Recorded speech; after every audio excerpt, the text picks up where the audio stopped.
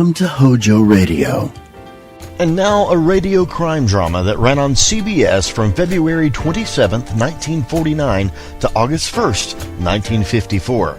Produced and directed by Elliot Lewis, the opening theme of I'll Take Manhattan introduced Detective Danny Clover, played by Larry Thor, a hardened New York cop who worked homicide from Times Square to Columbus Circle, the gaudiest, the most violent, the lonesomest mile in the world. We present to you Broadway's My Beat.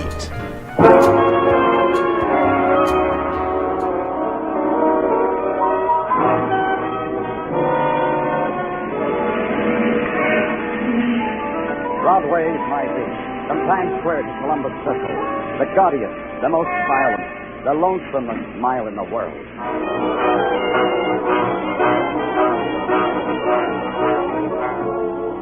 Broadway's My Beat, with Larry Thor as Detective Danny Clover.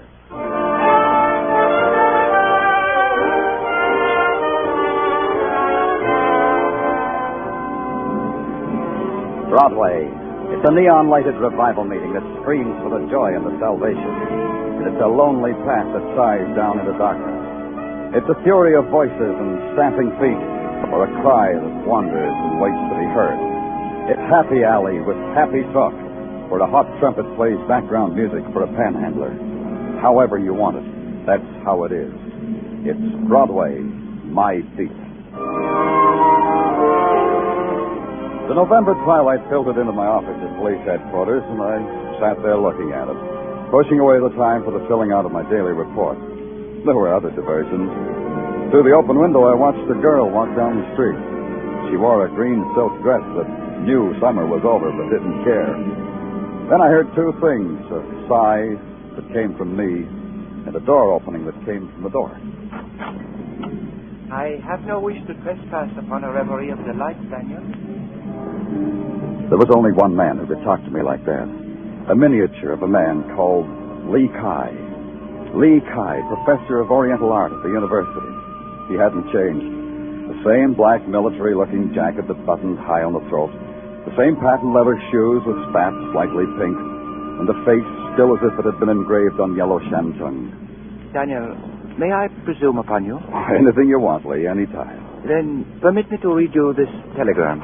Is that all? You could have presumed bigger. I shall, when you have read the telegram. It is addressed to me, and it says in 3 words, "Terror follows me." It is signed Mei Ling. Only 3 words. Is not 10 words the usual? Yeah, he's a frugal one, this Mei Ling, huh? Mei Ling is a delicate interweaving of all that is lovely and exquisite in a girl. I do not think she meant to be frugal. I do not think I know what you're talking about. Of course. Therefore, I will explain. You see, Mei Ling, this lovely girl of whom I have told you so much already, she brings me a statuette of the goddess Kuan Yin, China's goddess of mercy. And among friends, there is no need for circumlocution. Of course. For what? Circumlocution, of course. Oh. The Kuan Yin was smuggled out of my bleeding China, Daniel. It is worth approximately $100,000. Mei Ling was bringing it to me. And now, in 3 words, terror follows her. You understand what I need of you? Not yet. I want you to meet Mei Ling's train at 125th Street at 8 tonight. She is in private car 23. You will give her the protection from the terror that follows her, Daniel. Oh, we have other departments for that, Lee. I could... But you are the friend department. No, Daniel?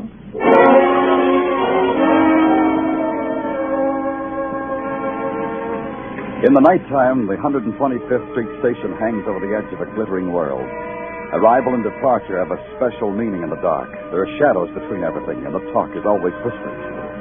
I walked out on the concrete platform toward the light on the bulk of the train, and I saw him, the man in the conductor's cap, holding a lantern and looking down at his watch. I asked him a question. 23, next one down through this empty coach. Oh, thanks. Hey, wait a minute. Can't get in 23, private coach. That's all right. I just wanted Nope, can't let you on. Nope. Sorry, but nope. Orders. Want to see something? Huh? Look at this for a second. Sure, hold it up to the light. Yeah. Police badge, huh? Yep. Yeah. Train pulls out in 7 minutes, mister. Oh, bury me not on a lone prairie. Oh, excuse me, mister. I didn't know where... Hey, you big enough to come from Texas. Are you from Texas? No, now, if you let me through here... Well, city fella, huh? You know how I can tell? City fellas always in a hurry. That's how I can tell. Yeah, now, one side, Now, friend. in Texas, it's different. People are friendly. Just folks down in Texas. I'll show you what I mean. Here. You have a drink. Maybe you didn't understand. I said one side, friend. Hey, you meaner than a shote with a cut mouth. No drink, huh? Well, Texan don't prejudice a man because he ain't no drinker. Let me tell you about Texas. Hey, I gotta prove it to you. Out of the way. Oh, you got the idea. Sure, I got the idea. See if you can get this one through your head. Oh. What are you...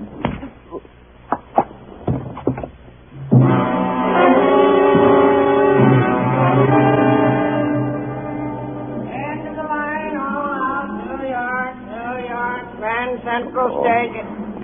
Hey, you, wake up. Now, don't ask me where you are. I've been shouting out my lungs where you are. Oh. Come on, get up. Come. There you are. Hey, you're the policeman. Yeah, the finest of the finest. Stumbled, huh? Later. First I was slugged. Feature that. You feature it. I haven't made car 23 yet. Hey, come back here. I've got to write a report. But I finally did. I finally made it. Car 23. Inside, the place was a shambles. Upholstery ripped, baggage opened and tossed across the seats, as if someone had been in a desperate hurry to find something. I noticed her then. She was sitting there, very lovely, very delicate, the frown pressed at the corners of her lips. I guessed her name was Mei Ling, but I knew she was dead. The bullet hole between the almond eyes made this common knowledge to anyone who took the time to look. To a policeman, a death scene is a place of business. There was nothing there that looked like a priceless statuary called Kuan Yin. I made some notes, called the station master, then found a phone booth to make the violent death of Mei Ling by person or persons unknown a matter of routine. Sergeant Tartaglia speaking. Danny Clover. Mei Ling's dead. Send the boys down to Grand Central. Photographers, fingerprints, technical, the whole crew. The coroner, too. I'll wait for them. Okay. Hey, say, Danny, a guy called. Said he wanted to talk to you. Said it was urgent.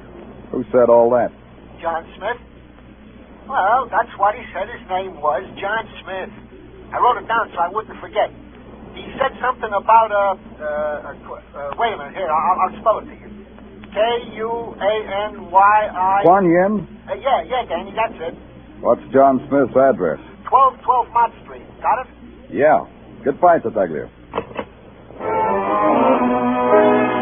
Anyone who wanted to see me about a Kuan Yin was a man I wanted to see. I waited around Grand Central until the crew from headquarters arrived, then I took off my squad car and hit Mott Street in 10 minutes.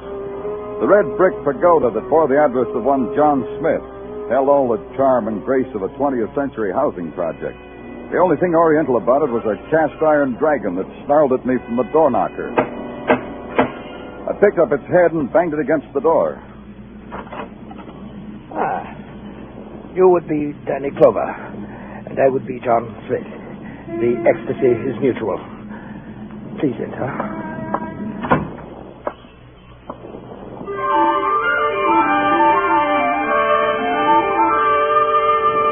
The thing that stood in front of me I didn't believe. It was a mound of flesh wrapped in a scented mandarin's robe. Perched on its shoulder was a small white monkey with enormous eyes that loathed me with an enormous lobe. John Smith looked like a fat crock of Ming pottery, but he talked as if he'd spent a lot of time tilling the good earth around Harvard. You admire my monkey, Danny Clover. Rest assured, he admires you. I hate him. Get him out of here. You are frank, Danny Clover. We shall get along splendidly. Now, run along to bed, Max. It's way beyond, you know. I'll tuck you in later, Max. Now go. Revolting beast, isn't he? I say that deliberately. It depends on your point of view. Me, I find all the answers to all the mysteries of eternity in Max's eyes. You gaze at my house. You like it? Yeah, looks like you've collected all the loot in China. Cozy, though. Spurious loot, Danny Clover. It's all fake. These statuettes, for instance. Tourist stuff. In all this rubbish, nothing so delicate or so desirable as the Kuan Yin image, an evanescent image, a will-o'-the-wisp image. You don't say. Tell me more. I shall. A most intimate source in Hong Kong has revealed to me that the fabulous, the priceless Kuan Yin has vanished. Do you have a theory as to where she might be? Should I have a theory? I thought perhaps the eminent Oriental art expert known to both of us as Li Kai may have helped you formulate one. Your most intimate source operates in New York, too. I have other intimates. Besides Max? Try one from Texas. Texas? What is that, a person, place, or object? You know, I wouldn't know. Exactly. And now, Danny Clover, a word of caution. The Kuan Yin is a legend among my people, a fairy tale. Fairy tales are sometimes bloody. A most discerning observation. On a sensitive and intelligent mind, they can leave a most fatal scar. Sometimes not only on the mind. It's sweet the way you try to scare me. The Kuan Yin is a goddess of mercy and compassion. If you know where she is, may she watch over you. If you don't, we have nothing further to discuss. And now I must tuck Max in. Au revoir, Danny Clover. I shook his hand, watched him wince, then bowed out of his fat presence. John Smith was a man who would keep. Now there was one place I just had to go, to the university, to break the news to Li Kai. It was at this time in my life that I exploded the myth that the thirst for knowledge never ceases. The door to the Arts and Science building was locked. It took me a half hour to find the night watchman, go through the policeman's badge routine, and get ushered to the self-service elevator. Wait a minute. Hey, wait a minute.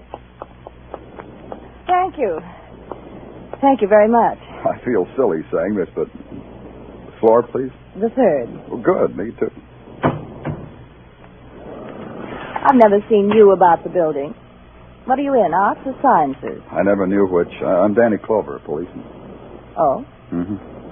And you're in the... Seismology. I'm Professor Higgins. Professor? Oh, here we are. Third floor. Oh, yeah. You, were saying? I was saying Professor of Seismology with a question mark after it. What is seismology exactly?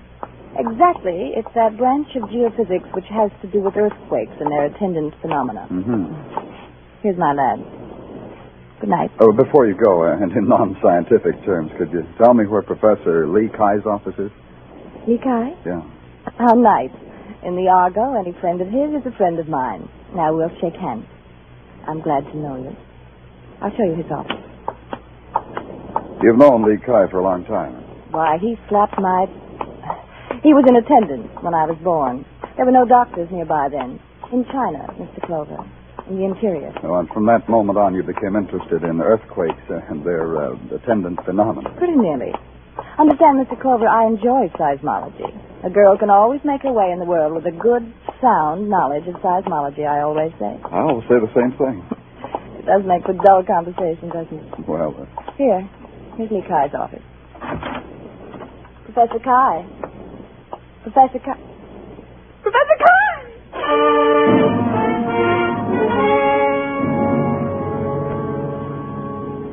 There was only one man who could lie on the floor like that, a miniature of a man called Li Kai.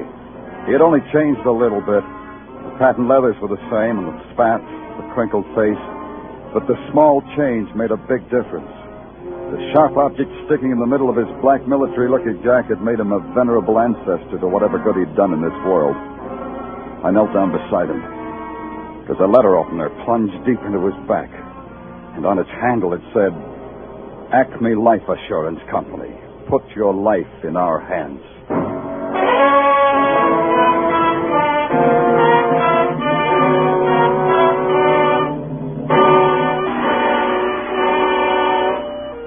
You are listening to Broadway's My Beat, starring Larry Thor as Detective Danny Clover. 50,000 or more, always in the jackpot on Sing It Again. Music by Gene Autry and Vaughn Monroe. Mystery and thrills with gangbusters Philip Marlowe, Johnny Dollar, and Danny Clover, the Broadway cop. That's the one-way ticket to top fun on most of these CBS stations every Saturday night. This fall, when you hear them all on CBS, Saturday night promises top music, top adventure and a chance at radio's top prize.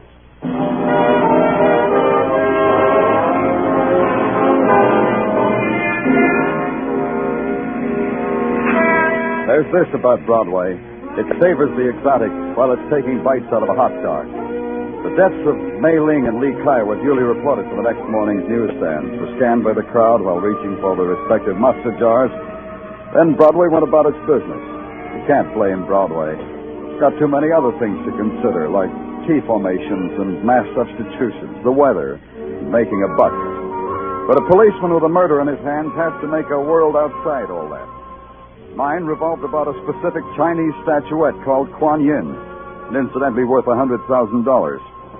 It also included paying final respects. I took a ride down to a twisted alley off of Mott Street. The festivities for Li Kai's funeral had already begun. Venerable Chinese ladies and gentlemen stood on the curb and with great ceremony lighted firecrackers and tossed them serenely into the air. As the body of Li Kai approached, others tossed money into his open coffin to ensure his price of admission into heaven. Walking directly behind was a lady by the name of Higgins, Professor Kate Higgins. She was dressed in a mandarin robe. Her tears were the tears some enchanted princess might weep. There were only two, one under each eye, and each one a jewel. And then across the street through the procession, a face that I had seen once before in a train station brought me back. Pardon me. I'm sorry. Pardon. Tell me about Texas, kid. I got more time now. Who are you? Why leave a great place like Texas just to strong-arm a city fella? Take off, friend. They warned me about talking to strangers. In here, friend, in this alleyway where we can be far from the city's rattle. In here where we can be pards. In here. Take your hands off me. Talk to me, pard. Who told you to slug me on that train? I can do it now without nobody whispering in my ear. Do it. Yeah.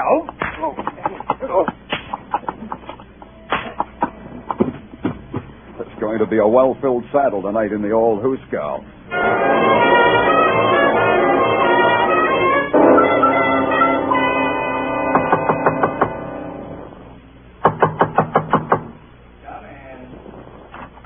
I was looking for Professor Higgins. This is her laboratory, isn't it? Yes.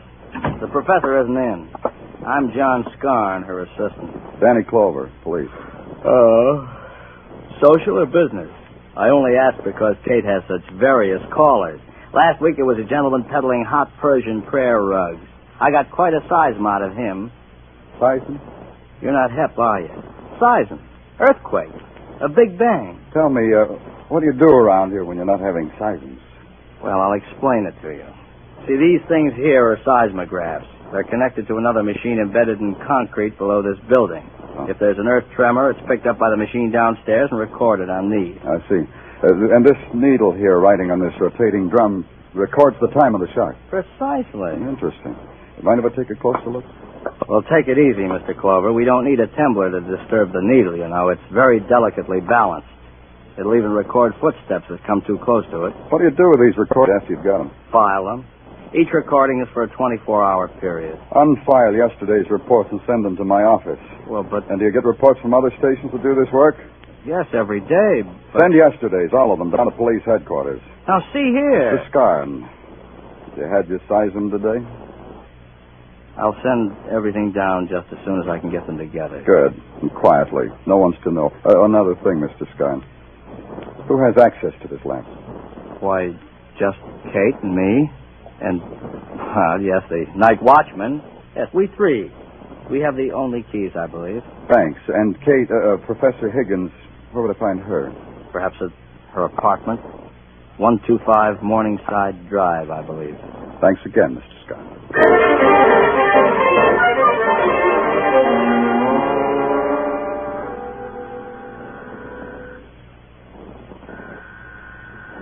Just a moment. I have to put something on. I'll wait. Clover, why is it that everything happens to you while you're on duty? Maybe it's because you're on duty. Oh, it's you. How nice. You caught me just as I stepped out of the shower, so you'll have to take me as I am, robe and all. Come in. I could wait outside until you, A shy policeman, how charming. You can trust me. Go on in. Thank you, Professor. Over there, but the fire's nice. I always dry myself by the fire, but you interrupted that. Easy, Clover. I'm here. Tell me. I didn't say anything. Oh. Shall I get us something? A drink? Do you object to the phonograph? Some men do, you know. I saw you at Lee Kai's funeral. I saw you, too. You're different now. You're not. That's right. I'm still thirsting for knowledge. So talk to me about things Chinese, Professor. The, Kuan Yin, for instance? For instance? A miraculous goddess believed by the Chinese to have only to kiss a wound to make it vanish. $100,000 a kiss. It's expensive healing. There are some who would pay more. 2 murders, maybe? More, if they have to. Yeah. You told me Lee Kai slapped you into the first breath you ever took. What else did he do for you? Everything. He was my father, my brother, my companion, my teacher. And, Mei Ling? I didn't know everyone in China, policeman. Nice policeman. And a man named John Smith? John Doe, yes. John Smith, no. Give up? All right. Invite me to an earthquake sometime, will you? I'll take time out for it. You'll love it. There's nothing quite so exciting as when the earth moves. Danny? Yeah? The Kuan Yin. You could give her to me. I'm only a professor on a professor's salary, but I could think of some way to pay you for it. Oh? What makes you think I've got the Kuan Yin? Because Lee told me he'd gone to you. Because you found Mei Ling. Because it would have been simple for you to steal it from a dead girl. Yeah, it would have been. But you know, I didn't think of it. Also, she didn't have it. Now it's your turn again. Lee Kai would want me to have it. No one else. I'll make a note of it, Professor. Now, would you unlock the door, please? I promised Mother I'd be home early. Of course. There's frustration everywhere, isn't there, policeman? Nothing but frustration. I think I remembered to tip my hat. I know I remembered to get back to police headquarters. I hustled Sergeant Tartaglia off his fat comic book and sat down on my desk to go over the sheaf of seismographs I had Scarn send down. Not only were they dull reading, but for a long time they didn't make sense. I kept trying. You can talk, Tartaglia. Item 1, Danny. I've questioned the Texas cowboy in his cell. The graph won't talk. Won't open his mouth. Hey, in a Texan, this must be some kind of terrible disease. Okay, physician. Item 2. Item 2 is alibis. Good and indifferent. At the time of Lee Kai's murder, John Smith was giving a dinner party. Assistant Scarn was calling a square dance. Hey, you know, Danny, they're fun. You ever been to one? Ask me sometime, Tartaglia. Yeah. Item 2 continued. Professor Higgins was to a movie. The night watchman checked in at the station the other side of the campus. Item 3. San Francisco Customs reports this Mei Ling never had no Kuan Yin. Tell me that again. The Kuan Yin Mei Ling was supposed to have. She never had it. Danny, this means 2 people was killed for something they didn't have. Huh? You said something, Tartaglia? When San Francisco Customs reported they had no records on the Kuan Yin, something clicked into place. If the Kuan Yin existed at all, I figured there was only one place where it could exist. So I went there, back to the university in the office of Lee Kai, lecturer and collector of Chinese art, now deceased. Oh, it's you, Mr. Clover. We thought perhaps we would meet you here. The place was a mess. Standing in the midst of the debris was the monkey-owning poet John Smith. And in a corner with a soft light playing with the amber of her hair was Kate Higgins. Danny Clover, it's always a delight to be where you are. The policeman is a meddling, stupid fool, Kate. Yeah, you warned me, didn't you? First to the hired thug, then during a lecture on spurious loot. Mr. Clover, I'm afraid I must dispense with you. Let him talk. I like to watch his mouth. Thanks. So I'll talk. Lee Kai was a wise little man. He had the Kuan Yin all the time. All he wanted was to find out who was trying to get it away from him. He came to me because he knew his enemies would follow him to me. And it backfired, shall we say, in his face. His and Mei Ling. The girl with whom he planned the whole puppet show. You have talked enough, Mr. Clover. Quite enough. I've been watching Smith, but where that knife came from, I'll never know. He held it low, slanting upwards for ripping, and then he lunged at me. I sidestepped and reached back, grabbed one of Lee Kai's art figures, and threw it at his head. He ducked, and the statue shattered against the wall. Kuan Yin. But Kuan Yin. And there it was, an ebony image shining with some inner light. It held us in a kind of suspended trance. Lee Kai had been clever. He'd encrusted the Kuan Yin in a cheap plaster cast and set it alongside the rest of his art. One of the oldest tricks in the world. I came out of the trance faster than John Smith did. He lay there with the rest of the crockery, just as pale, just as broken, just as unconscious. He can no longer harm you, Danny. He was an evil man. Yeah, and tricky.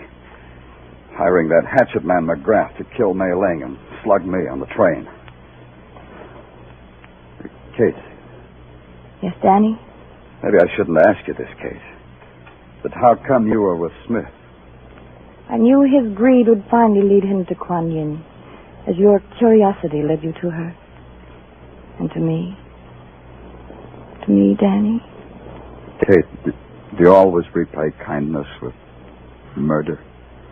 What are you talking about? You killed Lee Kai.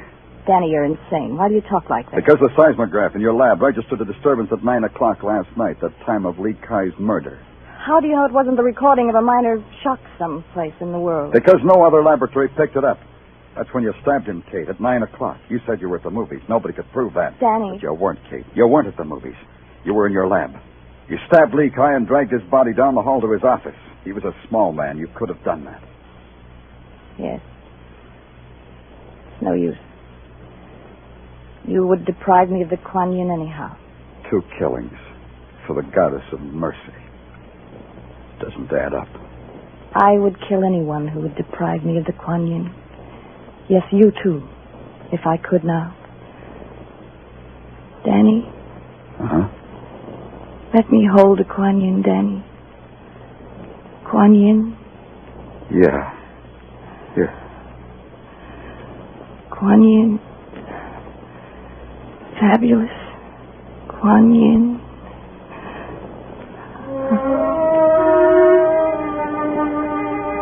I watched her hand slide down the side of her cheek and her body go taut. Her eyes fixed on the Kuan Yin narrowed.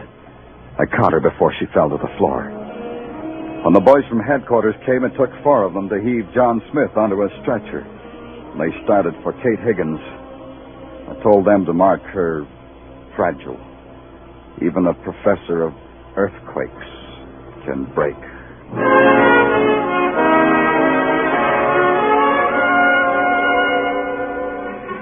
In the November sun, Broadway shimmers like some frozen city rising out of a frozen lake. It's clear, crystal clear, and its air is fresh and clean. You close your eyes because you know it's alive. The easy laughter that snarls when your back is turned. The spectaculars that advertise the grave. The welcoming hand that turns to ice in yours.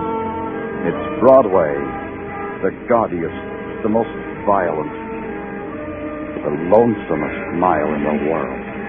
Broadway, my beat.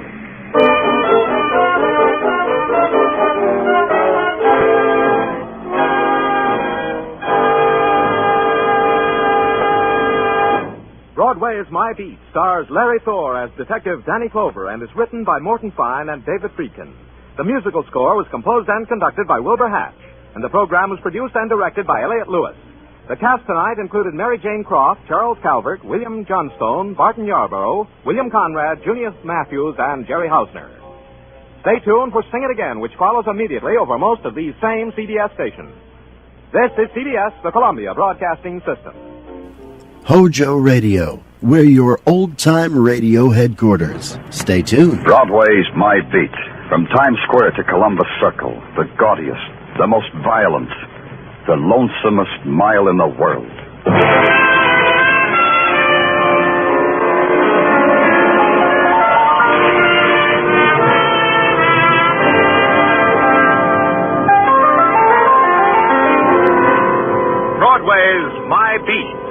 with Larry Thor as Detective Danny Clover.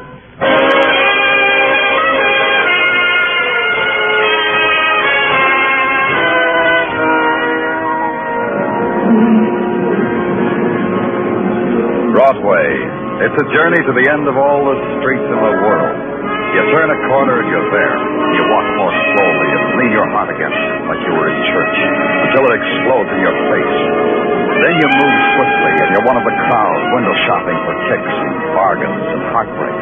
And you'll find it because it's Broadway, my beat.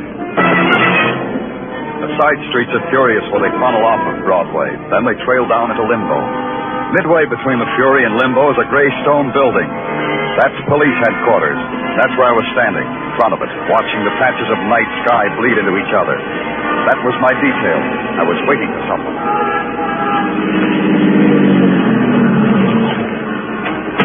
Hi, Danny. Oh, Sergeant Ellis. How are things upstate? Oh, great.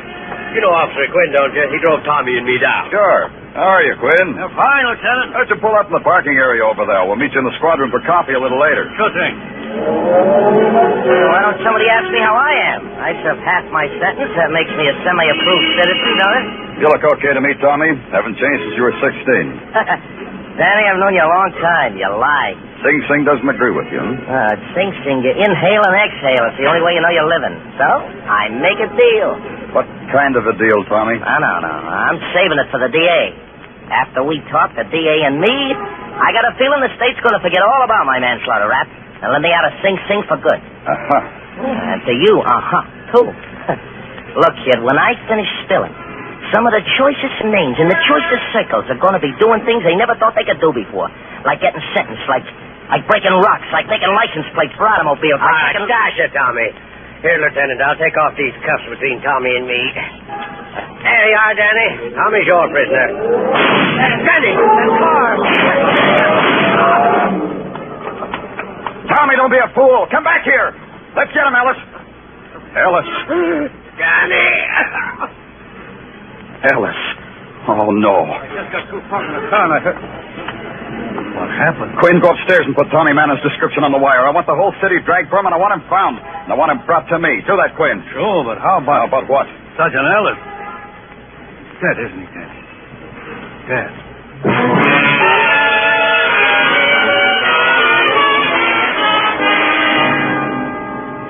Death and violence are easy commodities in the city. Easy to buy and easy to sell. A decent man named Gordon Ellis got his free for nothing. The sudden mob that gathered around his shrunken body got theirs at bargain prices, too. Headlines on the house. Criminal escapes. Cop murdered. And the sick taste was in my mouth.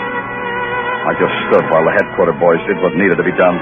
Then I went back to my office and locked the door.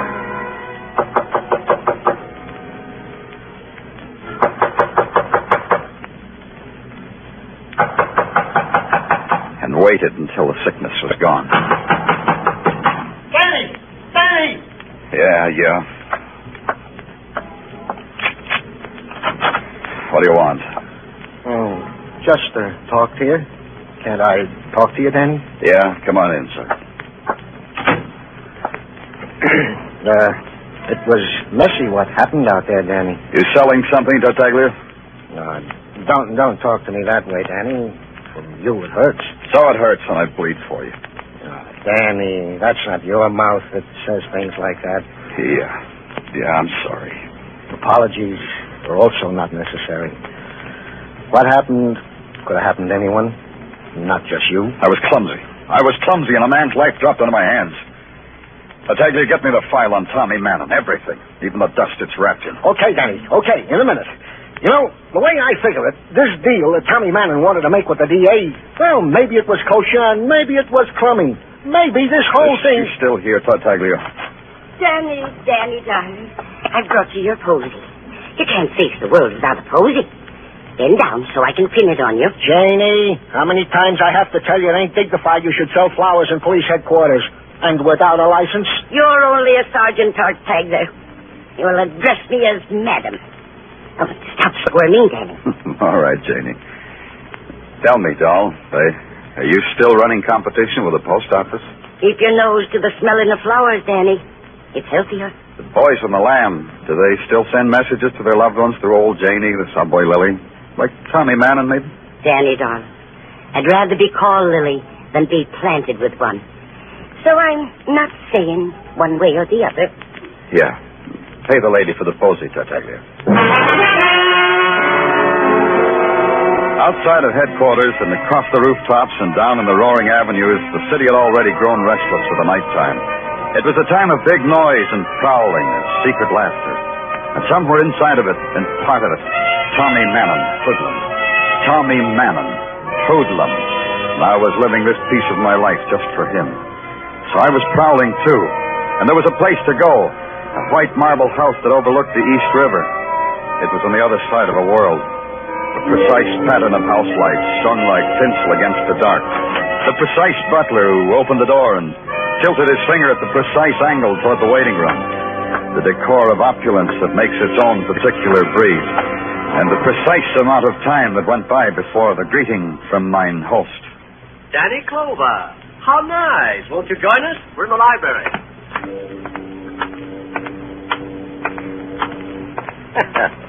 Danny, this is a surprise and a pleasant one. Oh, you know Mr. Arnold, don't you? James Arnold, the attorney? Hello, Danny. What brings you all the way out here, Danny? Thought you'd be expecting me. I didn't know you were having company, Faulkner. I'll leave. Stay a while, Arnold. Thank you, Danny. I was about to suggest the same thing. Now, why have I the honor? Had any other visitor lately, like Tommy Mannon? Why should he come here? He's a wandering boy. You might be keeping a light in the window for him. Tommy left my employ when he confessed to manslaughter. Really, Faulkner, maybe I'd better leave. You're comfortable, Arnold? The drinks are all right? The hors d'oeuvres? Fine, but... Then stay a while. Sit. Faulkner, when Tommy was brought back to New York, it was because he was going to turn state's evidence against some of the choicest names, he said. So? You're a choice name. You and Arnold here, respectively an untouchable high-class hoodlum, the attorney for an untouchable high-class hoodlum. Real choice names. Thank the police, Lieutenant Arnold. We're choice. He said so. Go ahead, thank him. Not that way, attorney mine. Thank him. Thanks. That's better. Go ahead, Danny. I think your gunsel shot down a policeman and helped Tommy escape. But such a tactic would constitute a felony, Danny. I think that Tommy's being brought to town was a dodge. Tommy had powerful friends on the outside who knew when he would be brought down. So you suggest we arrange this afternoon's fiasco? I'm suggesting it. Oh, throw it away. It ruins a good evening. It lends a bilious overtone to the fine conversation Arnold and I were having. Doesn't it, Arnold? Yes, it makes conversation bilious. Exactly. I was explaining to Arnold the 7-move mate that won Konstantinov, the chess championship in 32. Things like that devastate me. Don't they you, Danny? You leave men like Faulkner and his toady, and you have a feeling you've been playing mumble peg with scalpels. Then you take a long walk into a dismal and frayed edge of the city, and it's a walk back into memory. The street where you were born is the same. The kids' games are the same. The cruel words on their mouths are not changed. The fly-specked electric bulbs that hang in peeling hallways are still there. And the night sounds of a tenement still follow you as you climb the decaying stairs. Then you knock on a door that opens into a room where Tommy Mannon was born.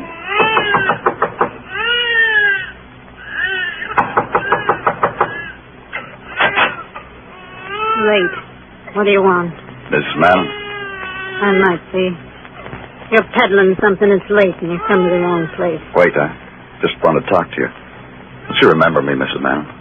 I stopped remembering a long time ago. I'm Danny Clover. So you are. Face is cleaner than when I saw you last. How old were you, Danny? 10? It won't take long. Could we step inside? We can talk here. Inside would be better, Mrs. Mannon. All right. Go on in. Who is it, Mrs. Mannon? Who's your gentleman caller, Mrs. Mannon? Hello, Mr. Mannon. Oh, I know you. You're Danny Clover. You're the cop who let my boy get away. Have a drink, Danny. You've been wonderful to my boy. Come on, Danny, have a drink. No, don't mind him, Danny. He means no harm. He's a drunken sot, but he don't mean no harm. Go back to your bottle, Mr. Mannon. I'll do that thing, dearie. I'll just do that. You want to know if Tommy's been here, don't you? Has he? When you were a kid, did you ever hear it said Mrs. Mannon was a liar? No. And you'll believe me when I tell you this. If Tommy so much as put foot in this house, I'd throw him back into the gutter he wallows in. That's no way to talk about Tommy. Tommy's good. Tommy's smart. Smart. I drink to my boy, Tommy. Then maybe you'll get a word to your smart boy, Mr. Mannon.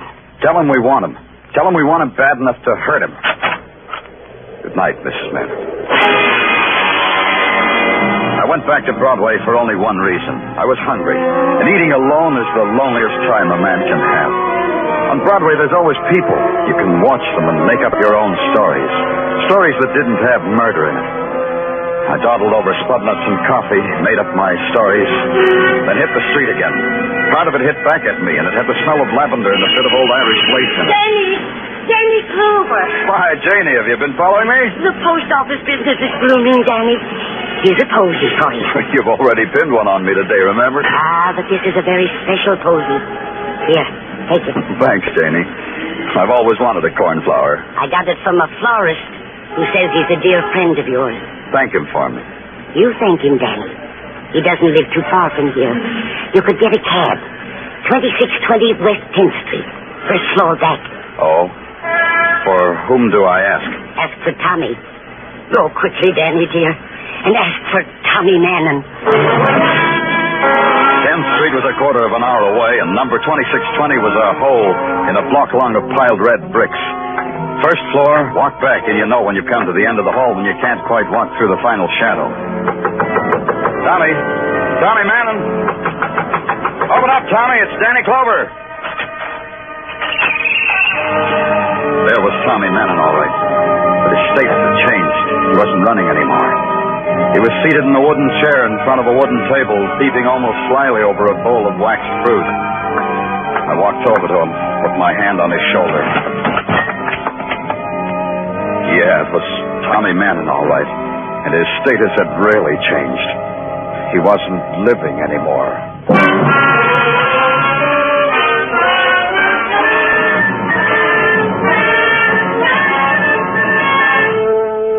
You're listening to Broadway's My Beat, starring Larry Thor as Detective Danny Clover.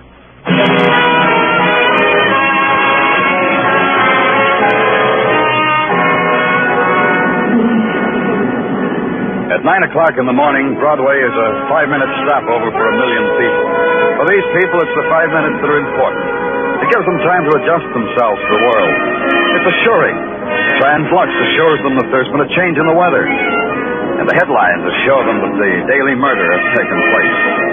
Tabloids yelled, "Cop killing." There was a piece in the item about me, continued on page 23. On page 23, it said that I was standing right there when Officer Ellis was killed. And I didn't know who did it. In my office at headquarters, a police sergeant named Tartaglia had a word for it. Do you mind repeating that, Tartaglia? Huh? Never mind. You got the date I asked for? Oh, sure, Danny. Okay, brief it to me. Yeah, Danny, yeah. On June 17, 1944, Tommy Mannon confessed to beating up and killing one John Westfall. This was what is known as the aftermath of a drunken brawl. Mannon was convicted of manslaughter. End of brief. Real brief, huh? Yeah, it ran about like that. And the other thing, Tartaglia, about the newspapers, you fixed that? Oh, yeah, I fixed it, Danny. Like you said, not a word to the newspapers about finding Tommy Mannon dead or alive. Especially dead. Okay. The coroner's report? Yeah, I briefed that, too. Like this. Tommy Mannon was dead on arrival. Not a mark on his body. He wasn't poisoned, no heart failure. Mysterious, huh? Tartaglia? Okay. Tommy Mannon was drowned. Drowned? So it says on the report. Mannon was, and I quote, forcibly held with his head underwater until he was drowned, and I unquote. Yeah, they figure it was in that fruit bowl on the table. Water was still clinging to the waxed fruit. Twist, huh? Yeah, funny killer. You got that list of character witnesses at Mannon's trial? Yeah. There was one. And the one was one Georgia Webb. Address, the Brighton Hotel for Women. Brighton Hotel for Women, huh? That's quite a show place. Danny. This one I'll brief for myself.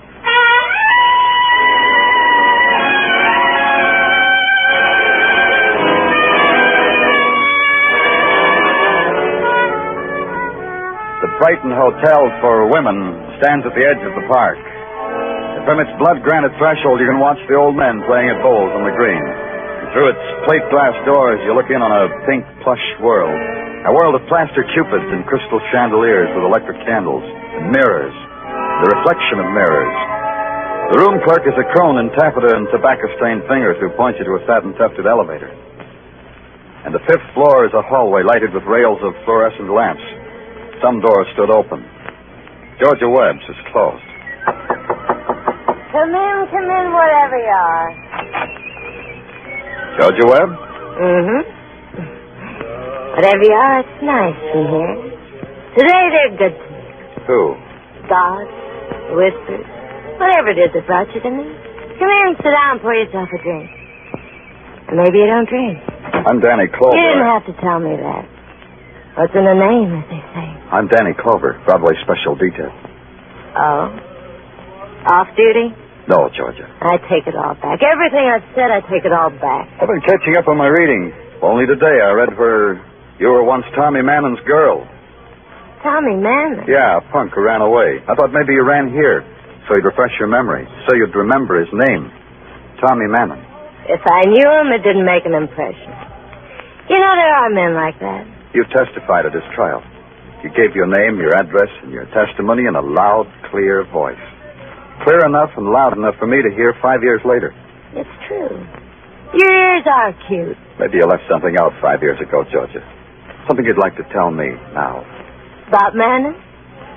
Was it Tommy Mannon? Tommy Mannon. Why didn't you ask him? When you find him? I found him. That's why I'm asking you. Because Tommy was dead. Oh? How'd he die? Natural causes, or did you shoot him because you're a policeman and you can kill people? Someone pushed his head in a bowl of water and Tommy Mannon was drowned. That's how he died. Oh? We don't like the way he died because it could happen to other people. Like you, maybe. Good goodness. So maybe now you'll remember some things that Tommy didn't get to tell us. Oh. There are better ways of dying. You know, it's convincing how you talk. Tommy was a jerk who made deals. Everything was a deal. Even the manslaughter rap. Explain it to me. Tommy didn't kill that man. He was in Baltimore when it happened. But he confessed to it. For $20,000, he confessed to it. He gave 5 years of his life for $20,000. Tommy the deal maker. The poor crumb. Why doesn't somebody answer that phone? They will. Let's go over it again, Georgia. You're saying a man was killed, that it was all a frame. Who made the deal with Tommy? For you, dearie. All right. I'll be a minute, Danny. Okay. It's Georgia. Yeah. Wait a minute. All right. All right, yes. You can go now, policeman. Your time's up. What? Get out. Everything I told you was a lie. All the talk I made up was no good. That phone call have anything to do with it? Yes. You ask me and I tell you yes. I told you not to talk anymore.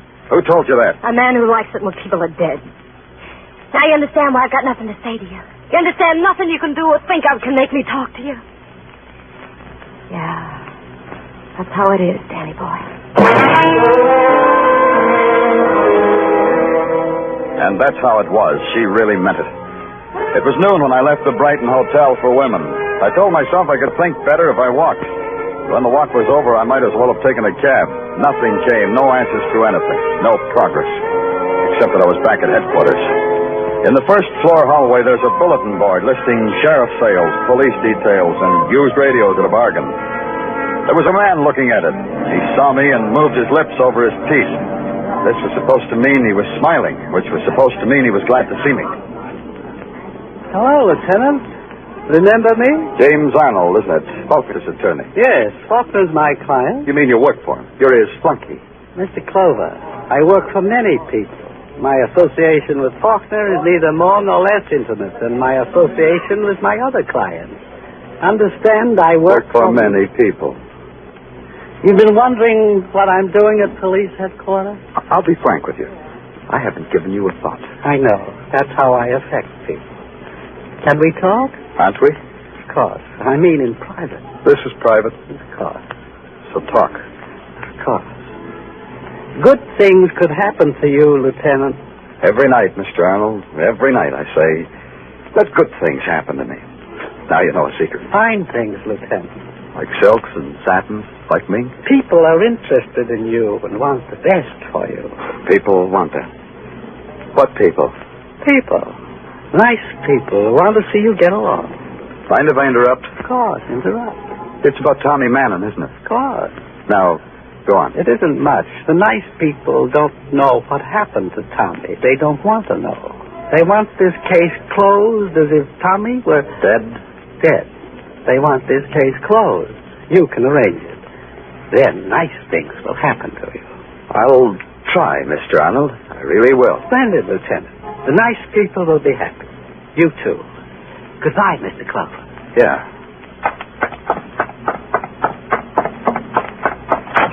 Tartaglia. Yeah, Danny. Send out a pickup for Georgia Webb, Brighton Hotel for Women. Pick her up and bring her down. Item 2? Call the press room and give them the whole story on Tommy Mannon. Tell them we found him dead, drowned, everything, the works. Yeah, Danny. Tell them this. Tell them we've got a witness who confessed everything, named Georgia Webb. She talked her head off. Got that? Yeah. Then do it. Okay, Danny. Where are you going? Home, Tartaglia. Home. I'm going to sleep. When I got home, the landlady had left 2 things for me. A bowl of matzo ball soup and a manila envelope. They both looked inviting, so I tried the envelope first. $5,000. The nice thing that Arnold had promised would happen to me came so fast to such a nice round sum. What more could a man want out of life? $5,000 in a dish of matzo balls. I ate the soup, kissed the landlady, put the $5,000 in an envelope addressed to the DA, pulled a chair over to the window and sat there, watching the city burst into fragments of electric flame. I must have sat there a long time, because when I awoke, the night had a new shadow. The shadow of a man named Faulkner. I brought you the morning paper, Danny.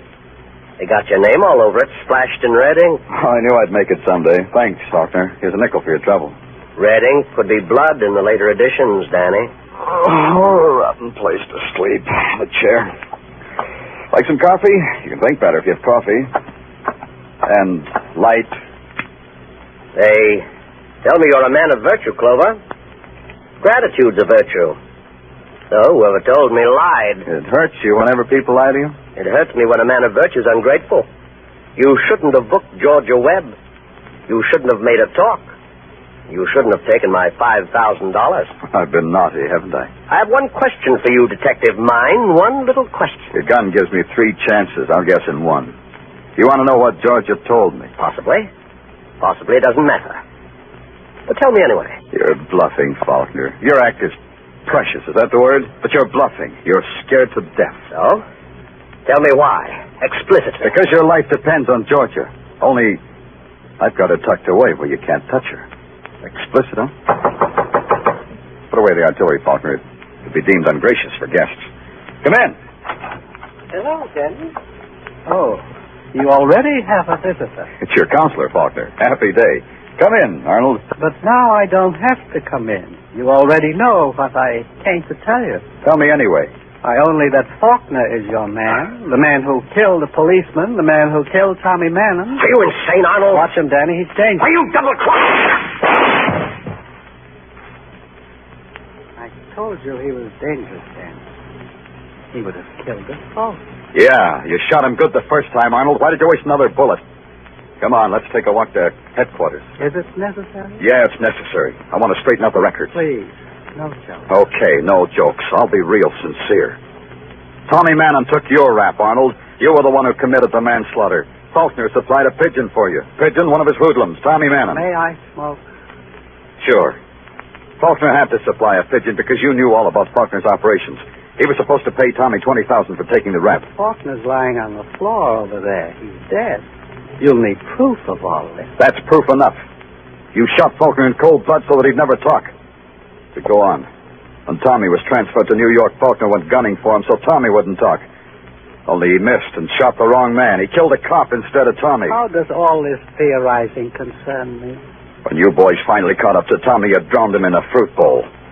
Let's go, Arnold. I'm going to book you for the murder of Tommy Mannon. You forgot something, Danny. I've still got my gun. I hadn't forgotten. It's the chance I took. Arnold had already used 2 shots on Faulkner. I had to get him to throw away the other 4. All the while I'd been talking to him, I'd been edging toward the light switch. Now I flipped it. 1. I'll kill you, Clover. I had one advantage. I knew the apartment. Arnold didn't. In the blackness, he could only fire at sound. I swept an ashtray off the table. 2. I picked up a book, heaved it at the window. 3. One more. I grabbed a chair and threw. 4.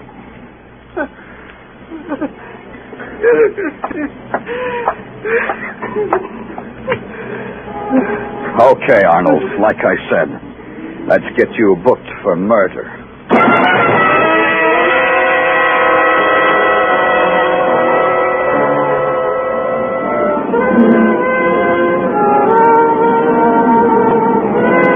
Broadway. It stretches out in front of you, livid scars slashed into the night. It's a cruel and fantastic carousel, a palace of fun, a hall of mirrors. You pay your way, and you take your choice. Me, I get in on a pass. I'm the gaudiest, the most violent, the lonesomest mile in the world. Broadway, my beat.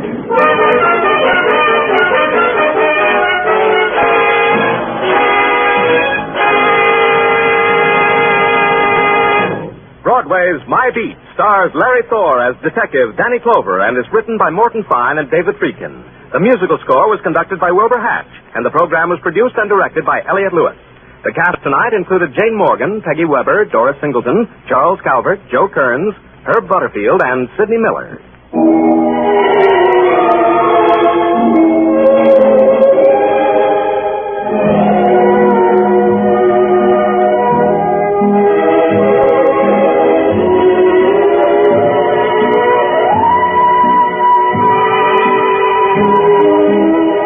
This is the United States Armed Forces Radio and Television Service.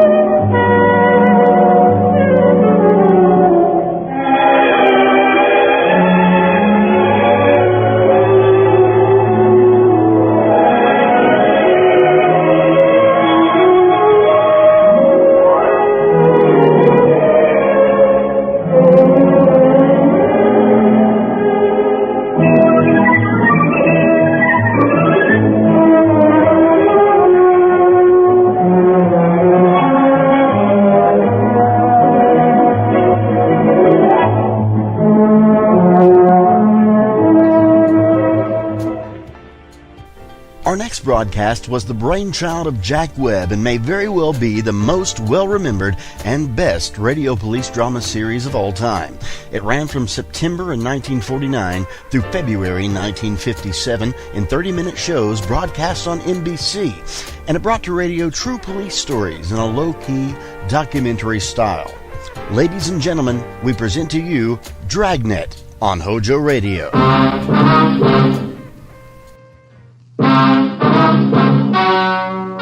Ladies and gentlemen, the story you are about to hear is true. Only the names have been changed to protect the innocent. NBC brings you Dragnet.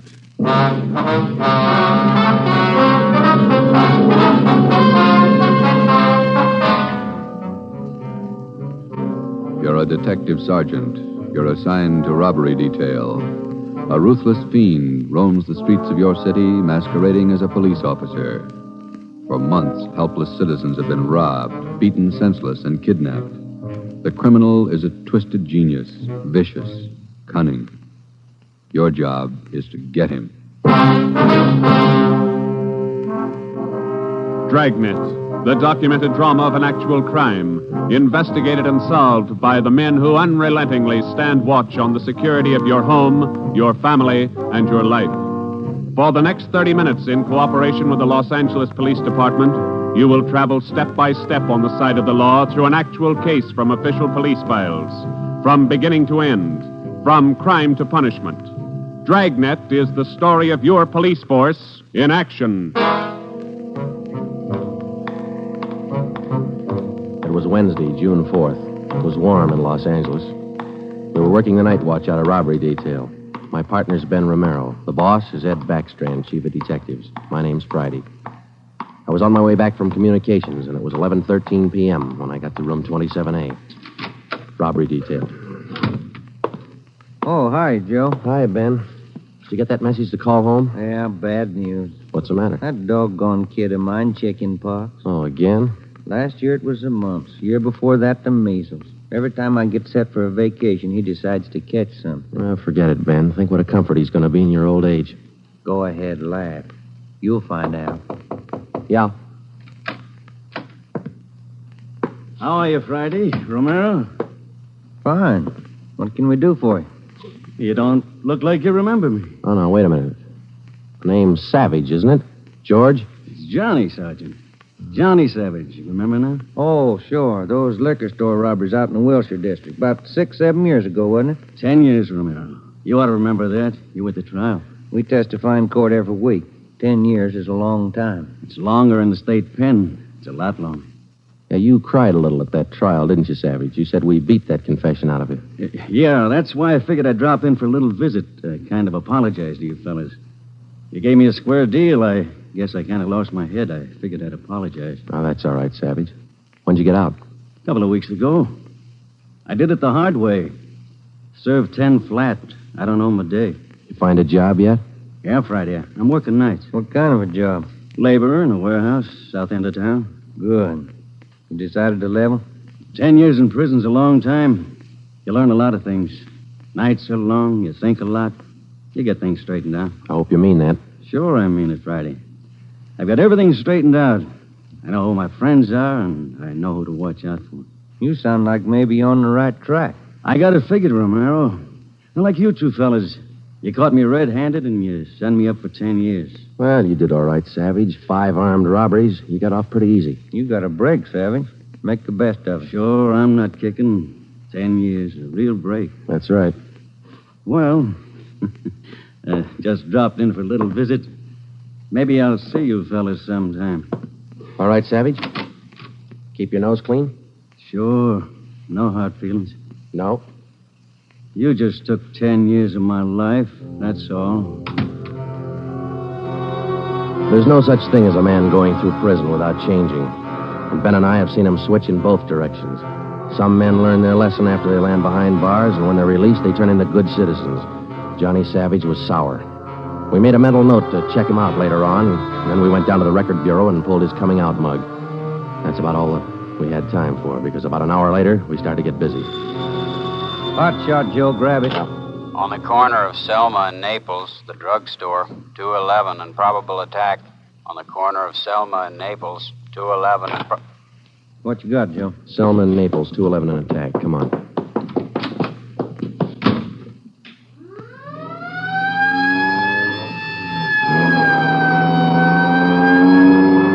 Here we are, Joe. Over there on the four corners. Yeah. All right. Come on. We got the story from the victim, the store owner, Mr. Thomas.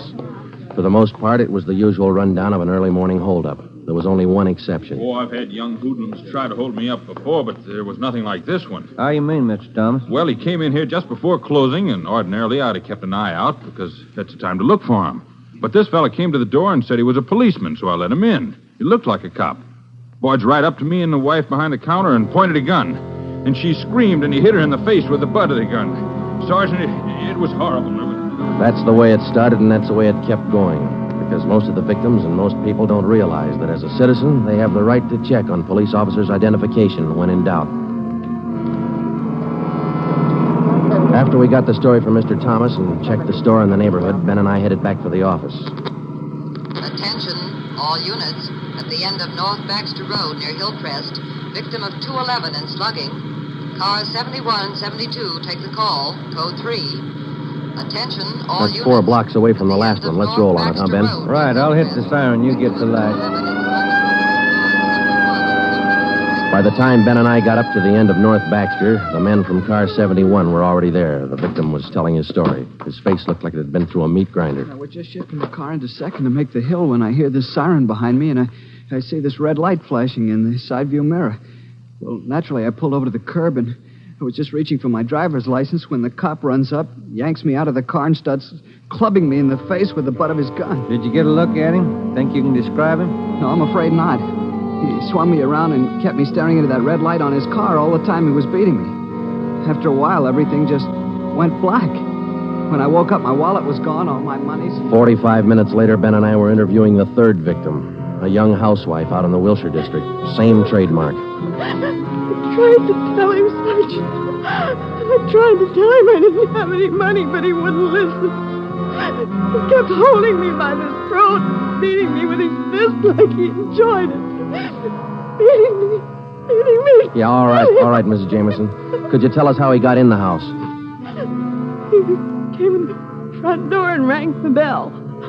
I opened the door, but I left the burglar chain on. He said he was a policeman. So when he demanded I open the door all the way, I did. Then he grabbed me. And you can't describe the man for us, Mrs. Jameson? He was tall, and he had dark hair and big hands. That's all. It was like a nightmare. A horrible nightmare.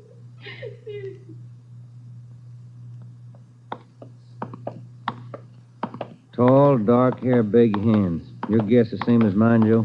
Maybe. Let's wait and see. Come on, let's check with the boss. Hi, Mike. Hi. He's waiting for you in there. Come on, Ben. Chief of Detective's office. Hannon. Sit down. Yeah, Skipper. All right, you two, let's have it. The guy with the red light? Yes, the guy with the red light posing as a policeman. Why hasn't he been picked up? You know as much about it as we do, Ed. We got our first call around midnight. He knocked over a drugstore out on Selma. He hasn't stopped working since. Didn't you get any definite lead on him? No description, no license number? Nothing. He's tall, big hands, dark hair, that's all. Fine.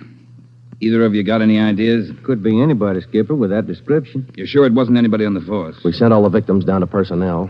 Lowry showed him the mug book of all police officers. Wasn't one of our men. Works fast. Drugstore, motorist, a pedestrian, a housewife out in the Wilshire district. Went right in the house after her. 4 of them, right in a row. 5. Huh? There's a 20-year-old kid in the next room. Came in just before you got here. A couple hours ago, he was sitting in a car with his girl up in Mulholland Drive. This red light bandit comes along, slugs him, and kidnaps the girl. Kidnapped? She still missing? Not a trace. When did this happen? A couple of hours ago. They brought the kid over from Georgia Street Hospital. We can talk to him now. He's had a bad time. Right in here. Okay. Pete, we're going to have to ask you a few more questions. Oh, yeah. Okay. It feels a little better now. This is Sergeant Friday and Sergeant Romero. Hi, Pete. Hi. Can you tell us what time the trouble started? Oh, about 10:15, 10:30.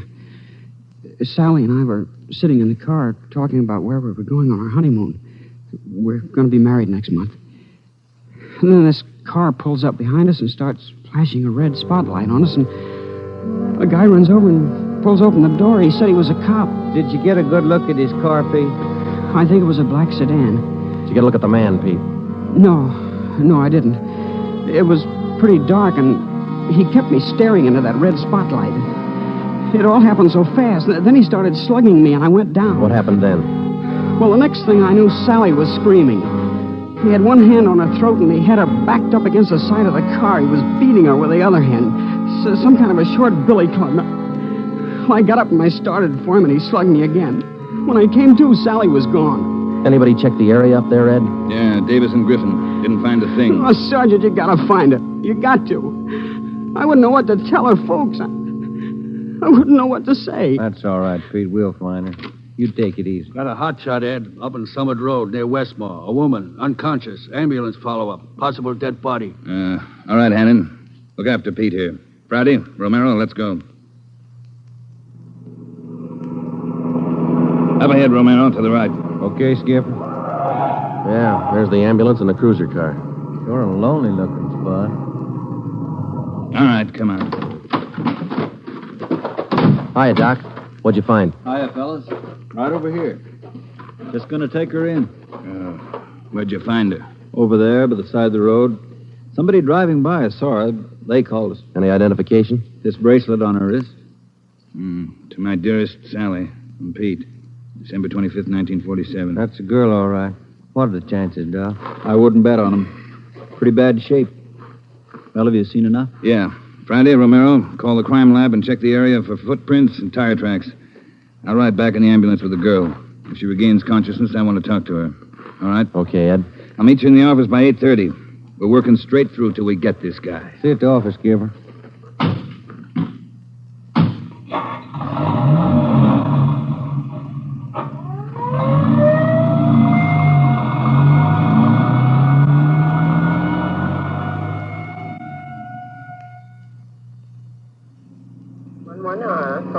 What time you got, Ben? 7 minutes to 4. Long night. Hey, that car up there ahead. Let's take a look at it, huh? Black sedan. Hey, look, he's flashing a red spot on that convertible. Come on.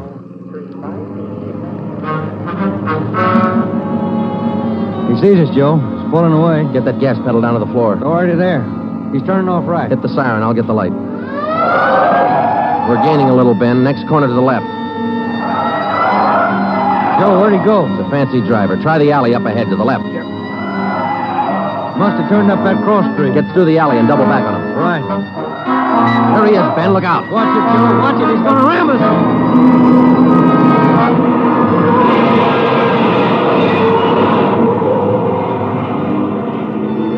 We got hit just in front of the rear bumper. Our car was forced into the curbing and it turned over. He was real lucky. He kept right on going. But this time, Ben and I were sharing the luck. All we got out of it was a couple of nasty cracks in the head and a few bruises, but it was enough to keep us in a hospital under observation for a day. By this time, Ed Backstrand was fuming. So were the newspapers. During the day we spent in the hospital, the Red Light Bandit went on a real blitz. He pulled 6 more jobs, 1 liquor store, 2 residential holdups, and 3 car robberies. 5 of the 6 victims were slugged and beaten. Davis and Griffin had taken over for Ben and me, and by the time we got back on the job, they'd built up a lead for us. We've been working with Wilkerson up in auto theft, Joe. He's used 4 stolen cars already. We got the makes and numbers on each one of them. How about the dark sedan he was driving when he rammed us? The boys picked it up this morning out on Sepulveda. We're checking it for prints now. Oh, that's fine, Dave. You got any description on the guy yet? No luck there, Joe. He works too fast. Nothing at all? The same as you had. Tall, black hair, big hands. Loves to use them. Friday, Romero, got a minute? Okay, Skipper. Check you later, Hyundai. Sure thing, boys. Sit down. How do you feel? Pretty fair, Ed. A little stiff here and there. All right, did Davis fill you in? Up to date. Okay, I just called the doctor who's handling Sally Wilder, Pete's girlfriend, you remember? Oh, yeah. She's been in pretty bad shape since we found her up there on Summit Road. This morning she took a turn for the better. She's conscious, and her doctor thinks she might be able to talk to us a little bit. Good. When? About an hour. I cleared it with the doctor and with her family. You'll only be able to stay a couple of minutes, so make the most of them. That's all. All right, Ed. We'll check with you later. Say, Joe, Ben, here's some mail came for you fellas while you were gone. Oh, thank you, Mike. We're going over to the county hospital. We ought to be back in a couple hours. Okay. Say, there's been a couple of phone calls, too. Yeah, anything important? I don't think so. The guy just called to say hello. Said his name was Johnny Savage. He just called to say hello. I presume you men are aware of the girl's critical condition. Yeah, that's right, Dr. Froman. We saw her before she was taken here at the hospital. Yes. You understand, of course, that you'll be able to see her for only a few minutes, and please try your best not to excite her, huh? Right, Doctor.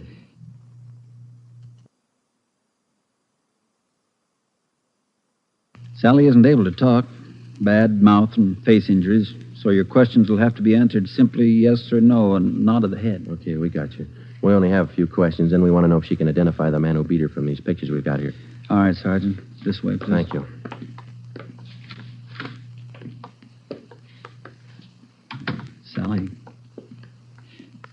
Sally, these gentlemen are from the police department. They'd like to ask you a few questions. Now, there's no need to be nervous or afraid. Just simply nod your head yes or no. Oh, that's fine. All right, Sergeant. Sally, did you see the man who attacked you? Yes. She says yes. Did you get a good look at his face? You did. All right, Sally, now you can answer these 3 together, just yes or no. Was he tall? Did he have dark hair? Did he have large hands? He did. Ben. Yeah, Jim. Hand me the folder. Here you are. Thanks. Now, there's just one more thing, Sally. I'm going to show you some pictures now. Take all the time you want before you make up your mind about each one. If you recognize any one of these men as the person who attacked you, just nod your head, all right? Oh, that's fine. Good. Here's the first one. No? All right. Here's the next one. No. How about this one? No? All right. Here's another. Do you recognize him? This was the man? Are you sure, Sally? Thank you. That's all. Let's go. Did you find what you wanted, Sergeant? Yes, Doctor, we did. Here, it's this one. Nice-looking chap. Who is he, Sergeant? His name's Savage, Dr. Froman. Johnny Savage. When we got back to the office, we checked in with Ed Backstrand. In 5 minutes, an all-points bulletin and a full description of the suspect was broadcast to every radio car, every motorcycle officer, to every sheriff and law enforcement agency in Los Angeles and Southern California. By nightfall, the manhunt was on. More than a dozen extra patrol units were called in for duty that night, and when they pulled out of the police garage, the name, the picture, and the full description of Johnny Savage was in the possession of every officer. The same for the patrolmen, whether they walked a beat downtown or out in the residential areas. The picture of Johnny Savage went with them. Everything was done that could be done. On the second night of the manhunt, far out on the edge of town, Johnny Savage, the red light bandit, got his 12th victim, a 63-year-old storekeeper. Attention, all units. 939 Markham Street, near Clark. 211 and slugging, code 3. Ambulance dispatched. All units. 939 Markham Street, near Clark.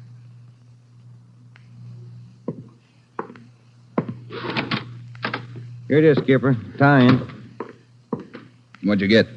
Wilkerson lifted the prints off that black sedan that rammed Joe and me. Yeah? They belonged to Johnny Savage. Yeah, good. That storekeeper last night. It is Savage, all right. Victim identified him from his mug. All right. We got enough in this Savage guy to put him on ice for life.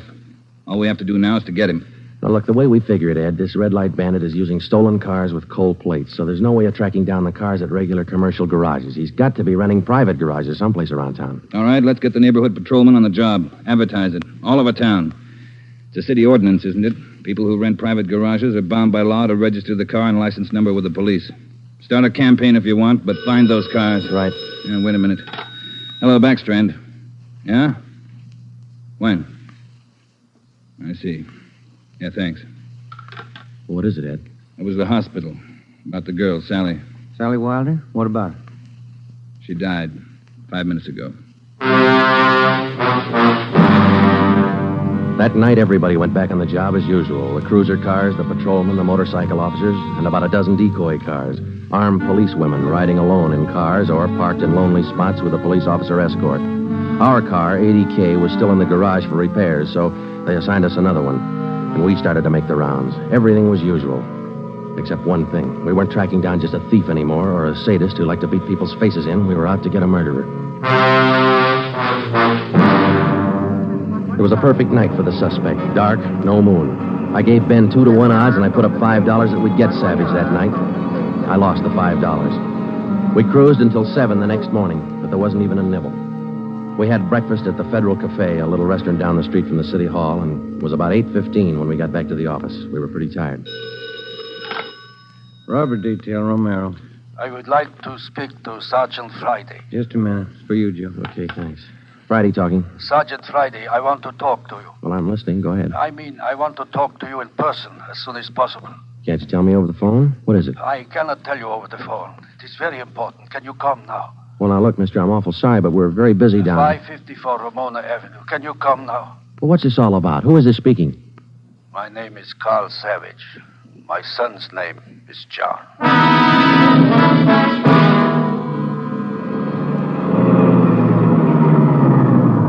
Here it is, Joe. Neat-looking little place. Yeah.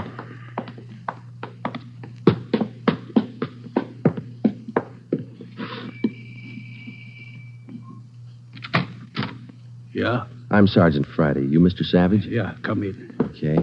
This is my partner, Sergeant Romero. How do you do? I will be brief, gentlemen. I am the father of John Savage.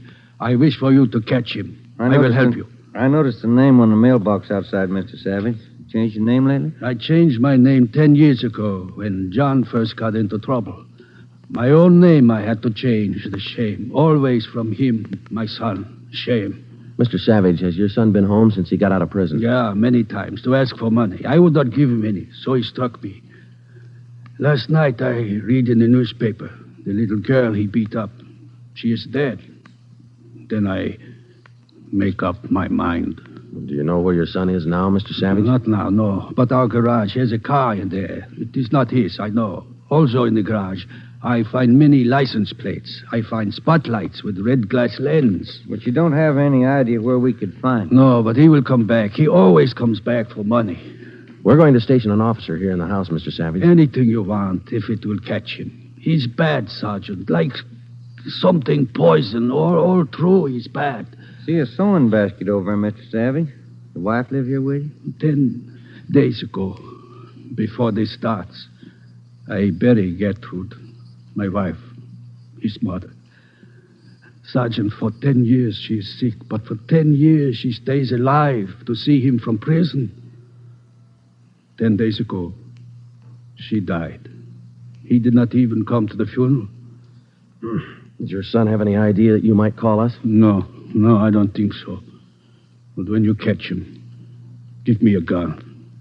With my own 2 hands, I will kill him. Johnny Savage.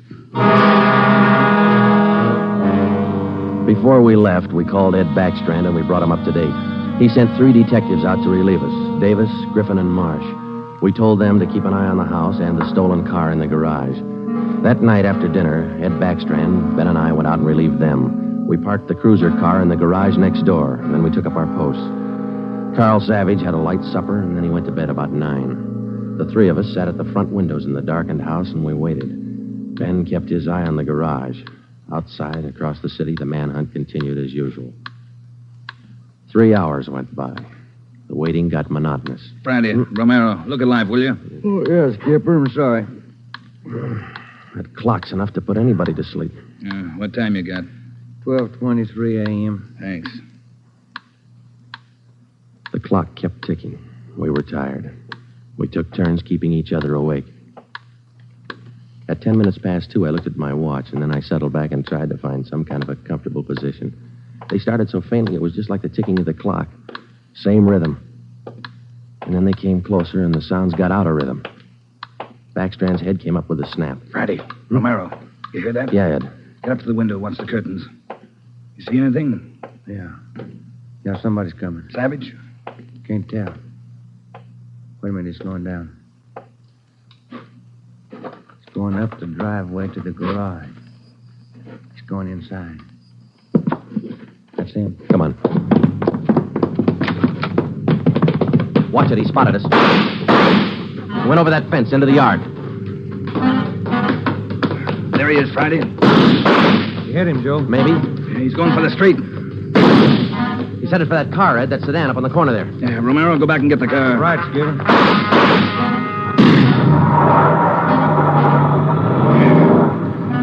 Must have parked up the block before he came around. Where's Romero? I don't know. Oh, here he comes now. All right, let's go. Get that radio on, Joe. It's already on, Ed. All right, give him a call. Any sign yet? No, nothing so far. Next corner to the right, Ben. Unit 80K to Control 4. 80K to Control 4. Control 4 to Unit 80K. Go ahead. Clear and keep frequency 4 open. This is an emergency. 80K, roger. Frequency 4, open and clear. Attention, all units on frequency 4. Stand by. 80K, go ahead. Yeah, there he is, Friday, up ahead. Dark blue sedan. Control 4. We are in pursuit of the possible red light bandit. Suspect is driving a dark blue 1949 sedan. License number in the 7 column. 61 Robert 784. Use caution. Suspect is armed. Code 3. Attention, all units. Attention, all units. Unit 80K now pursuing possible red light bandit. Suspect is driving a dark blue 1949 sedan. License number in the 7 column. 61 Robert 784. Use caution. Suspect is armed. Code 3. Your location, 80K. Control 4. We are headed east on Wilshire Boulevard, crossing La Brea. Attention, all units. Suspect is headed east on Wilshire Boulevard, crossing La Brea. Watch it, Romero. Don't lose him.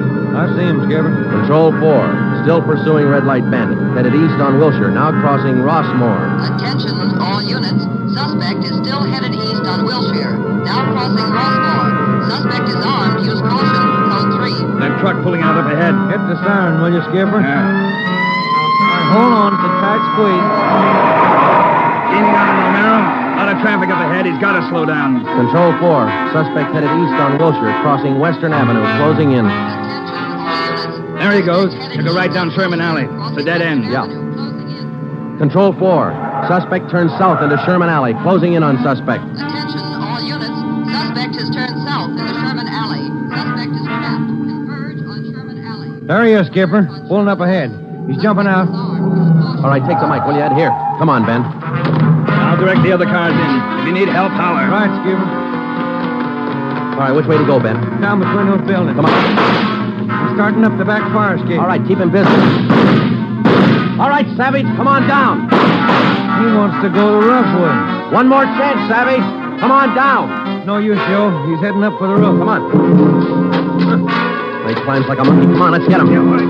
Come on. All right, here, I'll give you a hand. Here's the roof. All right, where'd he go? I don't know. Let's spread out. All right, Savage, you're through.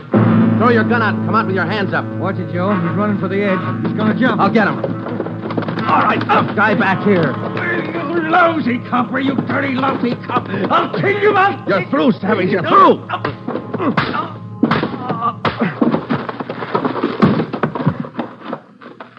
Good, Joe. Yeah. Throw the cuffs on, will you? Yeah, you just betcha.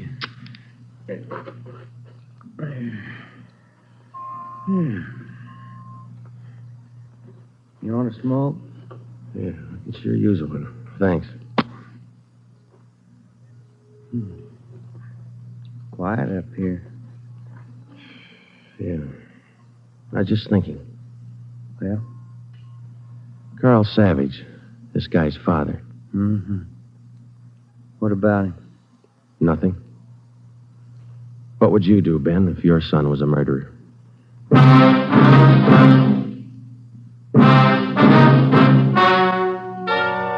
The story you have just heard is true. Only the names were changed to protect the innocent. John Savage was tried and convicted of murder in the first degree. He was executed in the lethal gas chamber at the state penitentiary.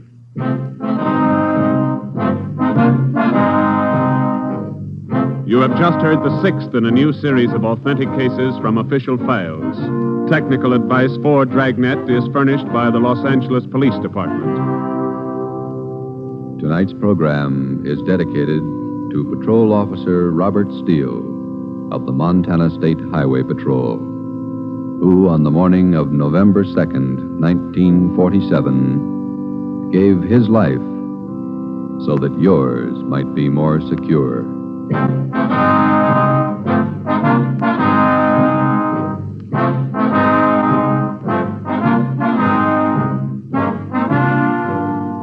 Dragnet came to you from Los Angeles.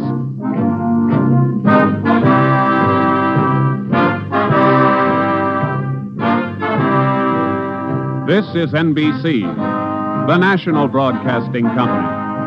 Keep it tuned right here to HOJO Radio for more classic old-time radio.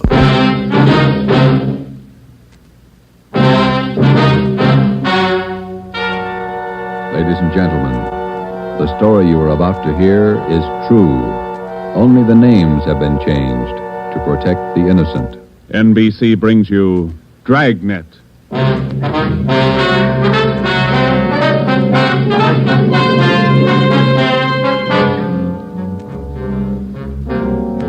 You're a detective sergeant.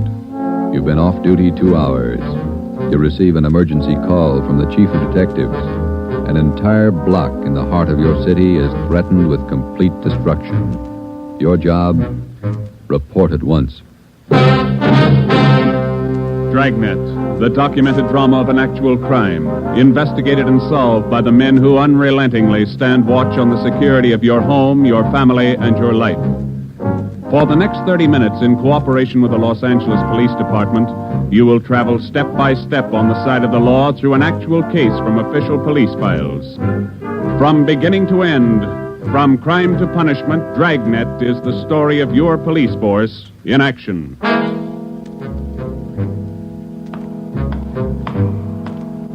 It was Tuesday, November 15th. It was raining in Los Angeles. We were off duty reporting in on an emergency call. My partner's Ben Romero. The boss is Ed Backstrand, chief of detectives. My name's Friday. It was 8:32 a.m. when I walked in the Spring Street entrance of the City Hall. You Sergeant Friday? Yeah, that's right. Take my elevator, Sergeant. It's the only one in service. All right.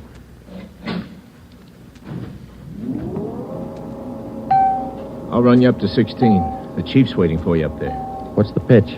Only one elevator in service out of 10? The place looks deserted. What's going on? Nobody in the building. All the office people been sent home. Lots of trouble.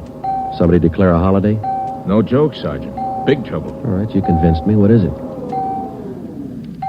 Here we are. 16th floor. Over here, Friday.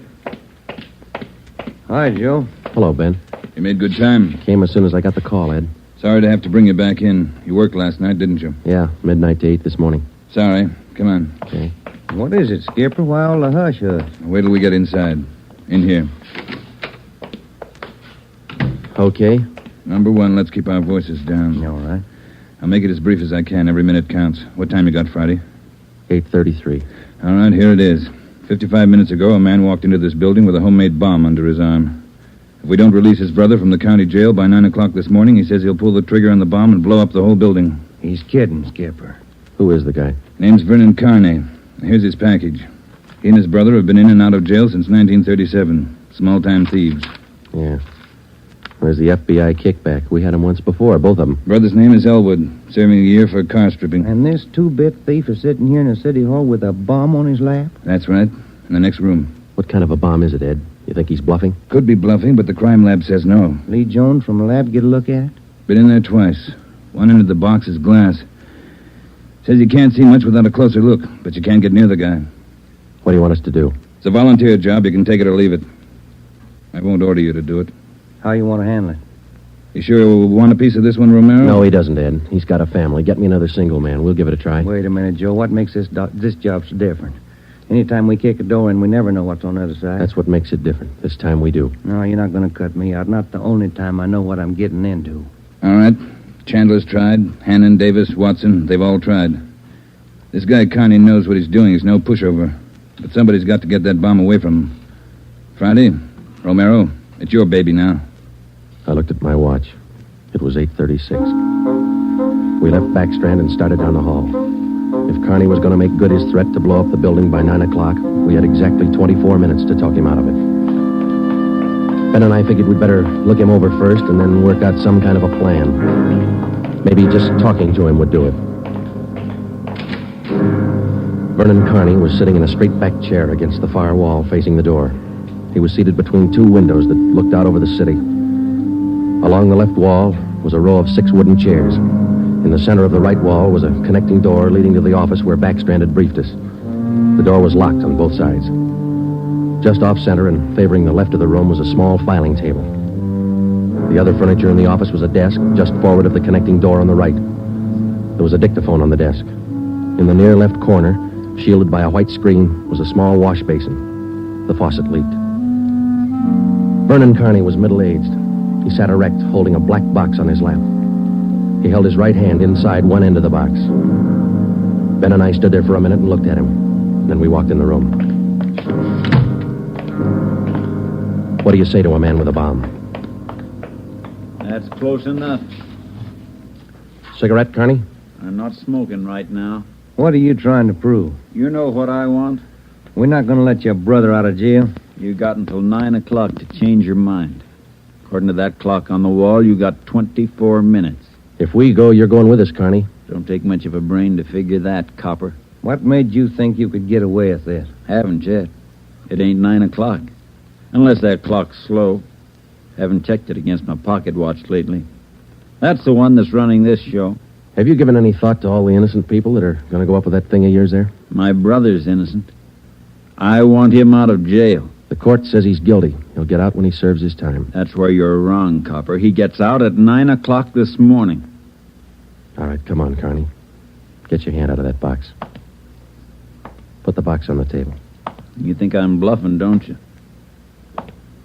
I'm going to let you get within 5 feet before I make a liar out of you. Okay, Carney. I guess you mean business. You can take 3 more steps and find out for sure. Suppose we did let your brother out. We'd just come out and pick him up again, you along with him? If you could find us. Let's get this straight. If we let your brother Elwood out, how do we know you're going to keep your promise? What promise? I ain't made any promises. You just get Elwood down here first, and then we'll talk about it. There's only one thing I can't figure, Carney. Yeah, what's that? If we don't let your brother out, you say you'll pull the trigger on that bomb. You're going to kill a lot of innocent people. What are you going to prove by that? It's 8:37. You've got 23 minutes left. No, I wish you'd answer that one for me.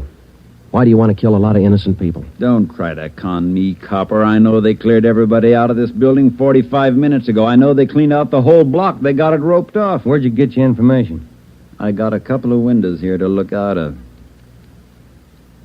Don't you think it's about time to send somebody over to get Elwood? You know, Carney, we got a way out of this. We don't have to let your brother out neither. I've heard that before. What's to stop us from leaving the building along with the other few officers and let you sit here and touch off that bomb? Go ahead. It won't be a long wait without you. Who are you trying to kid? You'd let me blow up $10 million worth of taxpayers' money? No. You're going to let Elwood out. You'll wait till the last minute to do it, but you'll let him out.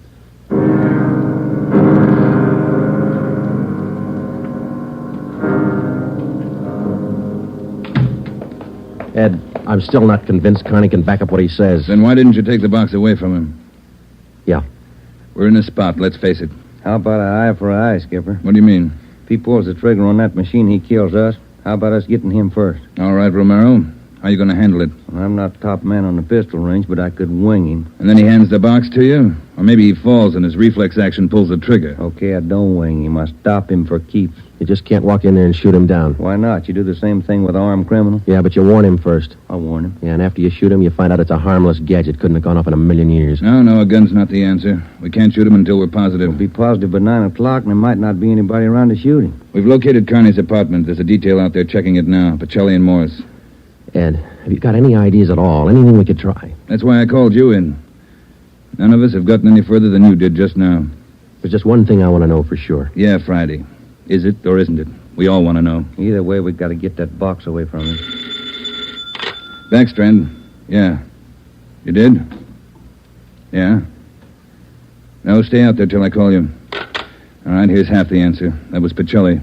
They found 28 sticks of dynamite in Carney's apartment. We knew Carney wasn't kidding now. We could see into the bomb through that glass window in one end.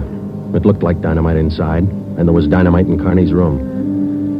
We didn't know if he had the nerve to pull the trigger. We didn't know if it would go off when he did. But with only minutes remaining, nobody wanted to take the chance. From here on in, all of us agreed that Vernon Carney sat in the next room, holding in his 2 hands a force powerful enough to destroy us all. We had to get that box away from him, and to get that box, we had to have a plan. I looked at my watch. It was 8:40. 20 minutes till 9 o'clock. How do we get it away from him? I got an idea. It might work. Let's have it.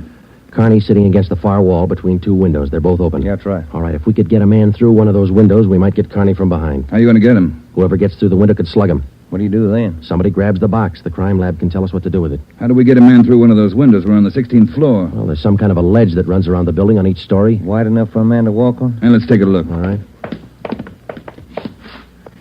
Looks pretty narrow, Joe. That's a good 18 inches. Could be done. Oh, too risky. It's raining out. That ledge is slippery. Strong wind out there, Joe. Tear a man right off the building. Yeah, I guess you're right. Well, there's still a way. How about a ladder? 16 floors, Skipper. There might be a way. The fire department would know that. I'll get Battalion Chief Erickson. Is Lee Jones in the building? No, he's over in the crime lab. I'll get him up here, too. I don't know, Friday. Maybe it'll work. It's got to, Ed. All right, now look. It's going to take a couple of minutes to set this up. We've got to know what Carney's doing every second of that time. Well, how about the dictaphone in there on the desk? Good. Get it on without him seeing you. We'll try. The dictaphone in there is connected to this one in here. This room is 1614. You got that? Yeah. All right, push down key 1614 on that machine in there and leave it down. Get the receiver off the hook and leave it off. Leave the receiver off. That's right. You know, if it isn't off the hook, we won't be able to hear a thing in here. Right. Come on, Ben. This is Backstrand. Give me Chief Erickson. Where's my brother? Still in his cell? You coppers are long on talk, but short on time. Yeah, we know. I'm telling you, for your own good, you'd better get Elwood over here. Carney, I'll bet if we get your brother on the phone here, he'll tell you he doesn't want any part of this. You mean Elwood don't want out? Since when? Sure he wants out, but not your way. He's only got a year to serve. Why don't you leave him alone? I told him I'd get him out. He didn't think I could do it. But I'm doing it. I'll make you a bet, Carney. Let us get your brother on the phone. He won't walk out of here with you. All right, get him on the pipe. Where you going? The phone's over here. Have to use the dictaphone. Got to get an okay from the chief. Elwood's still a prisoner. What's the matter with the phone? No operators. You know the building's been cleared. Oh, yeah. That's right. Almost forgot. Okay, you can use the dictaphone. This Friday, Ed. Carney wants to talk to his brother. Yeah, I know you'll have to send somebody over. Have them put the call on extension... wait a minute. What's that extension number, Ben? 2351. 2351, Ed. Right. It'll take a minute. Yeah. I'd kind of like to talk to El. Been a couple of months since I seen him. We've always been together, me and El, most of the time. Joe, let's go in and see if we can hurry that call. Good idea, boy. 16 minutes to 9. Hey, cop. Yeah. Forgot to hang up the dictaphone, didn't you? I put the receiver back on the dictaphone. Ben and I had failed to make good on the first step of the plan. When we got outside the door, we briefed Davis and Watson. They went in to sit with Carney. It would be their job to keep us posted on Carney's movements. The dictaphone was out. We went back into the office next door. Chief Sam Erickson of the fire department and Lieutenant Lee Jones from the crime lab were already there. We told Backstrand what happened. Would have been a help. We haven't got time to cry over it. Carney's wide awake, Skipper. He doesn't miss a thing. Backstrand told us the plan Friday. We can't run a ladder up from the street. Too high, Chief? Best we got is a 100-foot aerial. You figure 12 foot to the story, that'll take you up 96 feet, 8 floors. And we've got the latest equipment. What's the idea you had, Jones? Sam, can you get hold of a pump here in a hurry? Sure, we got a lot of scaling ladders, but you got nothing up there to hook 'em on. You figure on dropping down from the floor above? That's right, and I figure a pump here would do it. Sure it would. You could make it fast to the windowsill up there, but you got a 1.5 foot ledge in the way. No, what you want is a lifeline. You mean lower a man on a rope, Chief? Yeah, Romero. That's the quickest and the quietest. Could you rig it so one of my boys could do it? Sure, Ed. What's the risk? None if you work it right. We'll strap on a life belt, give the man heavy leather gloves. 2 of my men will lower him down. Pick your lightest man. What do you think, Lee? That's it. What do we do with the bomb when we get it? I figure that box Carney's holding is about 1 foot square. Here's what I'll do. I'll get you a bucket with a 1.5 foot mouth. It'll be full of water. Yeah? I'll have it right outside the door to that office. When you get that box, place it in the water. We'll get the bucket out of the building as fast as we can. And once we get the bomb underwater, we're in the clear. And I can't promise you that, but it's the safest way to handle it under the circumstances. All right, that's the procedure. Sam, you take care of your end. Right away. I'll get a detail to give me a hand down on the street. We'll have a car ready to take the bomb to a safe area to decommission it. Work as fast as you can. Come on, Sam. It's our baby, Joe. That's right. Which part of it you want, the rope or the bomb? You call it. Fire Chief Erickson says the lightest man on the rope. That's me, Joe. All right, I'll get the bomb out of the building. Okay, that's the routine. But carry this with you. The man that comes down on that rope has one chance to make good. You slug him and make it count because there's no second try. Yeah. And, Joe, when you grab that box, you got to get it away from Carney before he can squeeze the trigger. Then you got to get it down into the street. The elevator. You know how to operate it? That's pretty simple, but I'll double-check with the operator. Better do it right now. Okay. Ed, we better get Carney's brother on the phone for him. He seemed anxious. Might be a pretty good stall. All right, Romero. That's the outside phone. Get to city jail. All right, Skipper. Get going, Friday. Okay.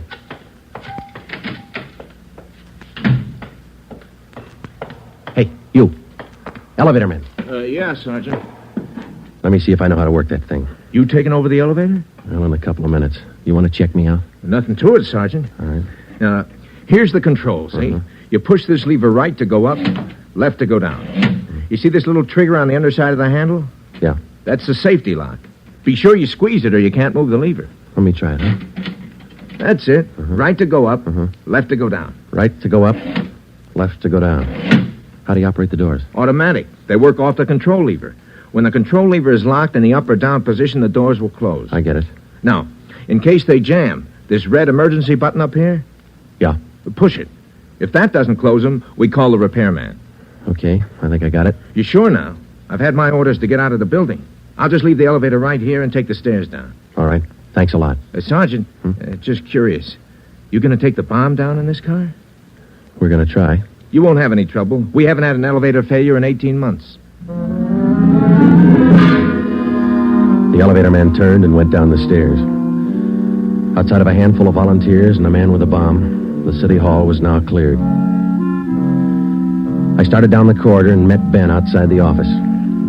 He told me that Lee Jones and Chief Erickson were on their way up in the freight elevator at the rear of the building with the necessary equipment. The 2 fire department volunteers were with them. The phone call had been put through to the city jail, and in a moment, Elwood Carney would be ready at the other end of the line.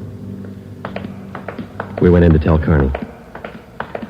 I told him over at the jail to put the call through on extension 2351. Yeah. When's it coming through? Right now. You got Elwood with you? No.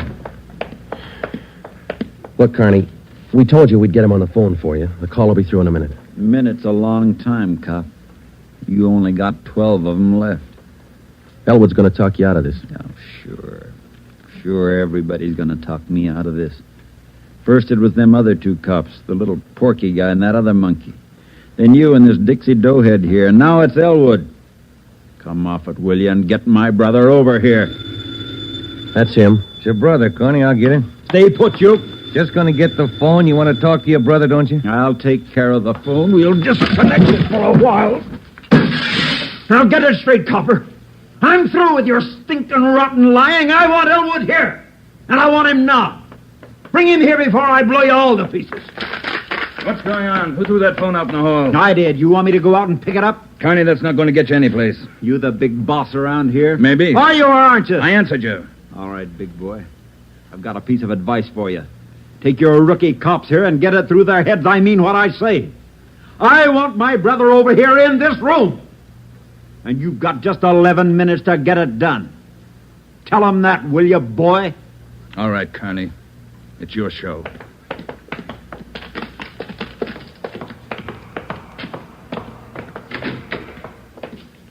All right, we got to work fast now. Jones, everything set for you? Got the bucket with the water right here. Car's waiting down the street. Right. Erickson, your boys ready? Upstairs, waiting. And we all know what to do. Ed, I got to have somebody to give me a hand with Carney when he falls. I'll be in there with you Friday. Ready to go upstairs, Chief? Anytime. Oh, one thing you ought to know. What's that? Strong wind coming up. About 20 mile an hour out there right now. That going to louse us up? No, but it's going to increase the sway. Got to allow for it. How you mean? Wind's coming from the south. We'll lower you just to the right of the window. If I figure it correctly, the wind will do the rest. Bigger risk, but we don't control the weather. How you going to do it, Ben? As soon as I get in position, I'll reach in through the window on his right. I'll use the billy. Try to catch him on the right side of his head. One good hit should put him away. Let's make it 2 and be sure, huh? Right. You ready, Chief? Now, let's go. Ben. Yeah? Nothing. I'll be careful. You too, huh? What's the time, Friday? 8:50. Shouldn't take more than a couple of minutes for Romero to get down to that window, unless the wind gives him trouble. Jones, no use you sticking around. I'll give Friday a hand. That's my job. We've got to keep you alive to decommission the bomb. Bum joke. See you downstairs.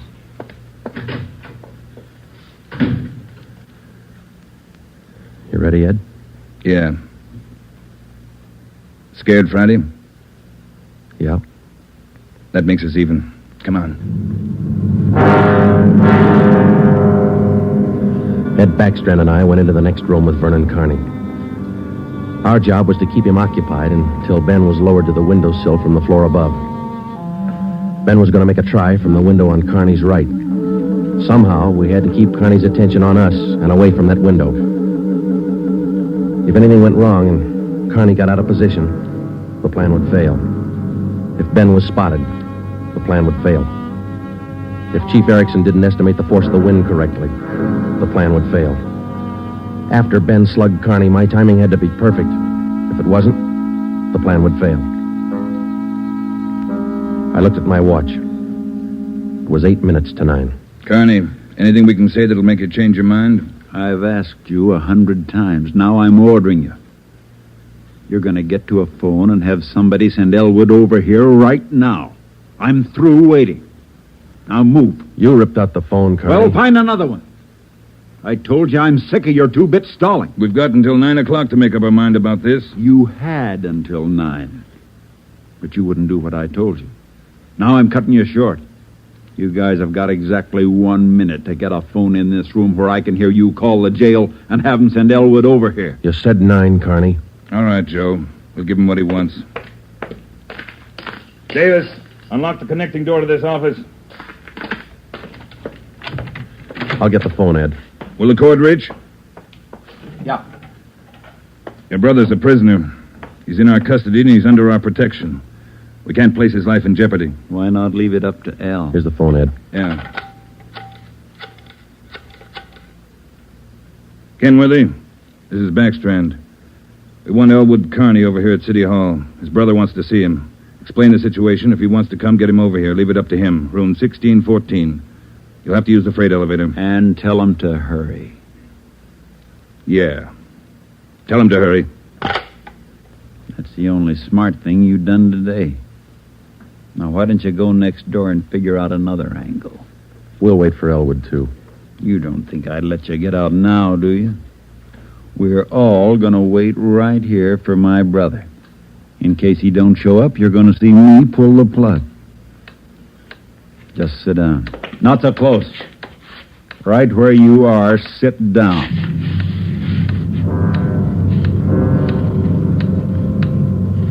Loud clock, ain't it? Windy.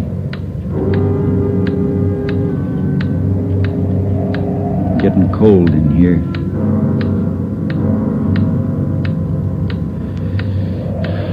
Sure a loud clock.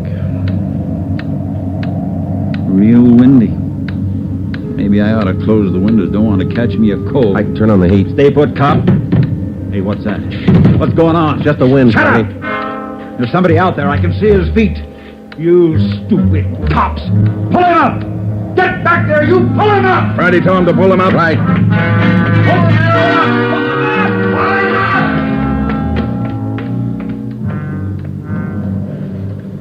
up! All right, Carney. You win. You bet I win, you dumb coppers. You didn't think I'd miss a trick like that? We'll just close these windows, boys. There's one, and lock it. And here's... Here's your brother, Carney. Yeah. Hi, Al. Hi, Vern. You did it. I told you. I told you I'd do it, didn't I? That's far enough for the rest of you. Al, come on over here. You're crazy, Vern. You're crazy. That's what they've been trying to tell me. We're going home, Al. How are you going to do it? There's a million cops outside. People all over town heard about this. They're holding the crowd back. They ain't going to stop us now, Al. You'll never make it. Either one of you. I got him this far, didn't I? We'll make it. Vern, you think we could do it? Hey, you. Yeah? You're going to get a car ready for us, a fast one. Have it in front of the building. Move! All right, Friday, do what he tells you. Right. Hold it. Yeah. If you ain't back by 9 o'clock, the deal still holds. I told him I'd pull the pin at 9, Al, if they didn't let you out. You ain't fooling, are you, Vern? Will that gadget really blow? 4 miles high. You know what that means, Al? Yeah, but they won't let you pull it. We're getting out. All right, Copper. Get the car. You got 4 minutes. Hey, Ben. What happened? He spot me? Yeah, there's no time to explain that. Listen, we gotta work fast. Yeah. We had to bring Carney's brother over from the jail. I don't think he cares if they get out or not. He just wants to use that bomb, and for some crazy reason, he's waiting until 9. How much time we got? Let me look. Less than 4 minutes. How about the ledge? You think you can do it? Strong wind. You'll have to hang on like a fly. I don't know. I can give it a try. Okay. Same plan. Every second counts. Now, I can't brief Ed. He's in the room with the guy. It's up to you and me. I'll get on the ledge from one of these offices. I hope I make it. If you don't, we'll know you tried. Hurry. Hey, Ben, wait a minute. Yeah? I forgot. The windows. The one on his right. He locked it. You'll have to crawl around to the one on the left. You got it? Right. Okay. car will be ready in 2 minutes. Out front. Fine. Elle and I'll just sit here and wait. Gonna be good being back together, huh, Elle? We always were real good together, Vern. Yeah, that's the way brothers ought to be together all the time. Together.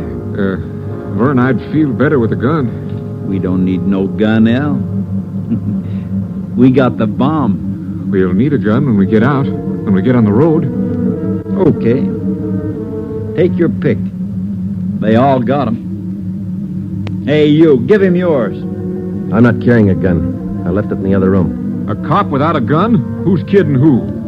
I left it in the other room. Frisk the big boy, Elle. He's got one. About time for the car, ain't it? 2 minutes to 9. Yeah, this feels like it. Right on his hip. Hey, Vern, look out! Grab him, Joe. I got him. Get the box. Leave that gun alone. I got him, Ben. I gotta get his hand out of it. Run, Joe. Get it in the water. Run!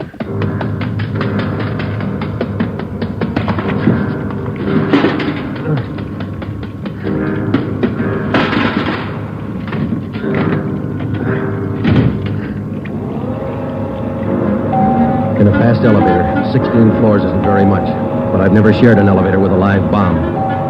It seemed like minutes between floors. I kept watching the bucket.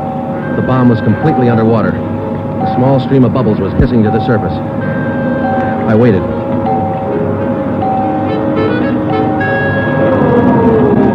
Main floor. I picked up the bucket and ran for the street. I missed the first step. I fell forward. The bucket spun out of my hand. I sprawled flat on the sidewalk.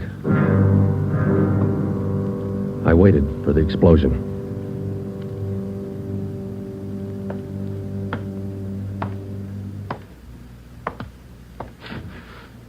It didn't go off Friday. I gave it a good chance, Lee. It was all there. Look, at least a dozen sticks of dynamite.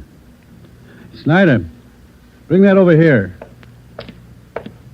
Here you are, Lieutenant. Thanks. Here's why it didn't go off.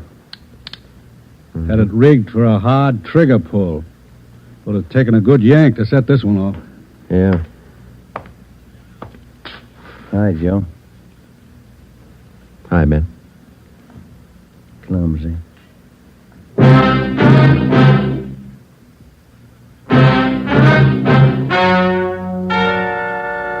The story you have just heard is true.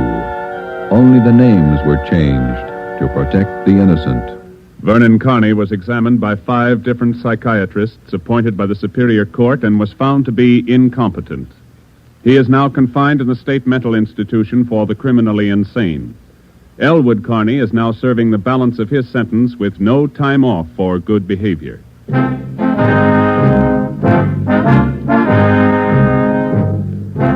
You have just heard the 7th in a new series of authentic cases from official files. Technical advice for Dragnet is furnished by the Los Angeles Police Department. Tonight's program is dedicated to Town Marshal Lon T. Larson of the Mount Pleasant, Utah Force, who, on the night of October 15th, 1945, gave his life so that yours might be more secure.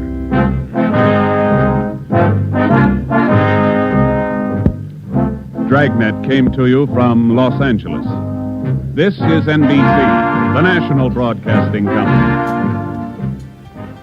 Our next broadcast is heralded as the only national program that brings you authentic police case history. It premiered as G-Men, sponsored by Chevrolet on July 20th of 1935. And then in January 15th of 1936, the show changed its name and had a 21-year run through November 20th of 1957. Beginning with a barrage of loud sound effects, guns firing, and tires squealing, this intrusive introduction led to the popular catchphrase, "Came on like gangbusters," next on HOJO Radio. And now, in cooperation with police and federal law enforcement departments throughout the United States, the only national program that brings you authentic police case histories. Waterman's Pens and Waterman's Ink present Gangbusters.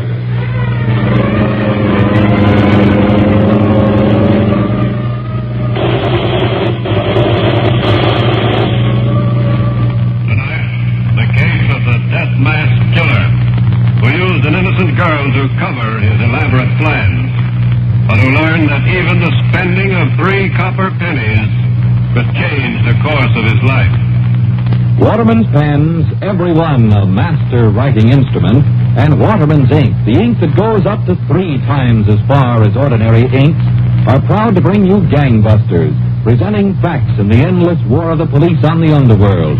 Facts that show the operation of our law enforcement officials in their work of protecting our citizens. Commissioner Louis J. Valentine, on leave as interviewer of Gangbusters, has now arrived in Tokyo, where he is to serve at the personal request of General Douglas MacArthur. Waterman's expects to bring you his voice by shortwave in the near future. Meanwhile, Gangbusters has asked Dr. Carlton Simon of New York City, internationally known criminologist, to narrate by proxy tonight's case.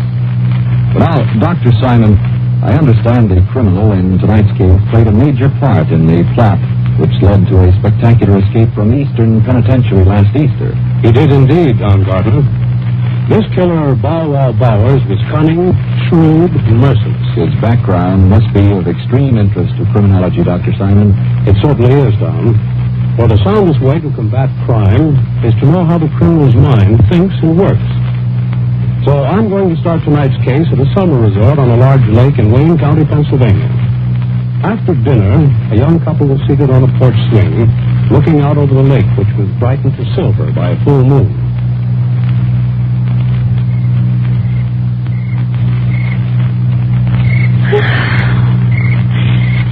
Scranton never was like this, Horace. No?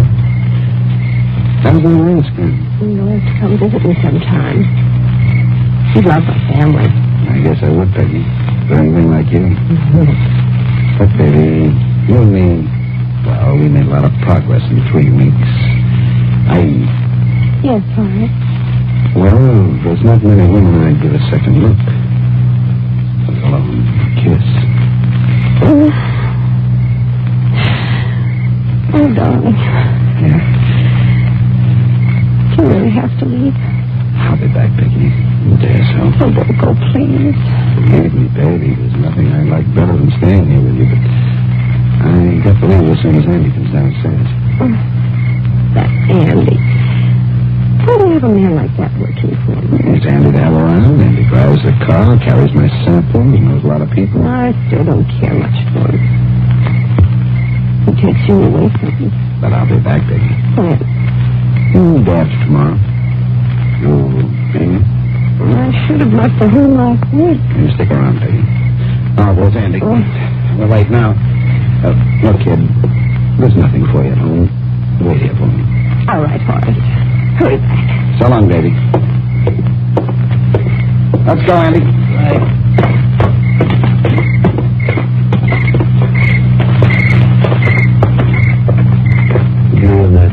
So what? Hold it. I got a tug on my shit. What do you want to get involved with a dame for, Bowers? They ain't got enough trouble. Every cop in Pennsylvania's hot after us. That's the idea, Andy. Okay. Just in case, Peggy Foster's going to be our alibi. She's going to be our proof we were right here when the cops say we went. Yeah, you couldn't get her to tell a lie, you know it. Huh? Just give me another week or so and she'll jump into the lake if I ask her to. Yeah.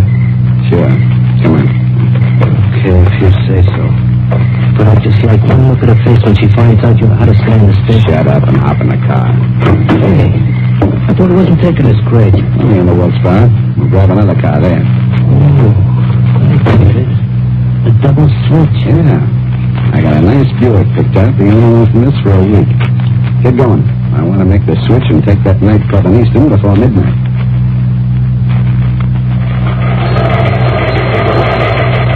Attention, all police. Be on watch for 2 armed bandits in stolen black Buick sedan to leave fleeing north from Stroudsburg, Pennsylvania on Highway 611. Brutal gunmen identified as ex-convicts Bow Wow Bowers and partner Andrioli. Held up 5 nightclubs and taverns vicinity Easton during past 48 hours. Blocked all roads. Authority, Captain Hall, Pennsylvania State Police.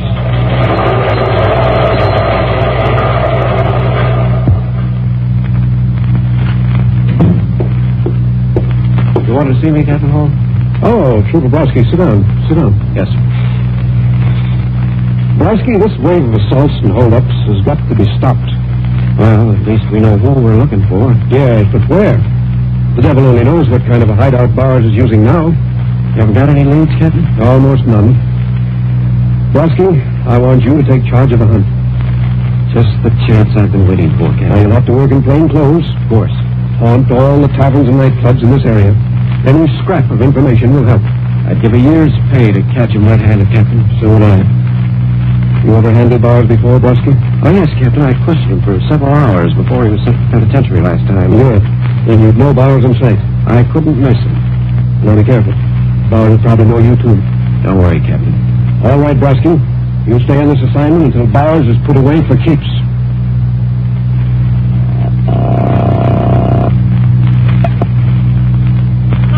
Hello, Peggy. The moon's still out on the lake? It's you, darling. Yes, sir? I thought you'd be back here at the lake yesterday. I couldn't make it, Peggy. Business. When are you coming back? Maybe tomorrow, maybe next week. Oh, hard. Now, look, kid, I got an idea. Why don't you drive down to Wilkes-Barre and meet me? Well, all right, where? Well, Boulevard Inn's a nice, quiet place. Suppose you meet me there tomorrow night, about 11. Boulevard Inn, Wilkes-Barre. Yeah. I'll see you there about 11 tomorrow night. Understand me? I won't, darling. Bye. Right.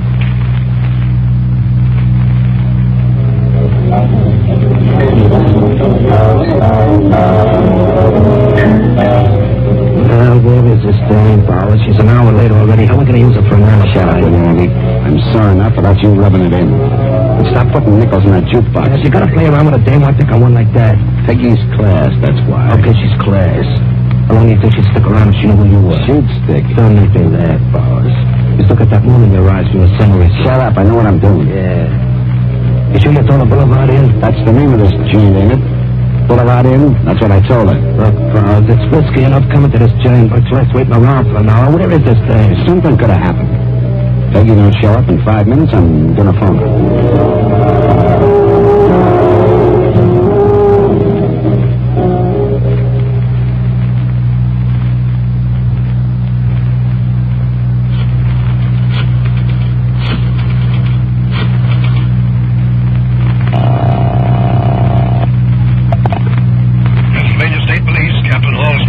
Trooper Brosky, Captain. Oh, anything new on Bowers, Brosky? I've been to a lot of clubs and taverns, didn't learn much. I got a report a little while ago, Brosky. 2 nightclubs held up early tonight, just across New Jersey line. Bowers? Looks like his work. I'll take your report over the phone, Brosky. Well, it's too dark to read my notes in this booth, Captain. Besides, there's a guy outside pacing up and down like a tiger waiting to use the phone. Must be expecting twins or something. Well, where are you, Brosky, in case I want to reach you? Please go to the Boulevard Inn in Wilkes-Barre. Boulevard Inn and Wilkes-Barre. Right, okay. Let the other fella have the phone. Maybe it's triplets. Bye, Captain.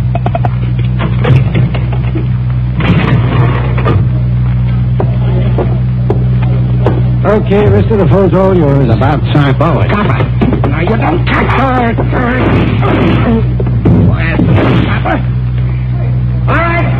The next guy that moves gets the same treatment. Line up over there. This is a stick-up. Every police officer in northeastern Pennsylvania joined in the hunt for the killers of Trooper John Brosky. But police were stymied, Don, until they saw a young boy spend 3 cents in Philadelphia. Well, before you tell us the significance of this, Dr. Simon, here's a word from Waterman. When a friend says to you, mind lending me your pen a second, are you proud of the pen you hand over? You surely are if it's one of the new Watermans.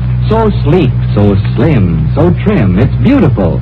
A fountain pen is one of your most personal possessions, reflecting the very character of its owner.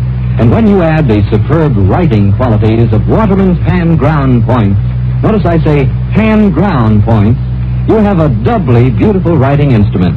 Ink feeds in Waterman's pens are also beautiful precision work, accurate down to microscopic limits. Everything in these fine pens is made to Waterman's high standards, standards that have been famous for more than 60 years. And when we say high standards, we mean every Waterman's pen, from the modestly priced Stalwart at $3.50 up to the magnificent Taperite models at $8.75 and $13.50 plus tax. Choose your pen for beauty, writing ability, long life, precision, value, and for reputation. When you choose a Waterman's, you know you are getting the pen on the top in all these standards of judgment. So just look for the name Waterman and get the best. Now back to gangbusters in the case of Bow Wow Bowers. Now, Dr. Simon, just how did the Pennsylvania State Police go about their search for the murderer of Trooper Brodsky? Well, Don, Captain Hall took charge of the investigation at the Wilkes-Barre headquarters of the State Police. About an hour after the murder, Sergeant Haynes reported to Captain Hall on one phase of the investigation. I've got the young lady outside, Captain. What's her name, Sergeant? Peggy Foster, sir. I checked on her. Comes from good people in Scranton. Peggy Foster, huh? She know why she's here? Not yet, sir. All right, bring her in. Yes. All right, miss. In here, please. I wish you'd tell me why I'm here. This is ridiculous. I didn't even see the shooting. Captain Hall, this is Miss Peggy Foster. How do you do? Captain, would you mind explaining all this to me? Would you sit down, Miss Foster? All right, but I still don't see Sit down, please, won't you? Now, would you explain exactly what you were doing at the Boulevard Inn tonight? Of course I'll explain. I'm a guest at a summer resort in Wayne County. I was to meet another guest, Mr. Burns, Mr. Horace Burns, at the Boulevard Inn at 11 o'clock. But you didn't arrive until after midnight, 5 minutes after the shooting. I had a flat tire on the way. I had to change it myself. Look at my clothes. When you came into the tavern and learned there was a murder, you became hysterical. When I didn't see Mr. Burns, the thought suddenly struck me that he was the one who'd been killed. You didn't know it was Trooper Brodsky? Somebody finally told me. Then you never did see this Mr. Burns at the tavern? No, sir. I don't know what could have happened to him. Miss Foster, would you take a look at this photograph? Certainly. Is that Mr. Burns? Yes, that's Horace.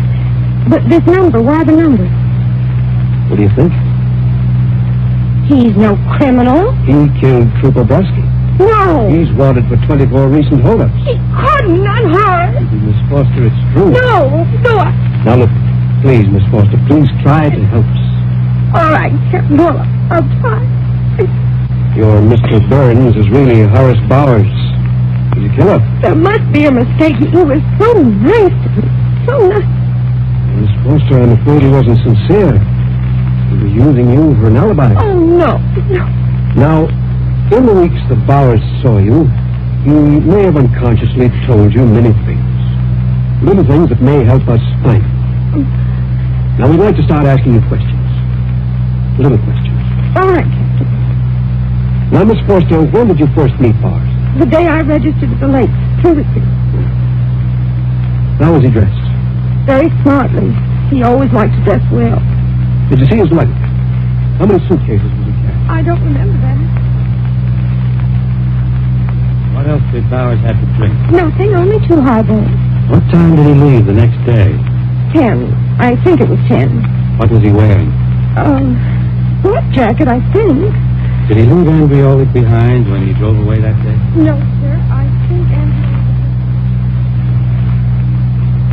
Well, you're commenting about the noises trains make near his home, you say? Yes, always. In Philadelphia? Yes, Philadelphia. Is this North Philadelphia? Yes. North Philadelphia. And Bowers said he was heading for Philadelphia as soon as he left this part of the country? Yes. And the last time you heard from Bowers was when he called you tonight? That was the last time, yes. Well, I think that's all for now. We're very much obliged, Miss Foster. Thank goodness. Thank you very much, Miss Foster. Sorry we had to question you so long. You can go now and get some rest. Sergeant and I have some work. All right, Captain. Good night. Well, Captain, what's our first move? Well, from what the girl said, Bowers apparently sees a lot of Philadelphia. Bowers knows we're hotter after him than ever, Captain. He'll have a good hideout, and he won't show his face outside.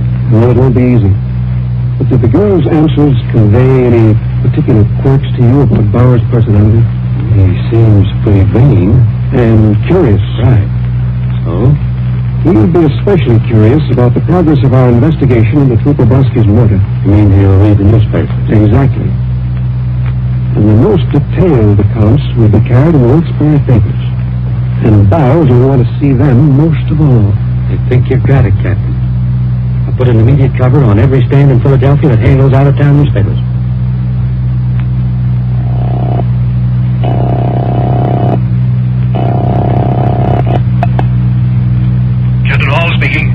Sergeant Haynes, Captain. I think we've located Bowers. Good. An hour ago, a young boy bought yesterday's Wilkes-Barre paper at the main newsstand in North Philadelphia. Railroad station? Yes, sir. Boy's never been near Wilkes-Barre. He was buying the paper for someone else. Bowers? From the description, yes. He's at the Palm Manor Apartments. 2 men are covering the place now. Get set for a raid immediately, Sergeant. We'll see if we can put a muzzle on this Bowers.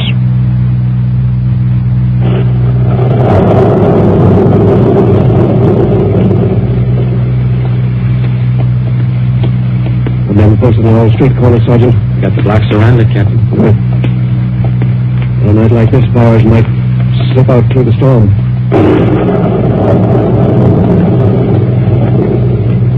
This is the house, Captain. Come on.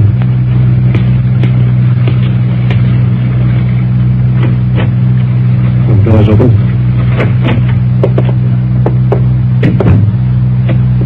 The apartment at the end of the hall. We may run into gunfire and I'll be ready for anything.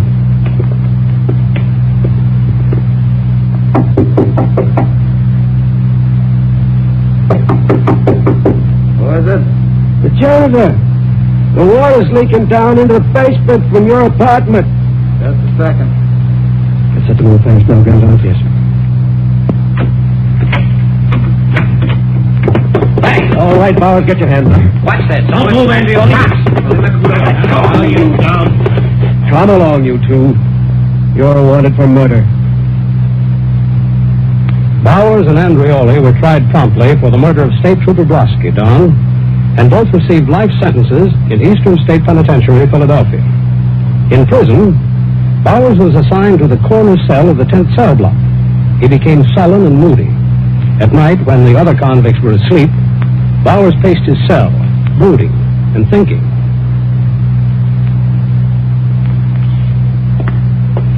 Hey, Bowers, for Pete's sake, will you stop that walking up and down? How can other guys sleep? Shut up. You act like you was going stir crazy.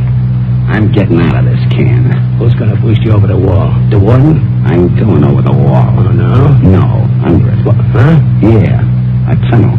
Oh, you're nuts. The guards would spot a tunnel in no time. You gotta have camouflage. I got it all worked out. Any con can get permission to build a bookcase in his cell, right? And the shelf. So what? So we'll build that bookcase. Then all we need is some plaster and some water. That's for the rest of the camouflage. Now I know you're nuts. No, I've been reading a magazine. There was a picture of it. A picture of a death mask. A death mask? You mean one of them plastic casts that they make of your face and your head? Yeah. We build a tunnel right from this cell here. The bookcase will cover up the tunnel so nobody can see it. The death masks and some stuff bunched up under the covers will make the guards think it's us sleeping, while we're really digging the tunnel. You forget one little thing, Bowers. What? The dirt. What do we do with the dirt from the tunnel? Easy. Lots of times during the day, all the cells are open and us cons can come and go. We get a dozen guys in on this. We give them the dirt to carry out in their hats, their pockets, paper bags, anything. And they dump it around the grounds. Us birds will be flying out of this cage before you know it.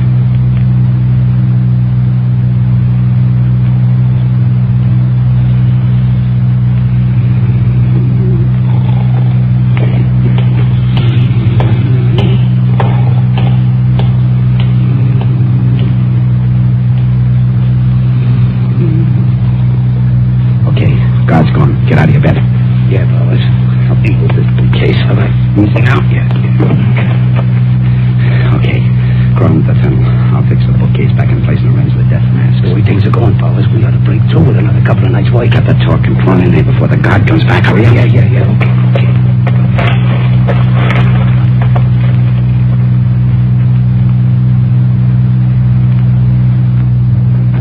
Come in.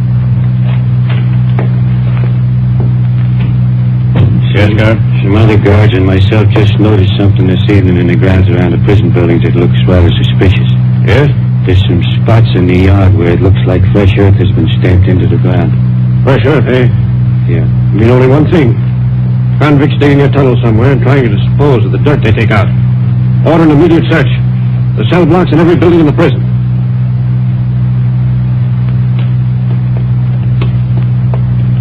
I don't care who says so. There can't be any tunnel being dug from this part of the prison. Just the same, we're going to check and recheck every hour right through the night. Okay, flash your light on this cell. Nah. Both convicts sound asleep. We'll try the next.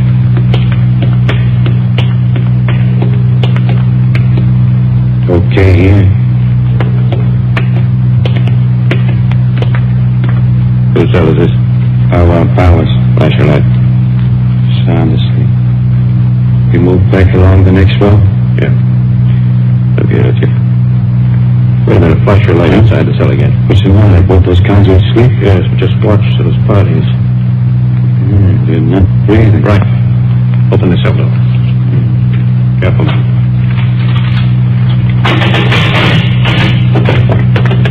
Pull the covers off this cot. It's empty. Only blankets. And a plaster cast, a death mask. Look there, under the bookcase. A tunnel. Yeah. Get out and alarm. I'll watch here. They aren't still in the tunnel. They didn't get very far.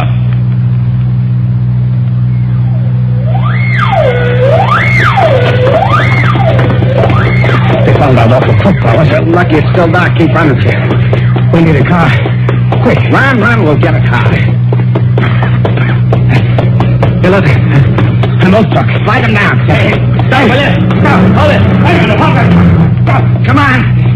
Some other cops stopped me back there. You guys ain't cops. How'd you guess it, brother? Get out of the truck. Try any funny stuff and you'll get this knife in the throat. Yes, sir. Quick. Yes, sir. That'll keep the driver quiet. All right, guys, climb aboard. Come on.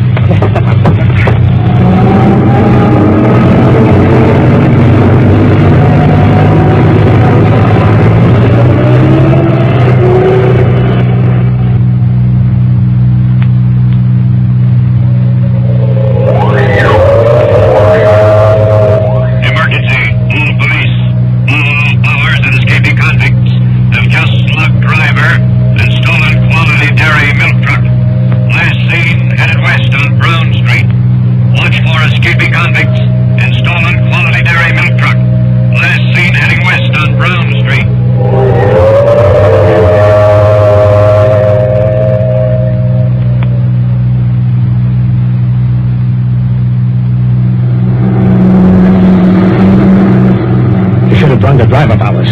He'll squeal and cops will spot this milk truck a mile away. We're ditching the next car we see. And it's a car up ahead. Right after it. Powers. What? The cops. Behind us. Give it a gas, right? We ain't got a chance, Powers. Faster. Yeah. They got it down to the floor. Take the next car. Take it. Watch out, right? Yeah, look.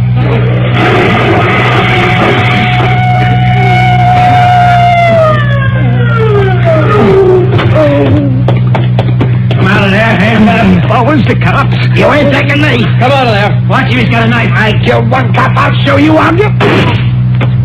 Now the rest of you come out. Okay, got my hands up.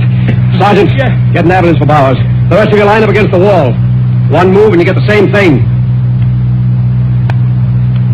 Bowers recovered from his wound, Don, and he and the other men who participated in that break last April the 3rd are back in Eastern State Penitentiary. Well, that certainly was quick work on the part of Pennsylvania police, Dr. Simon. And I can see what you mean by the necessity of knowing how the criminal mind thinks and acts in combating crime. Thank you for a fine case, Dr. Simon. And now, before we broadcast our gangbusters' clues, here is a word from Waterman's. Change is a wonderful thing, but not when it may detract from downright quality. When Watermans make their famous blue-black ink, for instance, there is only one way. Do they add harmful solvents? No, sir. This great ink is all ink, and nothing else but. That's why, according to tests conducted by a nationally famous independent laboratory, Waterman's Blue-Black wrote up to 3 times as much as other nationally advertised inks. Yes, it gives you, in your pen, up to 6,500 extra words per filling. Another way downright quality pays off, Waterman's is almost impervious to time itself, to fading, even water. It enables you to write clear, sharp letters and words that remain clear and sharp.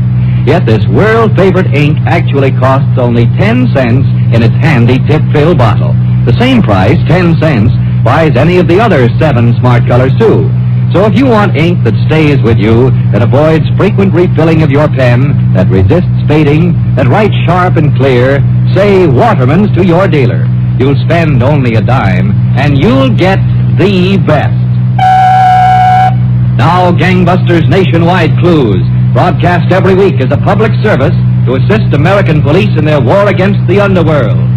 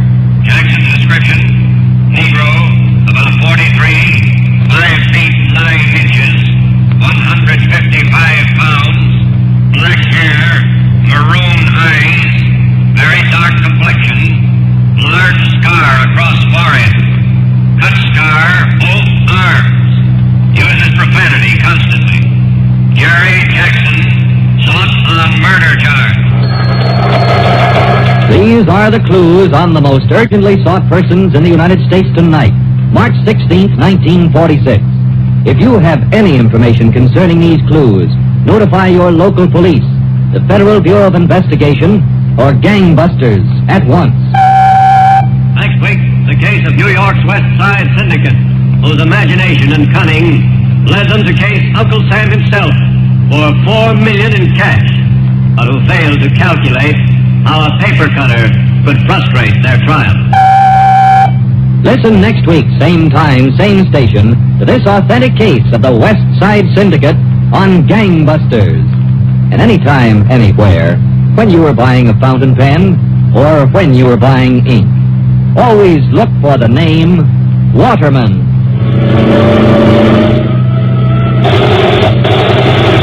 Gangbusters is a Phillips H. Lord production. This is ABC, the American Broadcasting Company. HOJO Radio, where the classics come alive. It's new, it's different, it's Tide. T-I-D-E, Tide. Now, Gangbusters, presented in cooperation with police and federal law enforcement departments throughout the United States. The only national program that brings you authentic police case histories. Gangbusters is brought to you by Tide, Procter & Gamble's new Wash Day Wonder. The new sudsing miracle that gives you all this. The cleanest, brightest, whitest wash you ever hung on the line. That's Tide. T-I-D-E. Tide.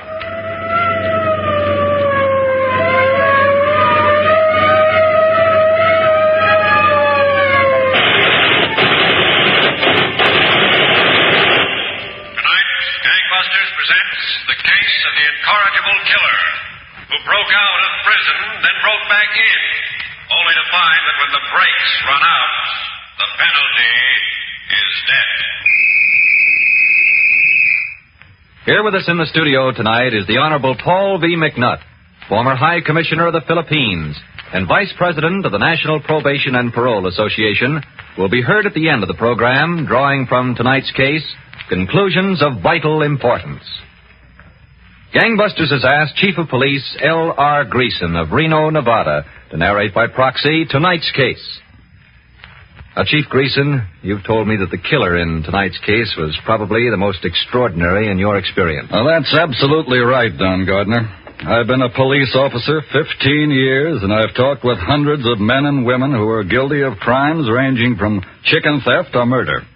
But this man, well, you'll see what he was like. Suppose we begin exactly a year ago on a cold, dreary Sunday morning in the city of Tacoma, Washington. In the vestibule of a small church not far from Tacoma's business section, a young man with piercing brown eyes and thin lips stood watching the congregation file out at the completion of services. It was evident that he was looking for a particular worshiper, and after a few minutes, he saw him.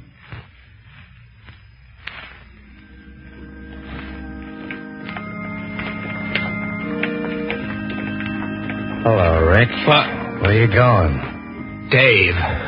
Who were you praying for, me? This is the surprise of my life, Dave. Is it?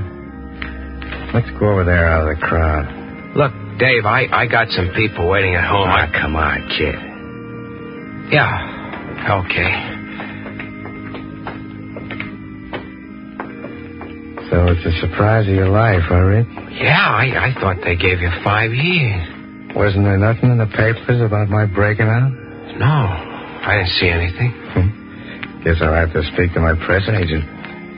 Honest, Dave, I gotta be going. What are you worried about, Rick? Look, if you're worried because you think I know you shut your mouth off when the cops picked you up, forget it. I know you were on a spot. I couldn't help it, Dave. I say forget it. Every guy's got to save his own skin. I only got 5 years out of it. What's 5 years? They put you on probation, I hear. Is that why you go to church? You want to make an impression? Yeah, I want to make an impression. You're a smart boy, Rick. You mean there wasn't a thing in the papers about my busting out? No. At least they should have told you, Rick. After all, they might have figured I'd be out to get you, since it's on account of you I was in. I told you I couldn't help it, Dave. You know I'm not the kind to carry grudges, don't you? Yeah. Yeah, Dave. Well, what's your hurry? I waited a long time for you, Rick. We can have a few words for old time's sake, can't we? I told you I got some people waiting. You know something, Rick? I've been a lot of places since I broke out. Salt Lake, Butte, Seattle, Denver. Did all right, too. Did you? Well, I got about $4,000 in my pocket right now. You figure it out. Now I'm planning another tour. How'd you like to come along with me? Look, Dave, I got a good job now. And you go to church every Sunday. Was there anything wrong in that? I got a break and I want to stay out of trouble. I got a break, too, didn't I? 5 years. Look, Dave. I've been working alone. I gotta have an outfit. You sure you ain't interested, Rick? To be honest, Dave, no. Well, there's nothing I like more than an honest guy. Okay, I'll get my outfit. There's a couple of guys back there. When I broke out, I promised them I'd come back for them. You're kidding. Well, I broke out of the place. I can break back in to get them, can't I? Yeah. If you want, I guess so. I'd much rather have you, Rick. I'm sorry, Dave. I told you I got people waiting. Okay. Come on, we'll walk out together. Pal. What do you say we meet someplace later, after you get rid of your people? Why? Talk over old times, so I can get the news. After all, I've been away a while. Okay, Dave. Wherever you say. How about the hut? Is 2 o'clock okay? All right. I guess I can make it. Sure you can make it. If I let you, you'd have had at least 40 cops there for company. What do you mean? You know what I mean, rat. I don't know. I hope you said good prayers in there. Hey, don't shoot me, please. Don't. Oh. Rat.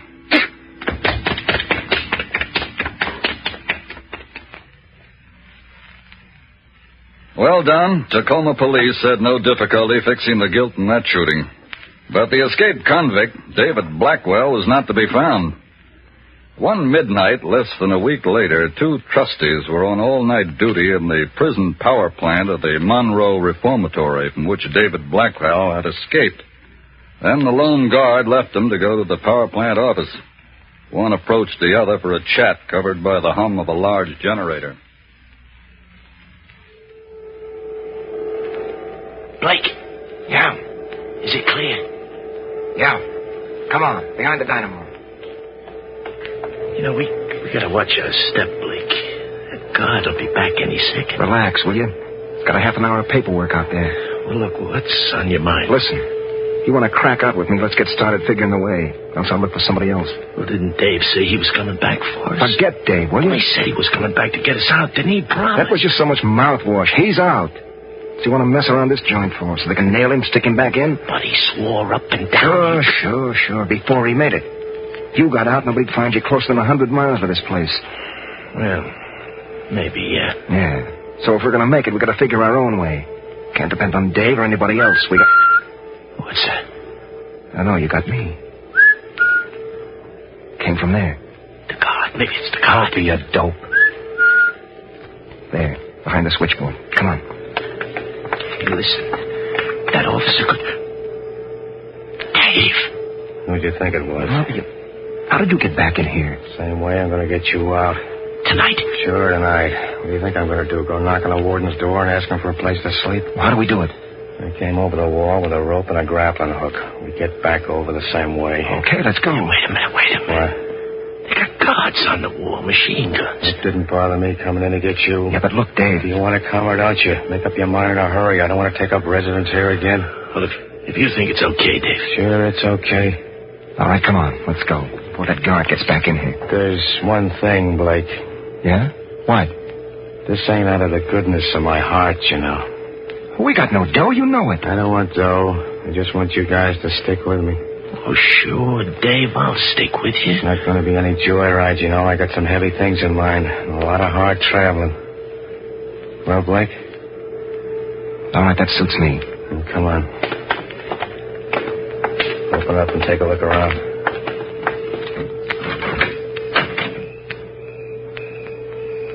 No, I don't see anybody. Okay, head for the wall, right at the drinking fountain. That's where I got the hook and rope. Go on.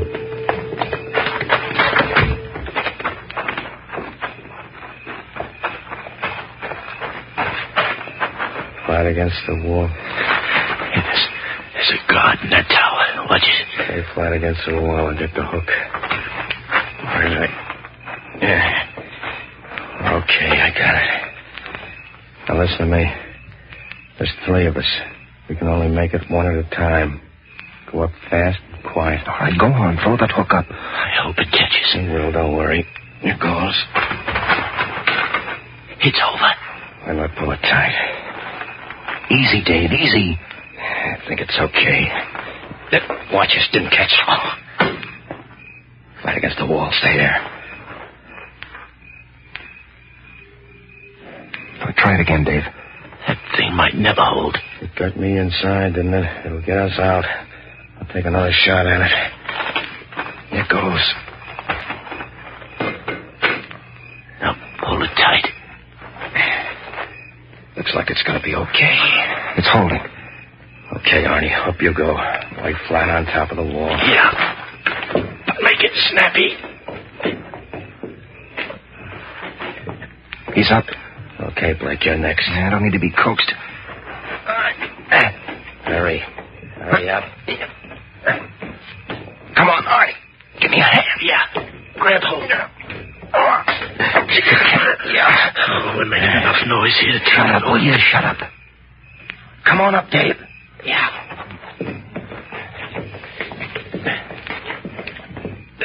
Move over.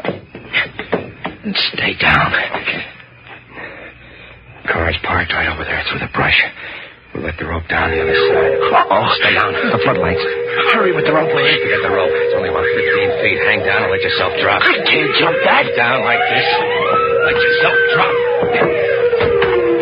All right, watch out. Here I come. All right, come on. Hey, listen, I Come on. Okay. Are you okay? My leg. You can make it with the car. Let's go. Oh. Come on, hurry.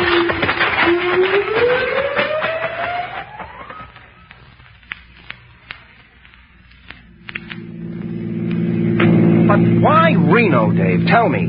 Reno's over 1,000 miles. There ought to be someplace closer we can light. I say it's Reno, and that's final. After all, Blake, he got us out, didn't he? If Dave wants Reno, I say okay. Any place he wants. Well, I just want to know what he's got in mind. I got plenty in mind. Only the first thing is for you two to get rid of those monkey suits. Yeah, that would help. We ought to be over the line into Oregon by the time the store's open. I'll buy you some clothes there. And what about guns? I got a couple for you in the trunk. No kidding, Dave. Hey, this is sure whitey you everything. Don't worry about it, kid. You'll pay me back. With interest.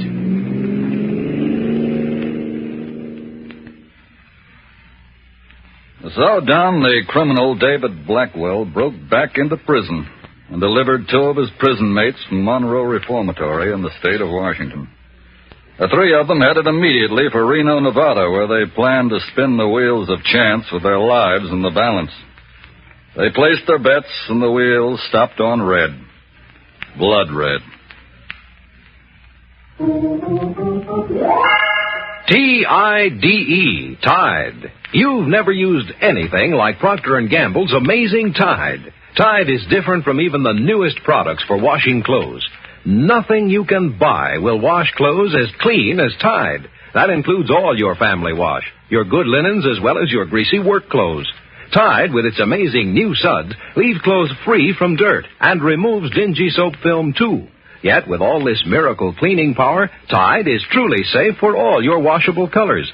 In fact, Tide actually brightens those soap-dull colors. And in hardest water, Tide gets your white things whiter than any other washing product known.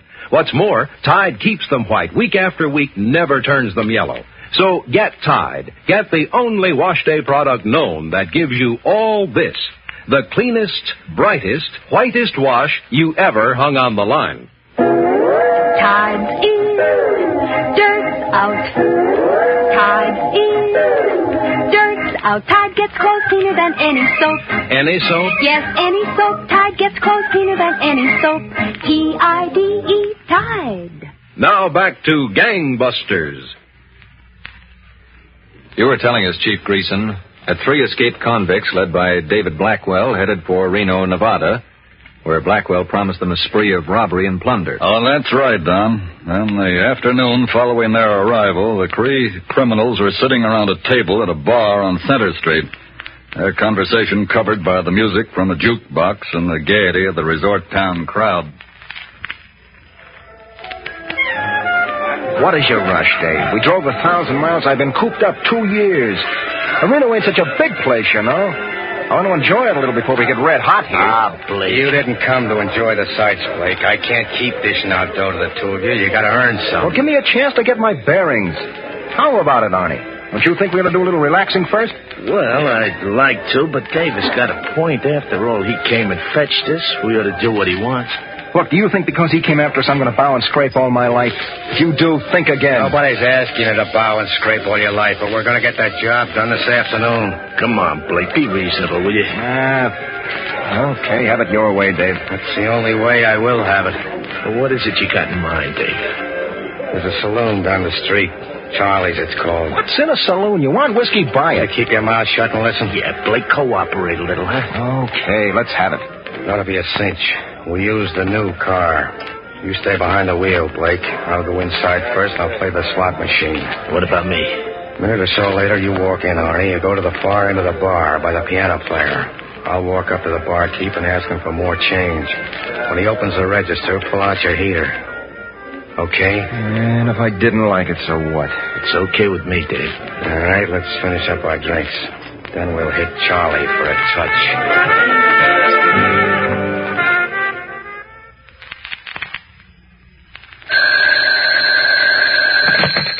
Captain Geach. Sergeant Glass, Captain. You know that Buick with the Washington plates we found parked on Sierra Street? Yes, what about it? Well, Washington State Police just answered our wire. It was stolen in Seattle last Sunday. Oh? Well, that's not all, Captain. They had the car, maybe the one that was driven by some escaped convict. Broke out of Monroe Reformatory up there night before last. Have there been any cars reported stolen here in Reno since we found that Buick? No, Captain. Nothing's been reported. And there's a good chance those guys may still be in town. Washington police sent along pretty good descriptions of them. Okay, Al. You get a hold of Cowan and Reed.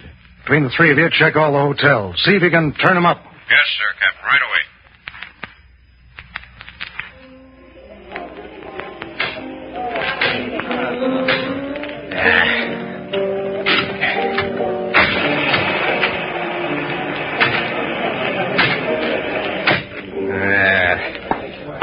Hey, Hey, barkeep. Right with you, buddy.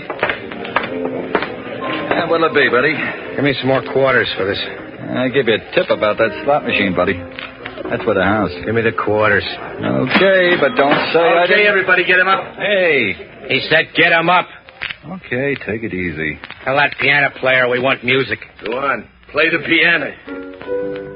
All of you, don't move. Get what's in the till, pal. Right. And none of you move.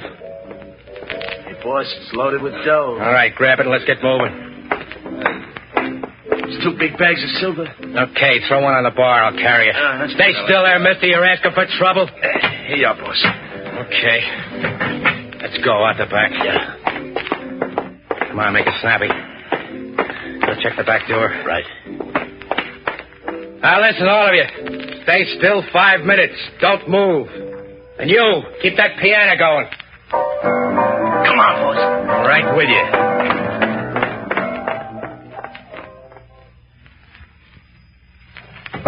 Captain. Yes, Al? Stick up Charlie's Cocktail Lounge in South Virginia Street. Oh? 2 guys inside and apparently a third in the car. They got nearly $2,000 in cash. Nobody saw the car. You think those are the same ones who abandoned that stolen Buick? The Washington escapees? Well, the second man in the deal answers the descriptions, but the one giving the orders was a 6-footer.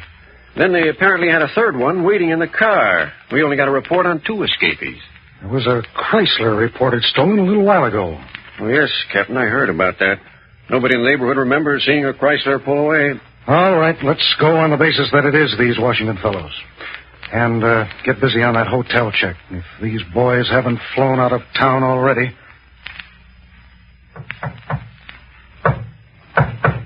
Who is it? Who do you think it is? Open up. It's Dave. Okay, Dave, just a second. Come in. Well, I've been nosing around town a little. Hello, Blake. Hi. Did that little job cause much talk? Sure, it caused talk. And we're hotter than beer at noon. Do you think so, Dave? We're not hot. Oh, no? This is the biggest little city in the world, but it's still little. I said we ought to pick up another car and get out of town as fast as we can. We'll get out of town, all right. We'll get out of town after we knock over one more joint. Are you kidding? Would I be saying it if I was kidding? What are you trying to do, get us nabbed? We should have been on our way as soon as we knocked over that saloon. We had no business staying holed up in this hotel. Have you said your piece, Blake? Blake, you shouldn't fly off like that. Well, this is stupid. When I don't like something, I speak out. It's a good idea. Always speak out. I always want to know what's on your mind. But we take the other joint. Now, listen. Blake, cut it out, will you? Didn't he crash us out? Didn't he risk his neck to do it? We ought to listen to him. Okay, I'll listen. But because I listen, it don't mean I'll do. If we pulled another deal, they couldn't want us any worse than they want us now, could they? We ought to be on our way. Cops catch up with us, I'll have time in Nevada plus time in Washington. Why invite trouble? If a cop catches up with me, only one of us is going to walk away from it. No. Hey, what are you talking about, cops catching up with us? I don't even want to think about it. This new deal is more of a cinch than the last one. Yeah, they're all a cinch. Till you get nailed. And we kiss Reno goodbye tomorrow morning. I got your word for that? Didn't he tell you? You got my word. Okay, what's it all about? There's a place on East 4th Street, the U.S. Highway 40 Tavern, they call it. Yeah, I remember seeing the place when we drove in. The cash paychecks are loaded with cash. We'll take them at midnight. Okay, we'll make the touch. And blow Reno in the morning. Yeah, and blow Reno in the morning.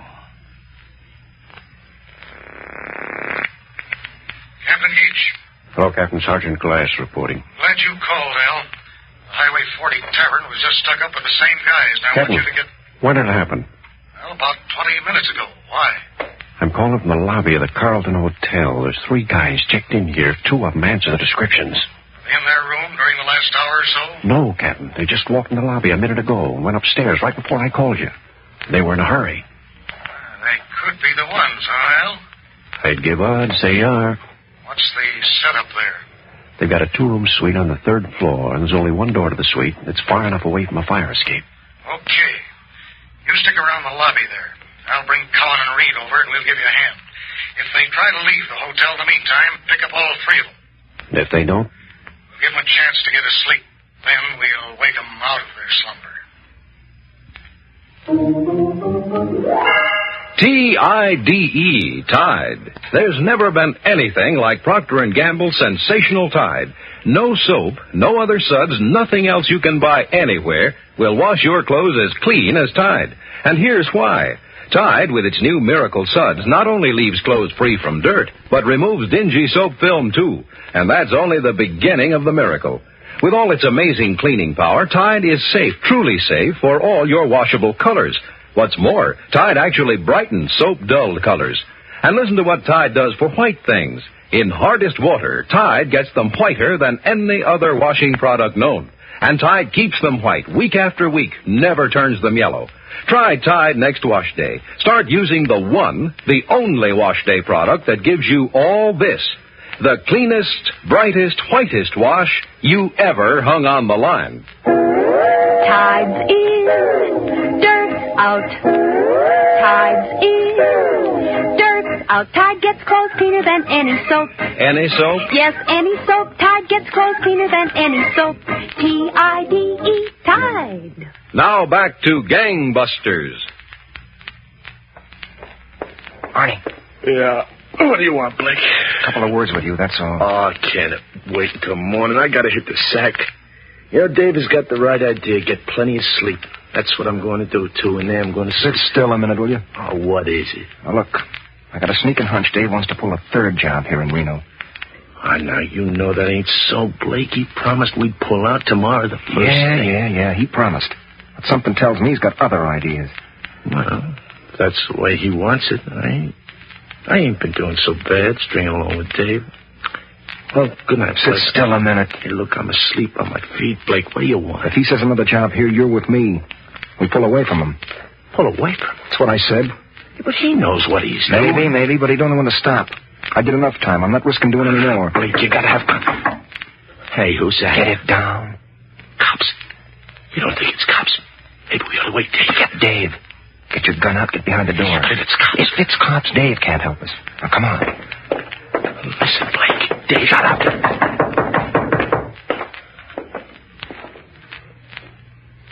Yeah? What do you want? We're police officers. Open up. Open up. Okay.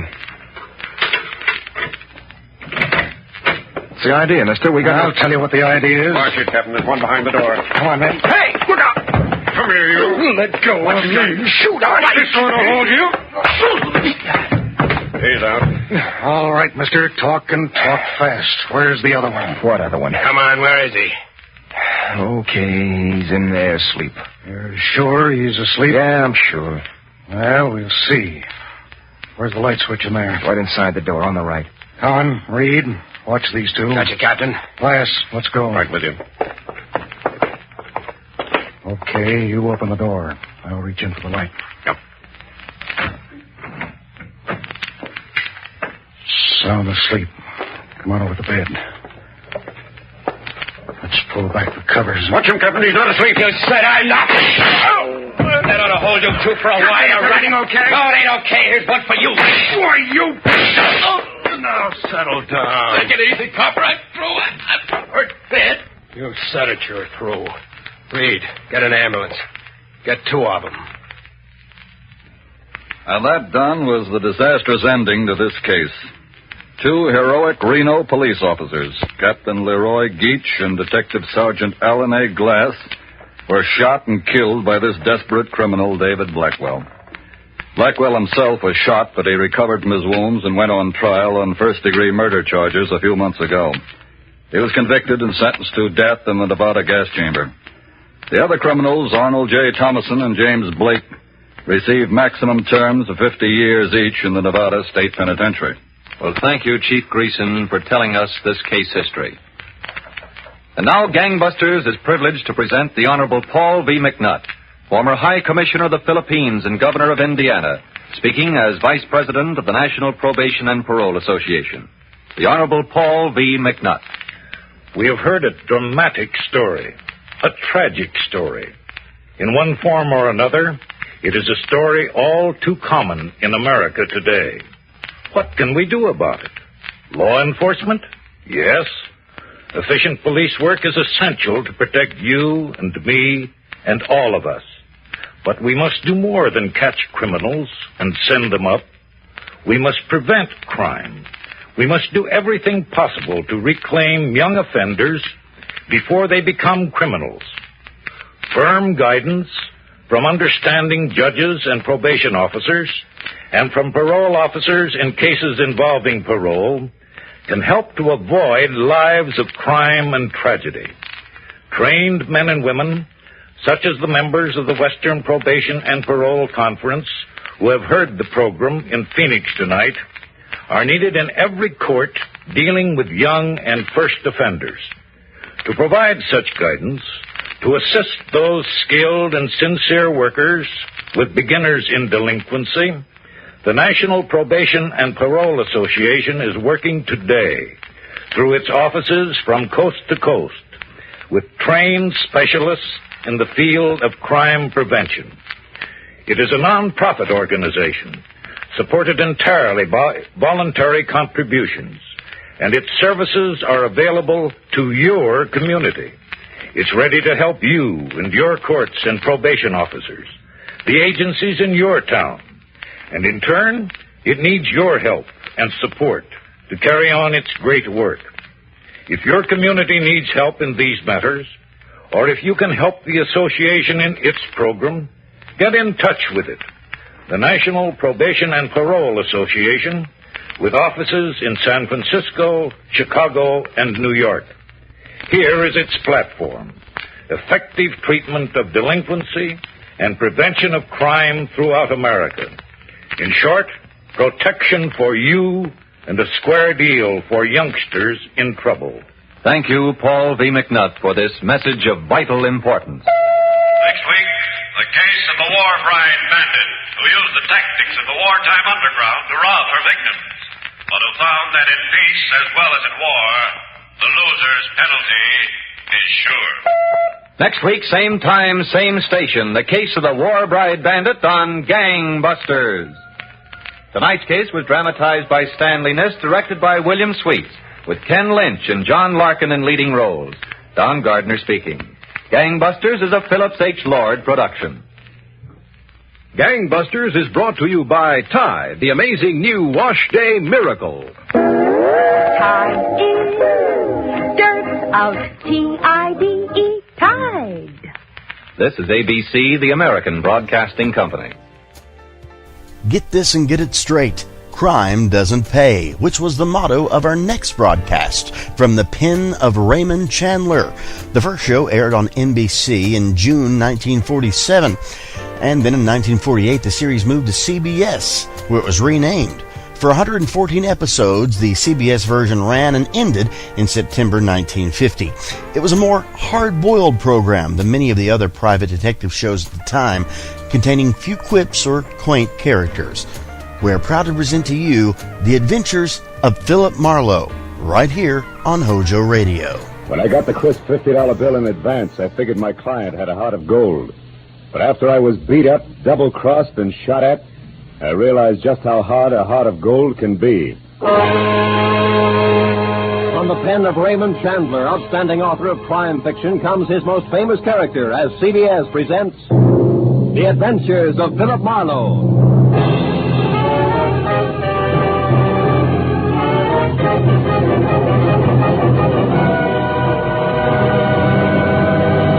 And now, with Gerald Moore starred as Philip Marlowe, we bring you tonight's unusual story, The Heart of Gold.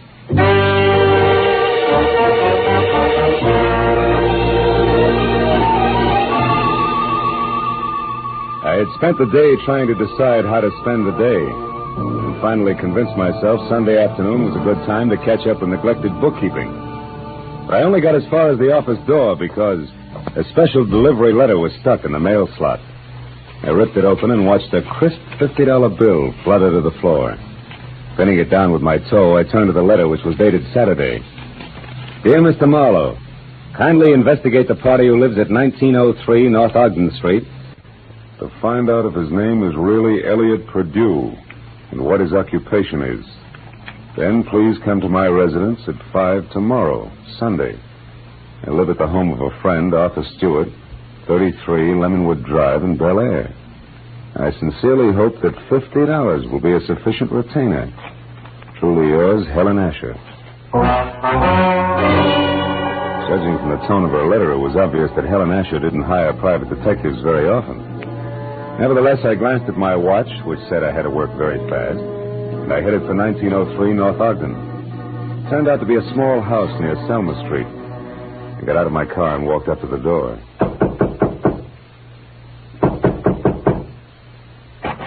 Good afternoon, sir. You the resident here? That's right. What do you want? I represent the Dr. Potter poll of public opinion. I'd like to ask you a few questions regarding... Sorry, but I don't have any opinions to express. Oh, even the opinions of a man with no opinions are important to us. Now, let's just let me step inside here, get out my notebook. There we are. All right, but make it fast. Right. Now, what is your occupation? I'm an investment broker. With which firm? I'm independent. I see. And what is your name, sir? What do you need my name for? Well, for my personal records in case I have to come back. Elliot Purdue. Uh-huh. Do you have any hobbies other than horse racing? What do you mean? Those dope sheets and racing forms there on your desk. I'm quite an admirer of horseflesh myself. You're quite a character, too, aren't you? Working on Sunday and all? Well, you know how public opinion is. It goes right on, rain, shine, or Sunday. Excuse me a moment. Oh, by the way, what's your name? Marlowe. Philip Marlowe. Okay, Mr. Marlowe. Stand still, because I'm not kidding about this gun. I'll beat it back to whoever hired you and tell them they're being very clumsy about a very delicate situation. One more move like this, and they won't get another chance. I knew Purdue meant business, so I left without an argument. Well, at least I had a repeat on the name, Elliot Purdue, and the occupation of bookie to toss at Helen Asher when I met her at 5 o'clock. In Bel Air, I eventually found 33 Lemonwood Drive. 200 yards of palm trees stood at rigid attention while I drove through the gate and up to the house.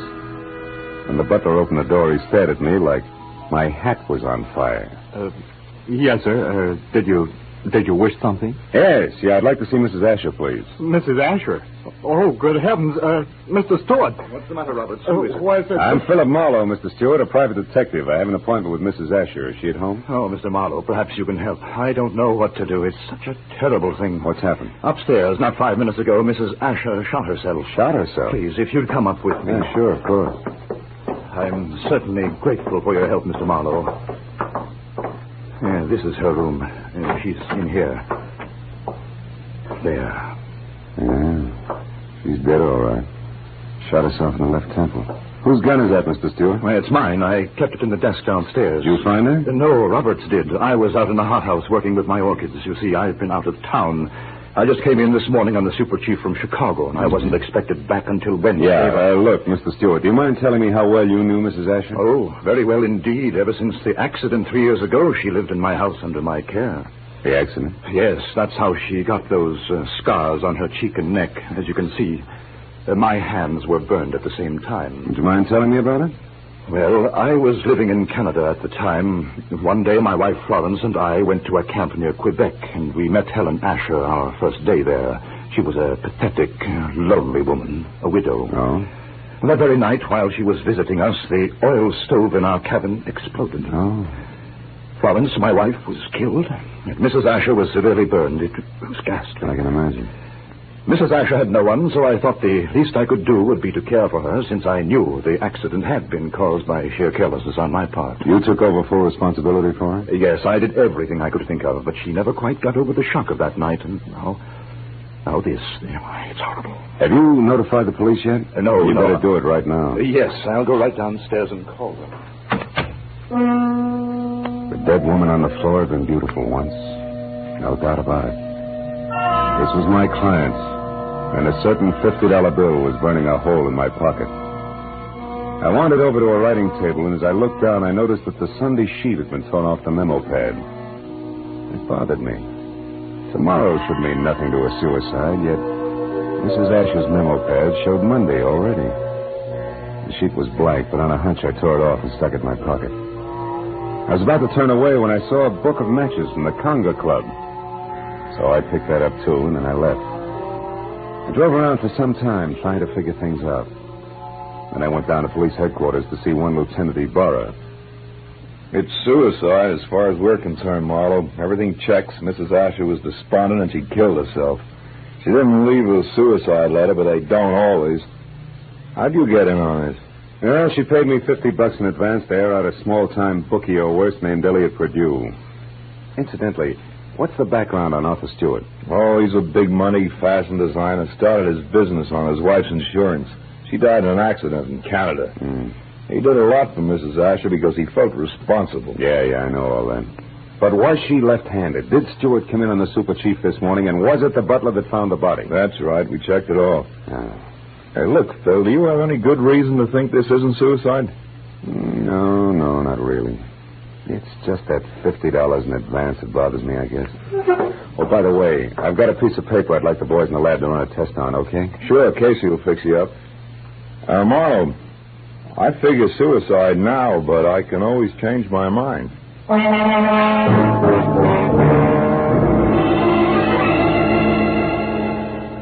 I went down the hall to the police laboratory and handed the blank page of the memo pad to Casey. 10 minutes later, he explained that the impression showed a left-handed person had written a number, Bradshaw 711, with a wide point fountain pen, probably on the page just above the one I'd given him. Well, I thanked him, dropped 4 bits in the Christmas fund bottle, and found the phone. I dialed Bradshaw 711 and waited.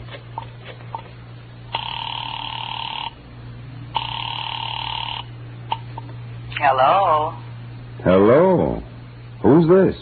The man in the moon. Come up and see me some other time. Hey, wait a minute. I like your voice. And besides, 711 is a very lucky number. 3 passes in a row. But don't let it fool you, Jack. The answer is no dice. Goodbye. Yes, well...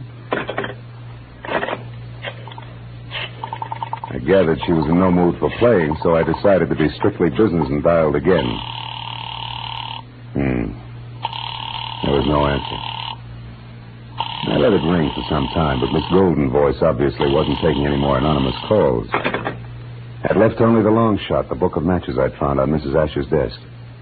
The Conga Club was on the Sunset Strip, so I drove out there, found a parking space on a side street nearby, and went in. I didn't know exactly what I was looking for, so I paid $1.10 for a scotch and soda worth 40 cents, just to help pass the time. An amber spotlight was glistening down on a set of sequin contours that would have melted the Ice Age down to a fortnight. And she was singing. For wherever my man is, I am here forever more.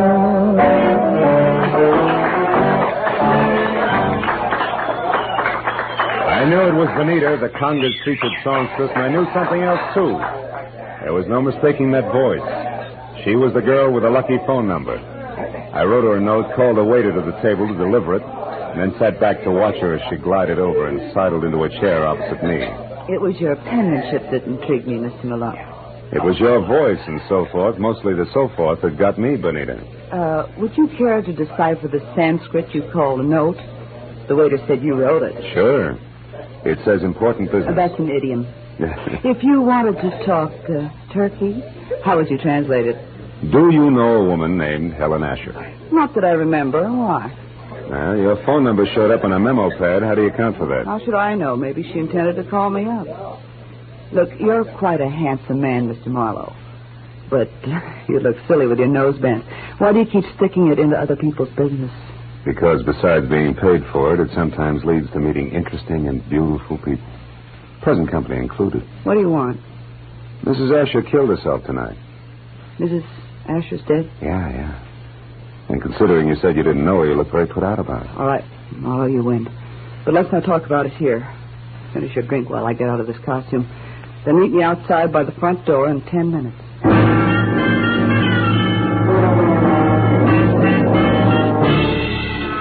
When she headed for the back of the club, I headed for the front. I got out the door and down in my car just in time to see her leave by the stage entrance. She jumped into a yellow convertible, ripped down Sunset Boulevard, turned onto Doheny, and straight to a halt in front of the Regent Apartments. At the door, a tall, sunburned man popped up from somewhere and intercepted her. It was Elliot Perdue. A short but hot argument took place, and apparently Perdue won, because they went in together. I found the name Benita Malone over the mailbox in number 5. And got to her apartment door just as the second round started. No, I haven't changed my mind, Elliot. I've been doing a little research since you threw me over, Benita. I've got you and your precious plans right here in the palm of my hand. What are you talking about? This little heart-shaped locket on this little golden chain. Let me see that. No. I'm not showing this trinket until just the right moment. Listen, Elliot, I don't know what's brewing in that slimy brain of yours, but get this, if you try to monkey with my life again, so help me, I'll kill you. Now, get out. Benita, would you be interested if I told you that I know Mrs. Asher's secret? And would you be interested if I told you that Mrs. Asher killed herself tonight? That slows you down, doesn't it, bright boy? Yes, but it doesn't stop me, beautiful. I'll be seeing you before you know it. I ducked into an alcove and heard Benita slam the door on Perdue's coattails as he left.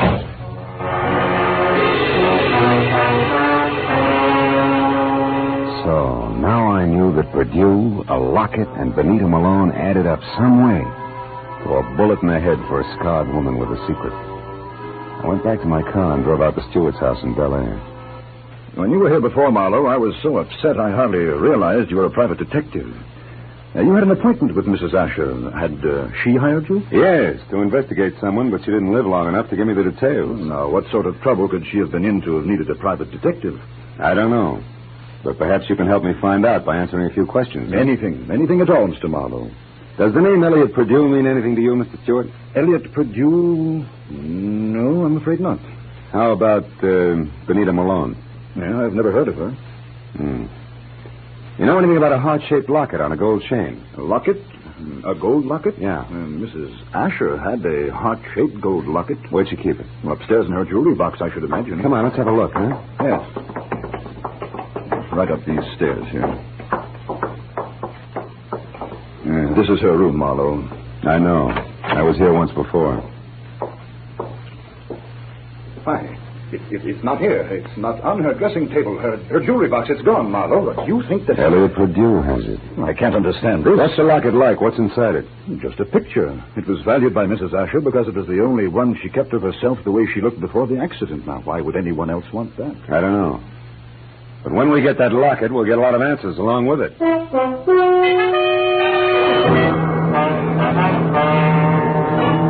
Now I was more convinced than ever that Elliot Perdue, Benita, and the late Mrs. Asher's secret were all dangling from the same chain that supported the gold locket. I said goodnight to Arthur Stewart and started back for Hollywood. But a moment later, I changed my mind and abruptly swung onto a shadowed side road and parked, lights out. It had suddenly occurred to me that a gallivanting Mr. Perdue might call on Stewart. And if so, I wanted to be on hand. 40 minutes later, I was about to call off the cloak and dagger routine when I heard the sound of a powerful motor roaring out of Stewart's driveway. I looked up just in time to see a long black Nash whip by with Stewart at the wheel.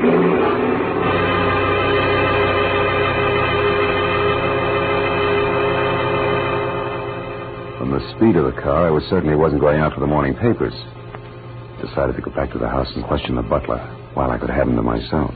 Oh, why, no, Mr. Marlowe. I haven't any idea where Mr. Stewart went. I only know that he had a telephone call, after which he dashed out of the house highly upset. Well, maybe some sick friend needed sitting up with, huh? But tell me, Roberts, did you ever hear of a man named Elliot Perdue? Oh, yes, sir. He called on Mrs. Asher here once or twice while Mr. Stewart was away on business. When did you last see this Mr. Perdue, Roberts? Yesterday morning, sir, about 10 o'clock. And one thing more, did you ever see Mrs. Asher wearing a gold locket, a heart-shaped one? Oh, quite often, sir. As a matter of fact, she asked me about it just yesterday morning, shortly after Mr. Perdue left. She couldn't locate it anyplace. A singular coincidence, huh? Oh, by the way, what do you know about a singer named Benita? Benita? I've never heard of her, sir. Are you sure she's never been out here as Mr. Stewart's guest? Why, I'm positive, sir. Mr. Stewart never has any ladies out here, of any kind. Oh? Doesn't that strike you as being strange, Robert?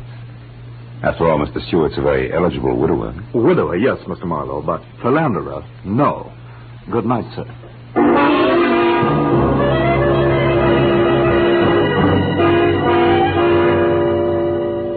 As I drove back to Hollywood, I tried to figure out where Arthur Stewart had gone. But I had about as much to work with as Gypsy Rose Lee after a third encore. And after discounting Benita's place in the Conga, there was only Elliot Perdue's house on North Ogden. 15 minutes later, I walked up to it, but the place was as dark and as quiet as the inside of a coffin. I was about to turn back to my car when suddenly I caught the reflection of a sliver of light bouncing off the glass in Mr. Perdue's living room. I found the back door lock easy to bluff. A moment later, I stepped into the living room. Marlowe, how did you know I was here? Mr. Stewart told me. You're a liar. Arthur wouldn't... Arthur? Well, you see, Mr. Stewart and I... Oh, no, it's Mr. Stewart, huh? Wait a minute, there's someone outside. Purdue. Put out your light. Now, when he finds you, keep talking. Say anything. I'll be behind the door. Here he is.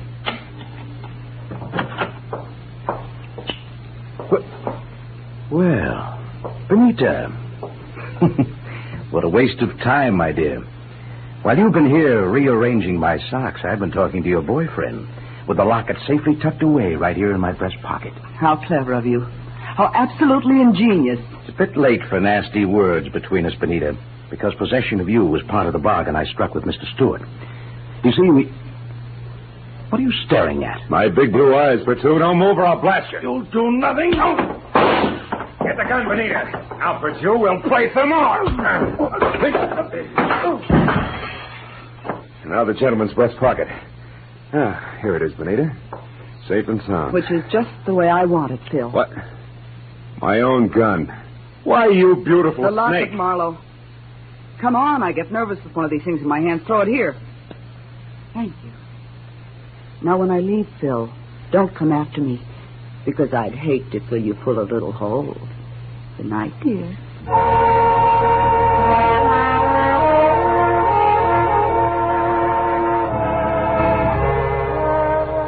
When Benita stepped out of that house, I solemnly swore I wouldn't trust another woman for the next 100 years. But a groan from the body on the floor brought me back to 1948 and Elliot Purdue. I knew that he had seen the picture in the locket, so I went to work on him. Come on, Purdue, snap out of it. Come on. Huh? Oh, it's you, Marlowe. Who'd you expect, St. Peter? What was in the locket, Purdue? I don't remember. Maybe a call on Lieutenant Ibarra will refresh your memory. I doubt it. And we better start playing games again. We'll start with one called Slap, Slap, Purdue. No, let me alone, Marlowe. Get your hands off me. You ready to start singing, huh? All we need now is the right lyrics. No. Come on, Purdue, talk. Stop it. I'll talk. Good. Now, why did Mrs. Asher kill herself? Because she had a good reason. Like what? It's a long story. Make it short. Okay, Marlowe. Here goes.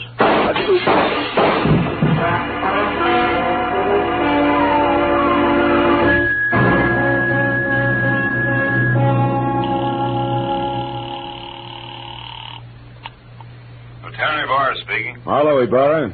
There's a 5-minute-old corpse lying in his living room at 1903 North Ogden. Name is Elliot Purdue. 3 shots through a closed window.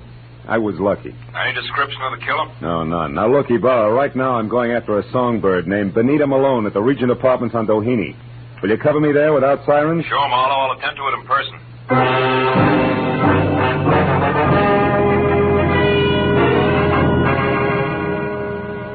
It was only a healthy centerfieldless peg from Perdue's house to Benita's. When I got there, the place was dark and a car wasn't in sight. I decided to try the Conga Club.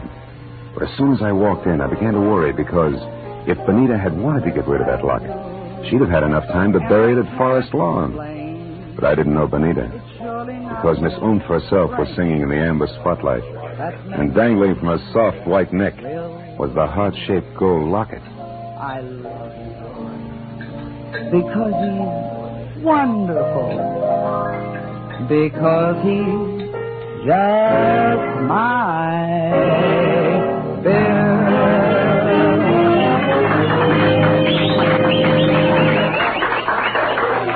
When she caught my eye, she smiled like a maitre d', and the moment she was through with her song, she headed back in my direction. But before she got to me, I saw her give the high sign to an ape in a tuxedo. He looked at her and then across toward my table and left the room. I watched Benita glide across the floor in my direction. She was distinctly a thing of beauty. Well, Phil, what do you think of my singing? Oh, I'm just crazy about it. That and your jewelry. Especially that locket. Family heirloom? Mm-hmm. It was more or less handed down to me, generation to generation. That's an old Spanish custom. Yeah, so I've been told. And I imagine tradition prohibits your parting with it, huh? That's right. Unless, of course, someone with oodles of money offers me lots of it in exchange. Then naturally I'd be obliged to part with it. I don't think you'd feel obliged to your mother on the second Sunday in May. Besides, I don't have oodles of money. Oh, you should have told me that earlier. Goodbye, good looking. Hey, wait a minute. We couldn't do any business in a minute. And don't follow me if you want to stay pretty.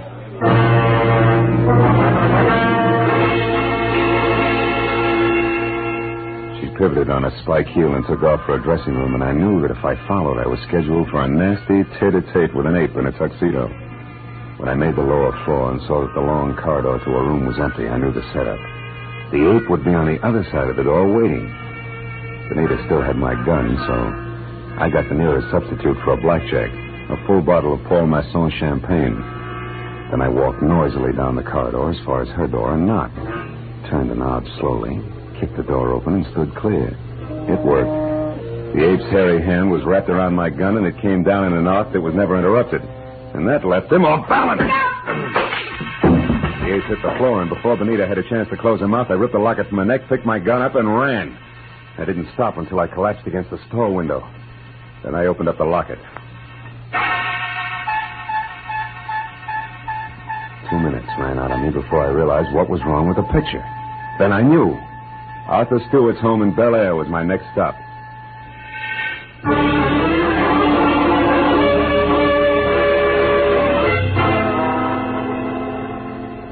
30 minutes later, I pulled up away from the place and parked. And keeping in the shadows, I approached the house where only the library and an upstairs bedroom showed any light. The library had French windows. When I moved up close, I was startled by the sight of a figure going through Stewart's desk. I stepped into the room and found it was my little friend, Benita.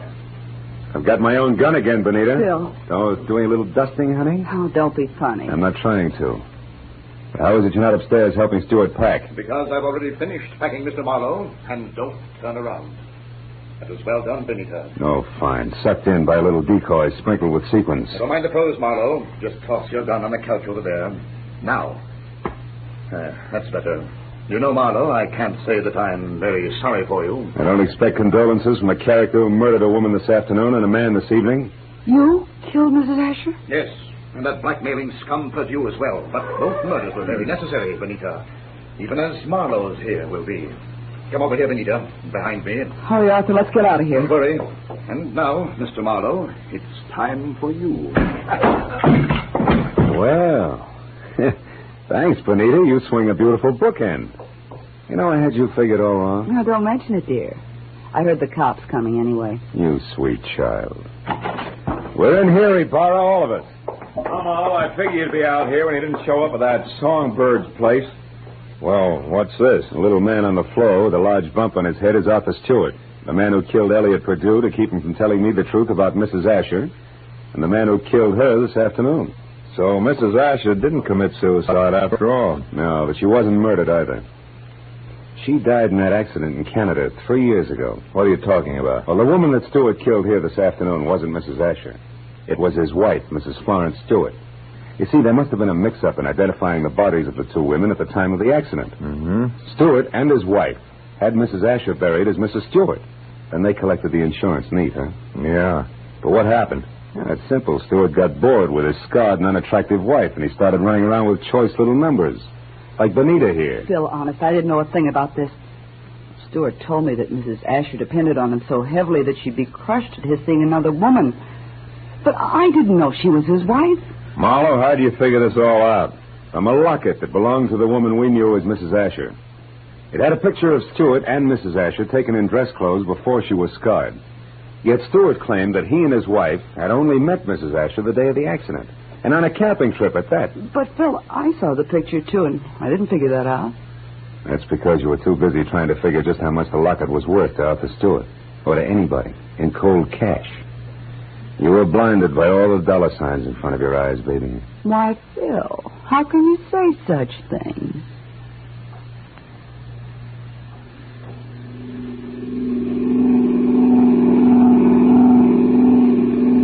Now, Marlowe, just so I don't toss and turn all night, tell me just why you were hired in the first place. Well, Ibarra, it goes something like this.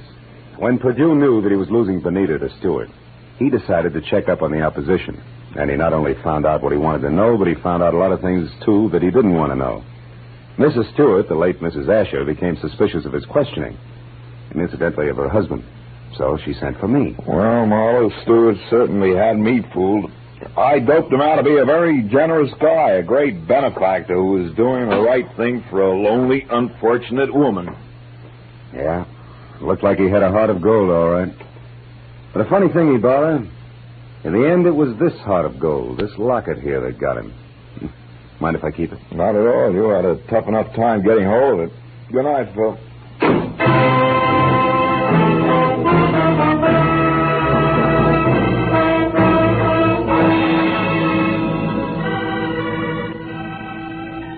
Well, by the time I got back to my apartment on Franklin, the sky was beginning to fill with the soft gray of morning. I pulled the blinds down in my bedroom and sat down for a last cigarette. I had mixed with a lot of funny people that day. But for some cockeyed reason, I kept thinking of Benita Malone, a girl who was no better than she had to be. Finally, I put her out of my mind, and I was about to turn off the desk lamp when I noticed my memo pad. Still read Sunday, which was understandable. But scrawled across the top sheet was a telephone number. And I couldn't figure how it got there. It was written in crimson lipstick. Bradshaw 7. 7-Eleven.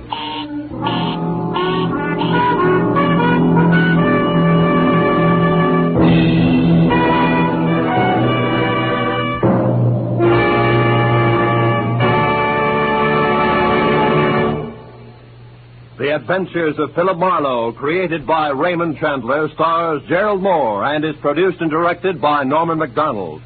Featured in tonight's cast were Gloria Blondell, John Daner, Jack Moyles, and Ben Wright. Detective Lieutenant Ibarra was played by Jeff Corey. The special music was conceived and conducted by Richard Orant.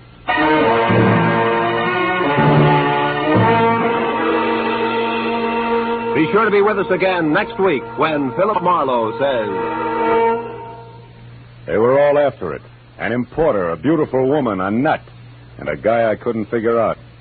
But before we were through, one was in the hospital, two were in the morgue, and the fourth was waiting for the hangman.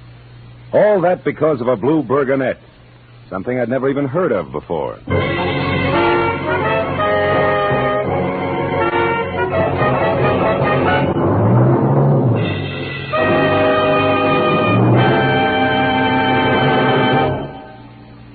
Dr. Fabian, the ship's doctor in cabin B-13, tells a new story of danger in far ports tonight over most of the CBS network stations. Tonight's story, The Island of Coffins, is another original drama by John Dixon Carr, famed mystery writer. You can hear it when the ship's whistles sound outside cabin B-13.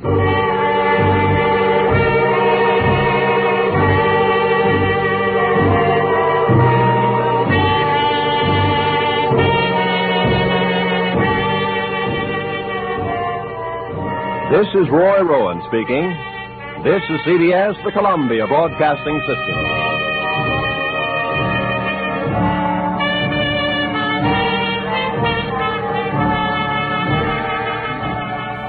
Stay tuned to HOJO Radio. When I started, I thought one man was in trouble and three were trying to help him. But after I found 2 pounds of tobacco, 2 pieces of brass, and a boat without a pilot heading straight out to sea, I knew they had all been in trouble, and all had taken the hard way out. From the pen of Raymond Chandler, outstanding author of crime fiction, comes his most famous character as CBS presents The Adventures of Philip Marlowe.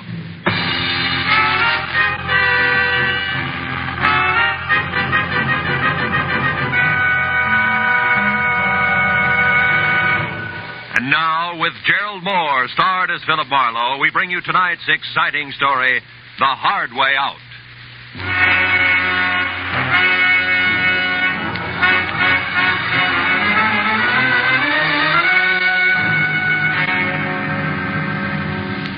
I had killed a shank of the afternoon in a Hollywood department store, trying for the 5th consecutive year to select something unique in a personalized Christmas card.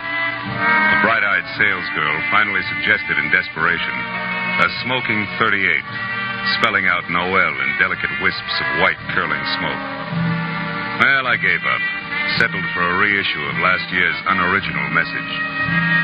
An hour later, I was driving out towards Sepulveda and my new client, August Quigg, and I was glad to be away from the pre-holiday crowds and back to work.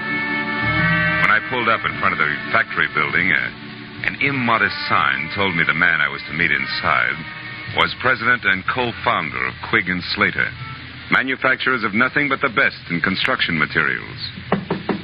Come in. Be with you in a minute. I'm on the phone.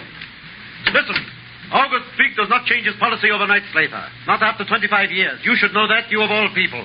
Never mind the excuses, Slater. Those you always have, and they make me sick. Partnership trouble, Mr. Quigg? Oh, no, my partner is dead now 10 years. That was his son, Keith Slater. But he has nothing to say here. His father left it that way. Well, sit down, Mr. Marlowe, please. Slater is not what I want to talk to you about. All right, Mr. Quigg, who is the man and what's his problem? My general manager, Frank Emery. No? He has embezzled $60,000 of this company's money in the last year. Then isn't this a great time for you to climb the nearest rooftop and scream copper? No, because I want to save Frank Emery, not condemn him. Why? What's so special about a general manager who keeps dipping itchy fingers into the till? Mr. Marlowe, Frank Emery has worked for me for 7 years. And in that time, he has climbed from shop worker to plant foreman to general manager. And that is something which took me 15 years. Which proves what? That Frank can one day go right to the top. Here, to my job. The honest way. And that is just the path he was on until a year ago when he got married. Oh. Then he started to fill his pockets with company lettuce before he'd even gotten rid of the rice. Is that it? Yes, but don't leap to any conclusions, Mr. Marlowe. Because his wife, Sheila, is a very sweet woman. Everybody knows that. And if anything, she should be a good influence. Mr. Quigg, what's Frank Emery's salary? $175 a week. Oh.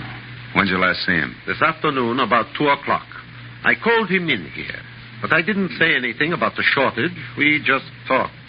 I asked him if he thought he needed a vacation. He only sulked. He said he'd be all right in a little while. Then he left. But when he got back to his desk, he only stopped there long enough to pick up his hat. That was 3 hours ago. You've called his house since? Twice, but I got no answer. Here's the number, Marlowe, and the address. Now we better stop talking, start moving. I must know what Frank Emery plans to do. Yeah, this is my private number. The plant will close in half an hour, but I'll be here working late. Okay. But before I get going, Mr. Quigg, one more question. Just so all this will make some sense to me. Were you ever in a jam like this yourself? A long time ago, maybe? And you know what it's like to be in Emery's shoes? You're a pretty alert fellow, Mr. Marlowe. I do seem to remember a rich man who once kept me out of a lot of trouble. But the details aren't very clear anymore, so good night and good luck.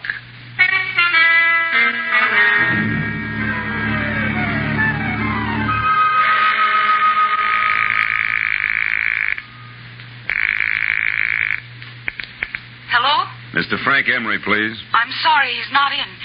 Is this Philip Marlowe? Yeah, that's right. That should make you Sheila Emery, huh? Yes, I just finished speaking to August Quigg at the plant, Mr. Marlowe. He told me about you. And about Frank. Take it easy, Mrs. Emery. Crying isn't going to help Frank any. Yes, I know. But how can I help Frank? What can I do? I'm not sure, but look, can you meet me right away? I'm at the Golden Crown. It's a cocktail lounge on Santa Monica Boulevard near Bradley. Yes, of course, Mr. Marlowe. I'll be there as soon as possible.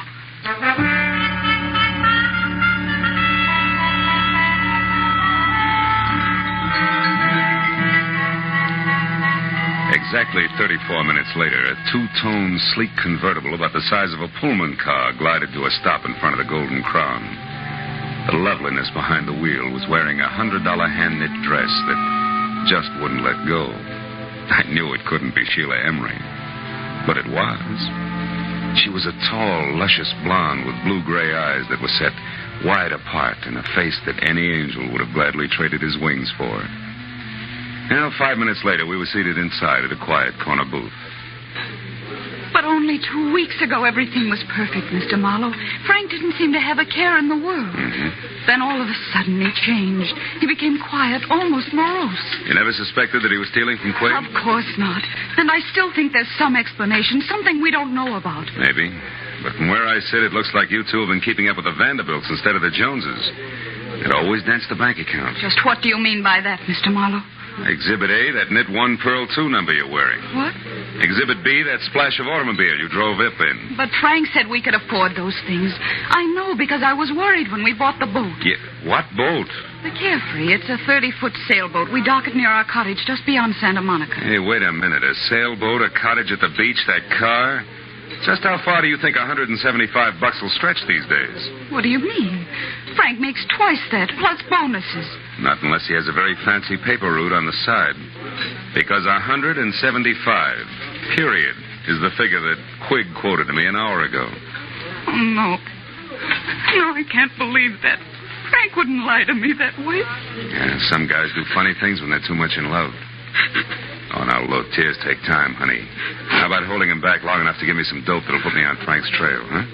I mean, names and numbers, his clubs, his friends, anything that'll give me a line. Yes, of course.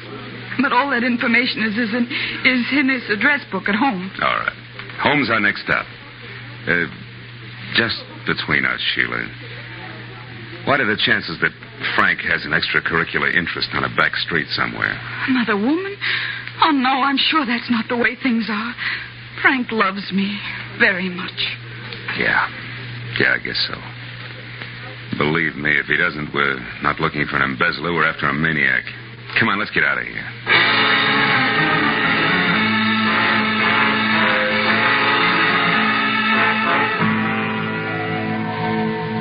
When we left the Golden Crown, Sheila was still crying and in no shape to drive. So after parking my coupe in a nearby lot, we floated out to the Emery place in Brentwood in a two-tone Nash, which did everything at the push of a button except dry a girl's tears. At her house, Sheila pulled herself together long enough to give me a handful of addresses that might possibly lead to Frank Emery. But just as I was about to leave, I noticed a single phone number scribbled in pencil on the edge of a desk blotter. It was Crenshaw 22131. And since Sheila couldn't explain it, I wrote it down on a slip of paper and filed it in my pocket and left. But once outside, I remembered that my car was still on Santa Monica Boulevard at the Golden Crown. So I started back to the house to call a cab. I stopped suddenly at the sound of somebody in the shadows alongside the house. When I moved toward the noise, a man darted out between two trees, and I went after him. Get your hands off. Why? So we can play another round of hide and seek? No dice, brother. I'm getting too old for it. Now, who are you? What are you doing around the Emery place? Come on, let's have it. Say, wait a minute, aren't you Marlowe? The man August Quig hired? That's right. You still haven't answered my question. Oh, no, but I will now that I know who you are. I'm Keith Slater. Surely dear Quig must have told you of me, the wastrel son of his late partner. He did, but you're still parrying, Slater. Why were you hiding behind those trees? Correction, Marlowe. I wasn't hiding. I was waiting for Frank Emery. All right, we won't argue terms. Why were you waiting? Because I want to get hold of Emery and help him before he goes too far. You see, Marlowe, he came back to the office after you left. What? Did he talk to Quig? No, the place had just closed and the old man was out for dinner. Did you talk to Emery? Yes, and it wasn't much fun. That poor fella's just about out of his mind, Marlowe. Well, he raved on for an hour and a half about how unfair Quig was. Said he knew that I was the one who'd get to run Quig and Slater after the old man died. I don't follow that. When did you become the fair-haired boy around there? Oh, I'm hardly that. But I do own a quarter of the plant, unless, of course, Quig fires me one day. Those are the terms of my father's will. But Quig won't fire you, is that it? He wouldn't think of it. After all, that would keep my dear father from resting easy in his grave. Okay, let's skip it. Exactly what did Frank Emery tell you, Slater? He said that August Quig was a two-faced liar and that he'd settle with him in his own way. I told Quig that when he got back from dinner. And I also reminded him that Frank had a key to the office. That didn't faze Quig, did it? No, he said he never worries twice. If Emery walked in on him, he'd think about what to do about it then. I tell you, Marlowe, we've got to get hold of Frank Emery and stop him before it's too late.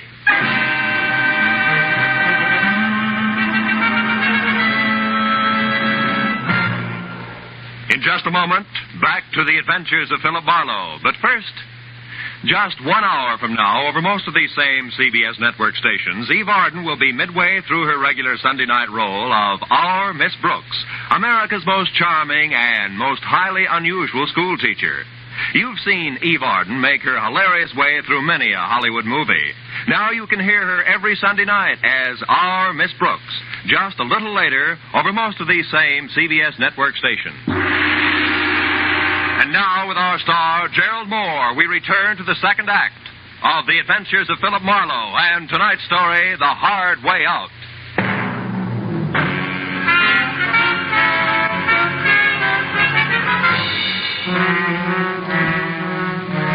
It was nearly an hour later before I was back in my office on Cahuenga with my finger in the dial of the telephone, checking the names and places that Sheila Emery had given me.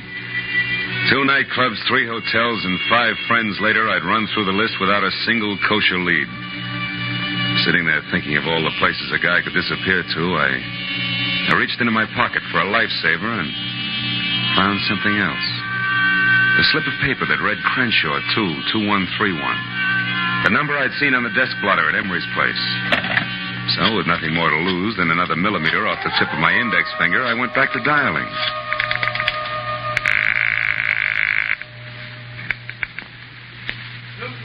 Pipe and tobacco shop, Sam Newton talking. Newton's what? Pipe and tobacco shop, what can I do for you? Not a thing, old-timer. My mistake. Pipe and tobacco shop.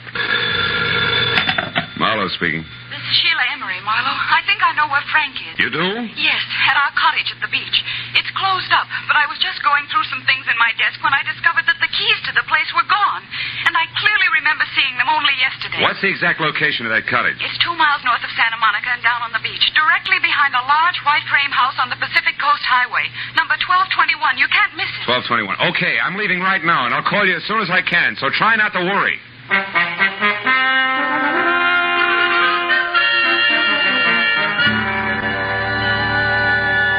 Somehow or other, I made it straight out along Sunset to the beach and then north as far as the large white frame house without being tagged for low flying by any of the boys in blue.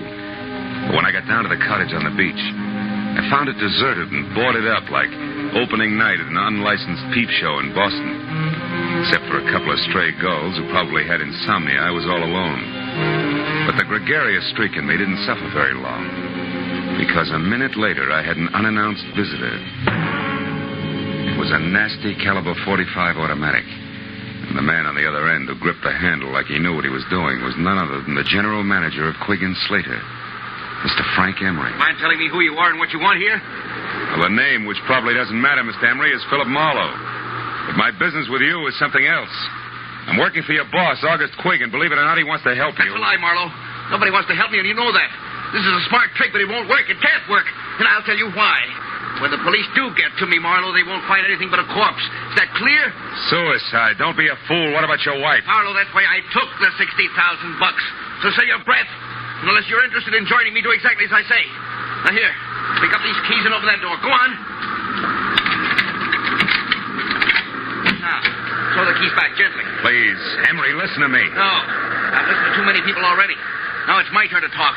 What I'm going to say is goodbye in my own way. You don't know what you're doing, Emery. Stop a minute. Think. This isn't the time to think, Marlowe. This is the time to act. Now, get in. Emery backed me into the cottage, stepped outside, and pulled the door shut. I waited a moment until I heard his car start. Then I tried the door and knew I was wasting my time. Emery had run a piece of pipe through the handle, and Gargantua himself couldn't have opened it from the inside. It took me 10 minutes to kick enough boards off one of the windows to wiggle out, and another 5 to get to a phone. When I told Sheila that her husband was on her way home in a very desperate frame of mind, she promised to hold him at all costs until I could get there. 20 minutes later, I was in Sheila's house on Bundy Drive. Marlowe, what happened? Where's your husband? I don't know. He hasn't been here. Oh, fine. After you called me, I waited, but he didn't come back. Marlowe, what did you mean when you said Frank was desperate? I'm afraid Frank intends to kill himself. Kill himself? Oh, no, he can't. Now, we still may be able to stop him. When he left the beach house, he was heading someplace to say goodbye. I figured for sure that meant you, but wherever he was going, he didn't want to be followed. He locked me in and... The gun. Holy smoke, where's your phone? Right over there. Oh. Well, what about a gun? Does Frank have one? Yeah, 45. Didn't come here to make his last goodbyes. That only leaves August Quigg. You know what you're saying. Come on, answer that phone. No answer on Quigg's private wire. You're accusing Frank of murder. He hates Mr. Quigg, yes, but I know he couldn't kill him. He couldn't. Now, you listen to me. Your husband's cornered, and he's decided to blast his way out of a hopeless situation. I'm going to Quigg's office. If Frank comes back, try to keep him here.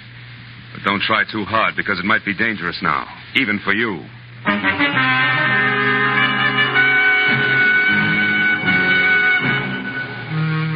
I drove down Sepulveda to the black, hulking plant of Quigg & Slater, pulled over, parked, and walked up the alley toward the side entrance. Through a barred window, I saw the feeble nightlight that glowed in the outer office. Otherwise, the place was dark. When I got to the door, I stopped. A diamond-shaped key stuck out of the lock, and the heavy door was ajar.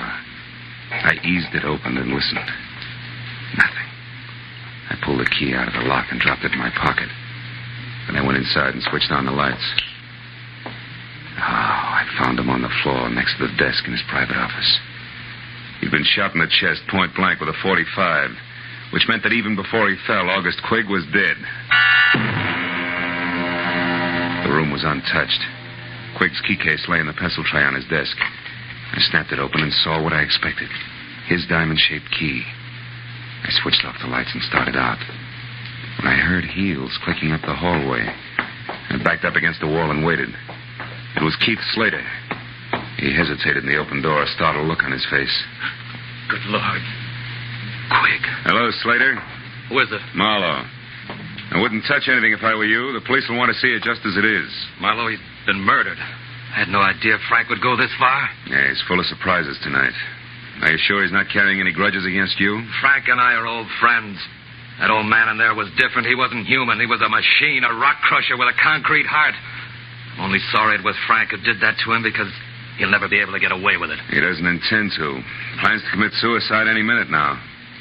Tell me something straight, Slater. How does he feel about his wife? Is he jealous? Jealous? Why, Marlowe, you don't think that he might kill Sheila? I'm going to call her right away. Wait a minute. If Frank is there, a phone call would only hurry things. Come on, let's go.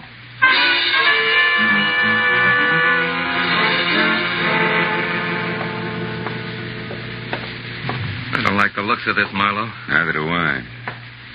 Sheila? Frank? Anybody home? They're not here, neither one of them. Well, if they are, they're not talking. Oh, you've got a macabre sense of humor. Nobody's laughing, brother. Look, you check upstairs. I'll see what I can find down here. And for once, I hope it's nothing. I gave the ground floor a fast run-through. It was neat and tidy, from copper-potted ivy on the dining room wall to the sunbeam toastmaster on the breakfast tray. The only thing out of place was a bottle of scotch near the kitchen sink and lipstick on the glass beside it said Sheila. I was back in the living room before I found out why she had needed that bracer. Propped against the bowl of violets on the coffee table were two notes pinned together. The top one was for me, from Sheila. It said, Marlowe, I just found this note from Frank. I'm sure he means that he's going out in our boat, the Carefree. I've got to stop him, Sheila. I turned to Frank's note and was reading it as Slater came down the stairs. Nothing unusual upstairs, Marlowe, did you? What's that? What have you found? Frank's suicide note. He asked Sheila to forgive him and forget him. Yeah, read it yourself. I'm going to call the police. Sure he means that he's going out in our boat, the Carefree. Say. What's wrong? I thought you were going to call the police. I was. But I noticed this phone number here on the desk blotter again. It's a tobacco dealer. Slater, I've got a very wacky idea. I'm going to give it a try.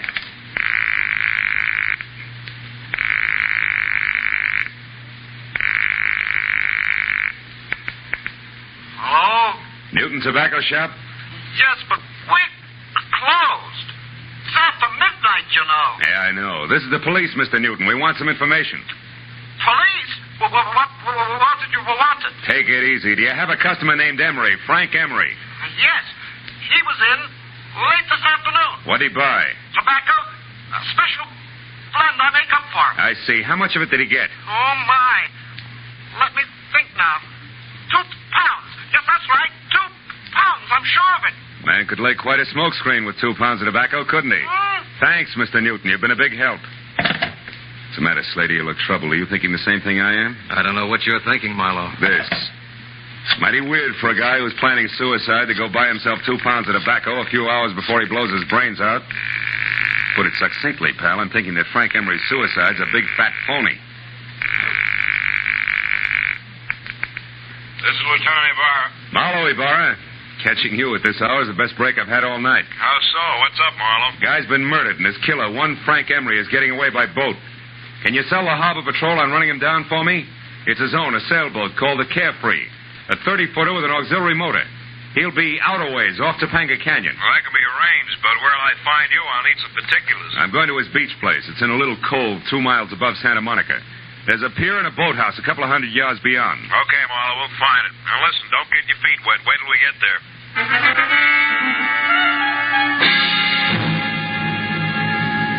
The Emery beach house was deserted and dark. So Slater and I went on to the boathouse, which was dark, too.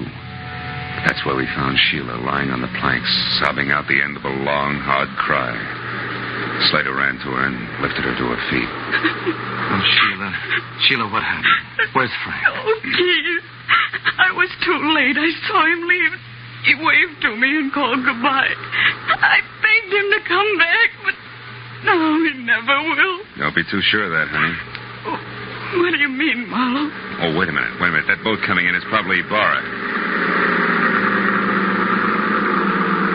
Marlowe? Yeah, here, Ibarra. I got another boat out looking for the Capri, Marlowe, so I came directly here. Who's this? Mrs. Emery, Mr. Slater, Lieutenant Ibarra. How do you do? Lieutenant. Well, Marlowe, what's it all about? Well, an embezzler killed his boss, set up a strong case of suicide, and at the moment is pulling a very fast switch. You mean he's not really checking out? How'd you figure? He bought 2 pounds of his favorite pipe tobacco today. What's that? Wait, Sheila.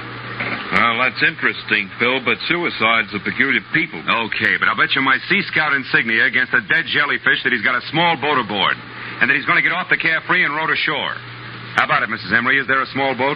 There's a rubber life raft in one of the lockers. That'll do it. It's all he needs. Lieutenant Ibarra? Yes, Mooney, what is it? We just got a call on the radio from the other boat. They've spotted the Carefree running without lights southwest about 2.5 miles offshore. He's holding a steady course, but there's nobody at the wheel. In fact, she seems to be abandoned. Well, tell him to stand by, but leave her alone. We'll be right out. Well, Marlowe, we'll know in a minute. Let's go, folks. Get aboard.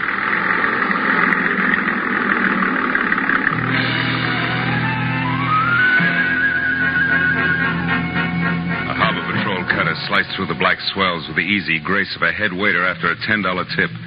And all the way out, it looked as though Marlowe was going to be the bright boy of the evening.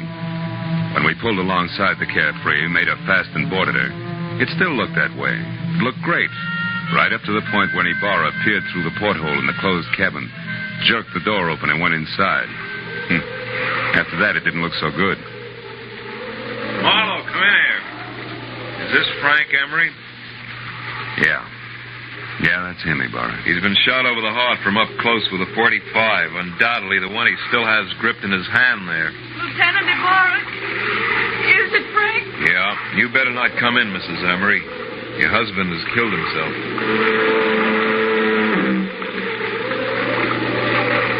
I walked back to the stern and sat down. Ibarra was going through his grim routine inside, and I felt lousy. I stared down vacantly at my feet and only gradually became aware of the little brass cylinder that danced across the deck with every roll of the boat. I picked it up. It was an ejected cartridge from a .45. I'd found an empty .45 cartridge. All at once, things began to take shape for me. Ibarra, hold everything. I was right. Emery didn't commit suicide after all. Phil, the man's body's right here, the gun in his hand. I know, but he was murdered. Now, look, I found this out on deck, and the door to this cabin was closed. Do you remember? When a man is shot with a .45, he drops. He doesn't walk in, close the door, and then fall. Well, Did Emery have any keys on him? Yes, these are his. They're in the ignition by the wheel. Sure. Look, this diamond-shaped one. It matches one I've got in my pocket. Come on out on deck, Ibarra, and watch closely. Hey, Slater, can I see your key to the side door of the factory? Why, certainly, Marlowe. It's right here in my pocket. It's not in your pocket because it's here in my hand, Slater. You were so excited when you shot Quigg, you ran off and left it sticking in the lock. No. And here's one for you, Mrs. Emery.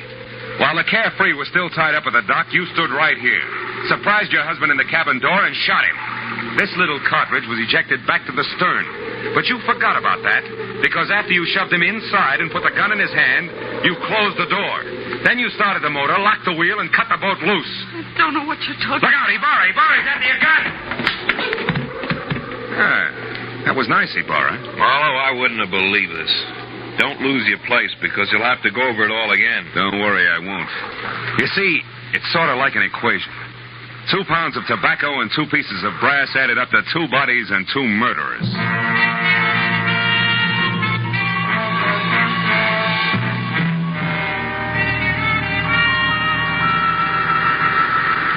Well, Marlowe, it beats me. That Mrs. Emery seemed to be nothing but sweet, soft, and stay-at-home nights. Yeah. Yes, she pulled one of the richest double crosses on record. Ibarra, she let her husband steal a fortune for her and even helped him plan a fake suicide to get away. Then she turned around and used this plan, only no fake this time, to kill him. so she'd be free to marry Slater. But you didn't want Slater without the money, right? Right. And as long as August Quigg lived, Slater could never be sure of his income. So Slater killed him, and they hung that on Frank Emery, too. Mm-hmm. And they worked a fast routine of pass the detective right through the middle of it all. While Slater killed Quigg, I was with Sheila. Then Slater took me over while she killed Frank. They make a great team in a shell game, Marlowe. Yeah. But you did all right. Well, see you tomorrow, the report, you know. Good night, Phil.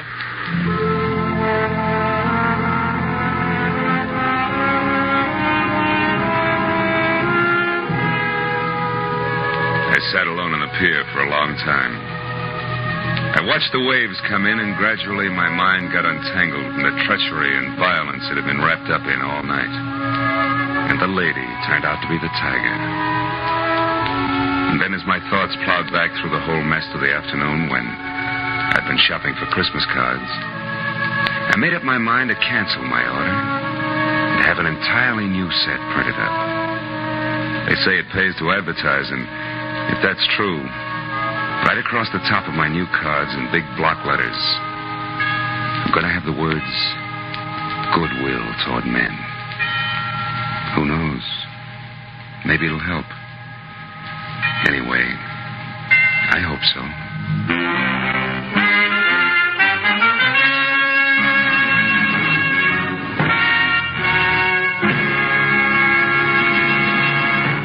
The Adventures of Philip Marlowe, created by Raymond Chandler, stars Gerald Moore, and is produced and directed by Norman MacDonald. Script by Mel Donnelly, Robert Mitchell, and Gene Levitt. Featured in tonight's cast were Barbara Fuller, Louis Van Rooten, Bill Lally, and Edgar Barrier. Lieutenant Ibarra was played by Jeff Corey. The special music was conceived and conducted by Richard Arant.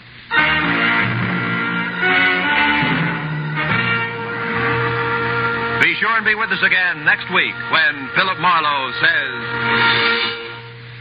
I walked into it smiling because it had all the corny elements. The weird doctor, the beautiful girl, the gloomy house on the windswept cliff, even the hulking menace. Only one thing was missing, the body. And that's when I stopped smiling, because I turned out to be the corpse myself, almost.